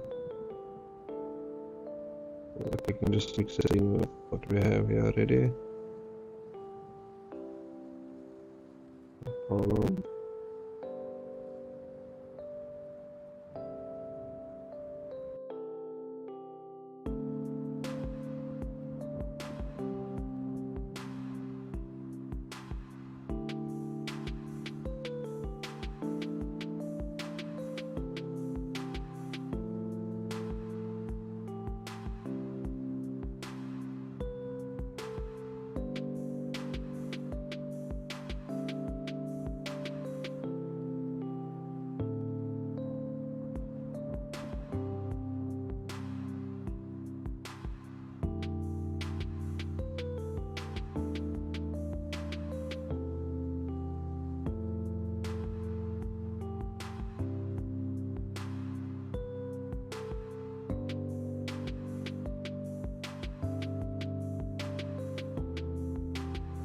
Go.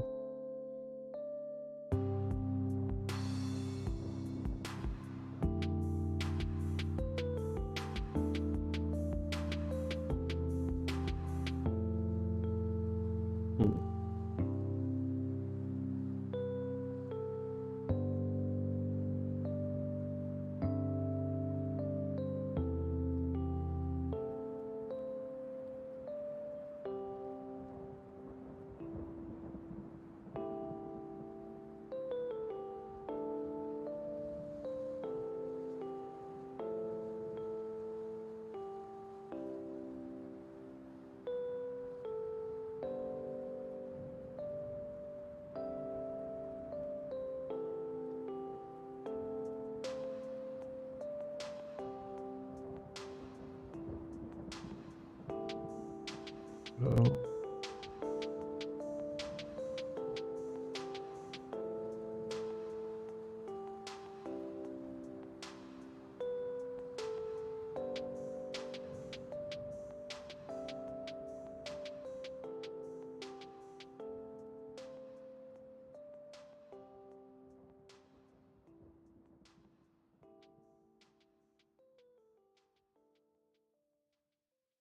There we go.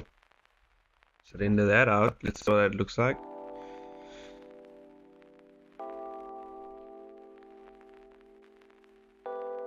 There we go.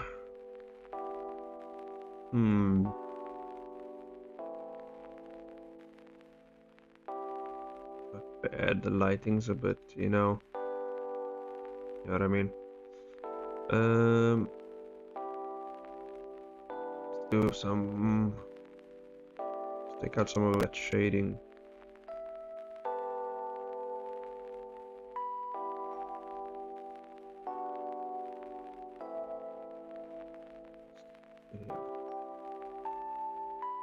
Give it a bit of shape.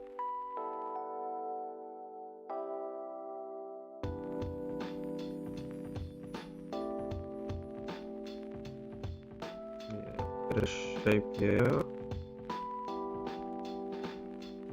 Shape it up a bit better.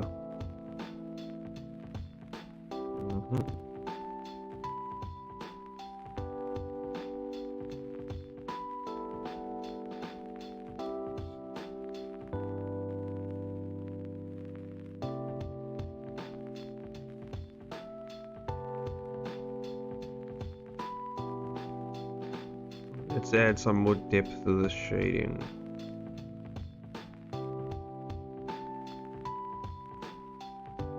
Add some more depth here.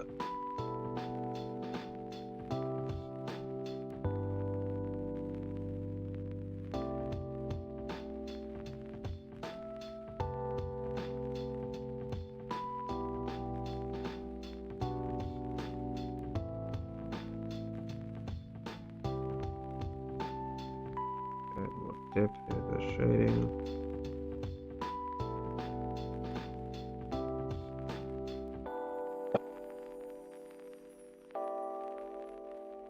Okay. Looks a bit more here.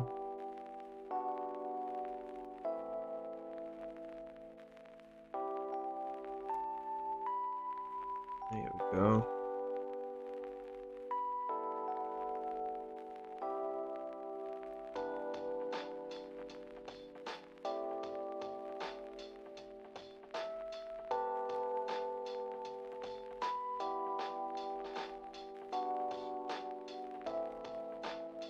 Add a dip and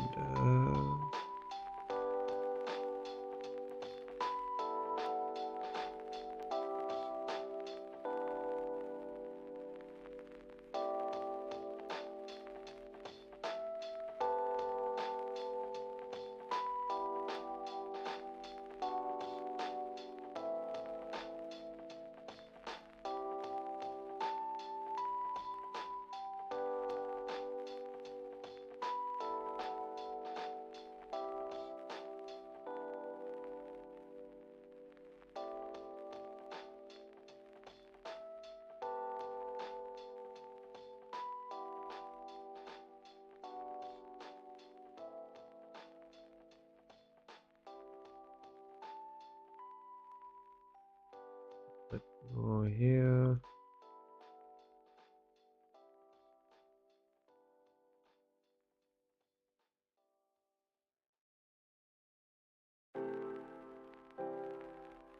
More here.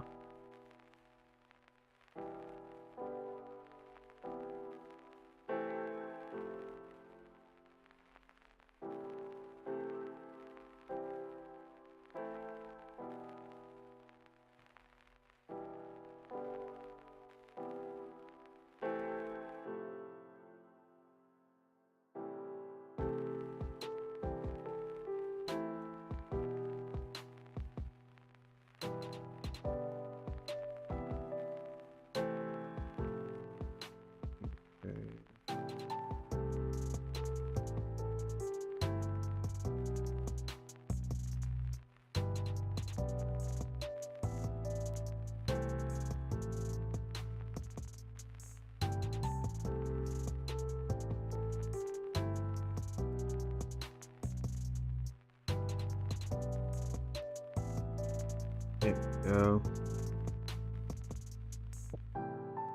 Let's add a bit more depth here to the face.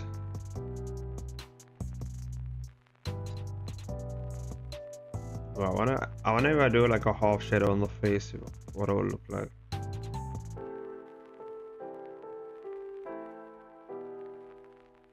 Make it too creepy. I do a half shadow on the face.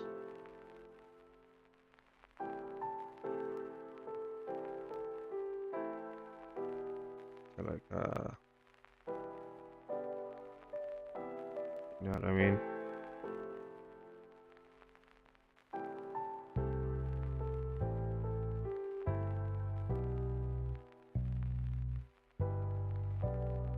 I'll add a bit more depth in there. Oh!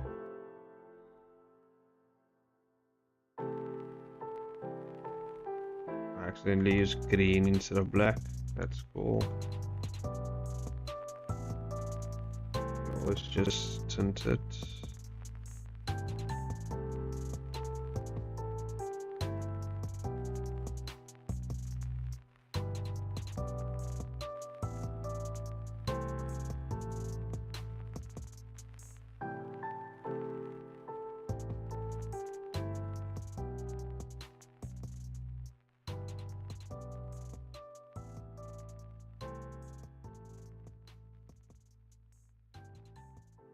Tint it.